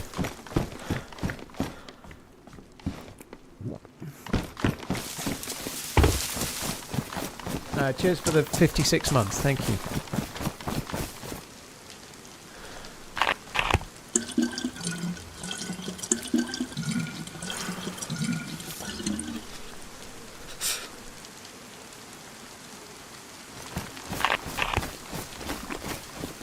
I have got a bit of hair left on my head, somewhat damaged, yeah. I think the offside works, Pinball. There's nothing wrong with the offside rule. I do think they could make it so it slightly favours the attacker, but the offside rule works perfectly fine. It works fine, there's a reason for it. He will get a Pulisic kit when he's at Liverpool. He's not signing for Liverpool, is he? I hope he isn't.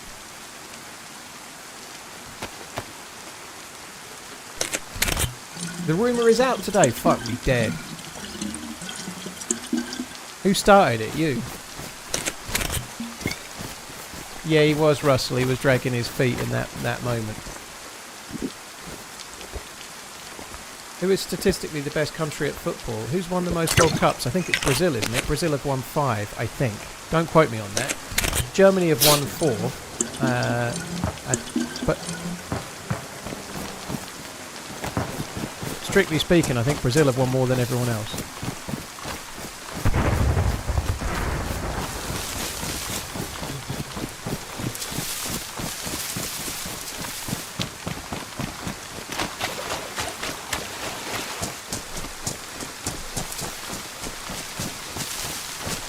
Pinball, it doesn't matter where they draw the line. At the moment, it's whoever's like got the leading part of their body, you know. But the reality is, the pictures can make it look like it only looks bad because of VAR, right? Because it's not a person's view of who's in front. It's an exact line that can be pixel perfect. But the rules worked as it is for a long time. I do think making it so that it's only offside is if there's a gap between the defender and the attacker, rather than like it's someone's heel that makes them offside, would make it. It looks better for the pictures. But the offside rule works just fine as it is for now. But Arsene Wenger's rule that they're going to be trialling, I think that looks like a fair thing to try and see how it goes. I too was made ill when I heard about the link to Pulisic. Yeah.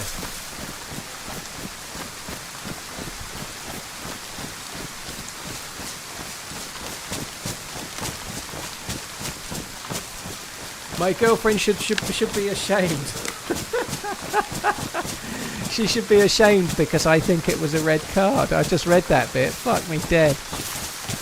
That's fan talk. It's good that there's that strength of opinion from the fans.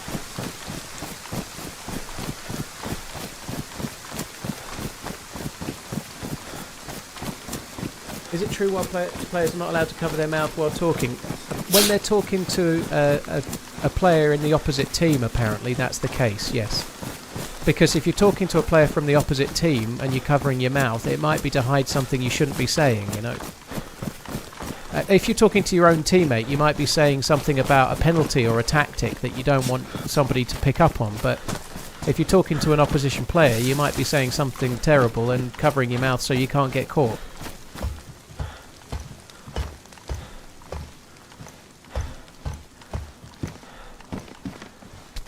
It's good that there's passionate fans in things, but yeah, football is definitely it definitely brings out the tribalism.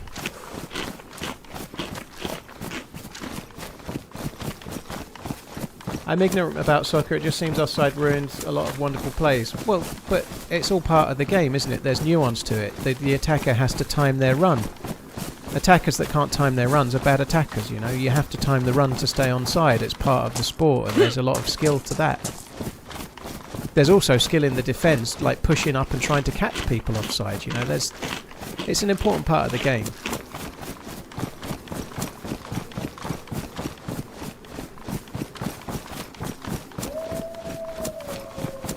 We've had the odd random team up in the last couple of weeks, Bugsy. There's been a few.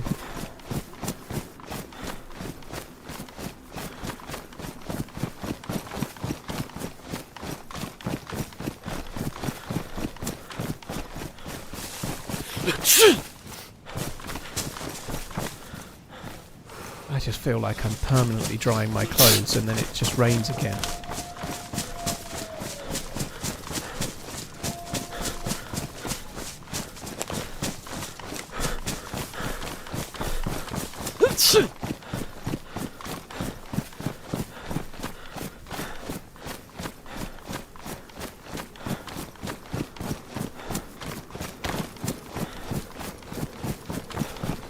I'm pretty sure this is the one we heard crash.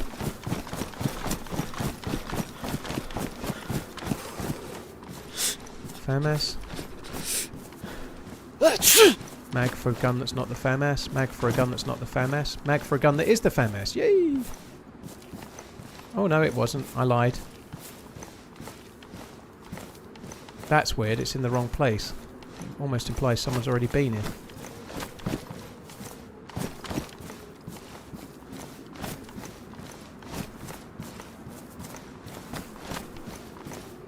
Can't wear that. Terrible fucking heli site.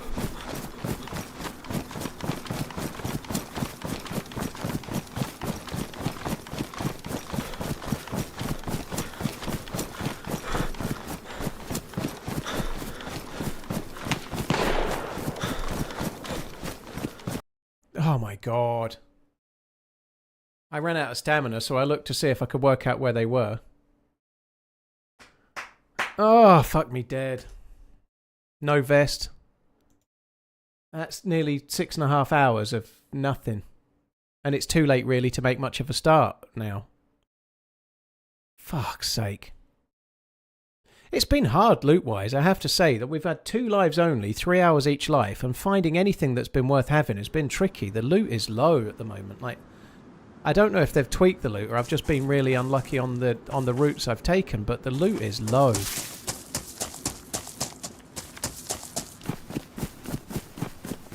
Yeah, I think I am going to call it. I quite like this spawn. This is the same spawn, kind of, that I just had.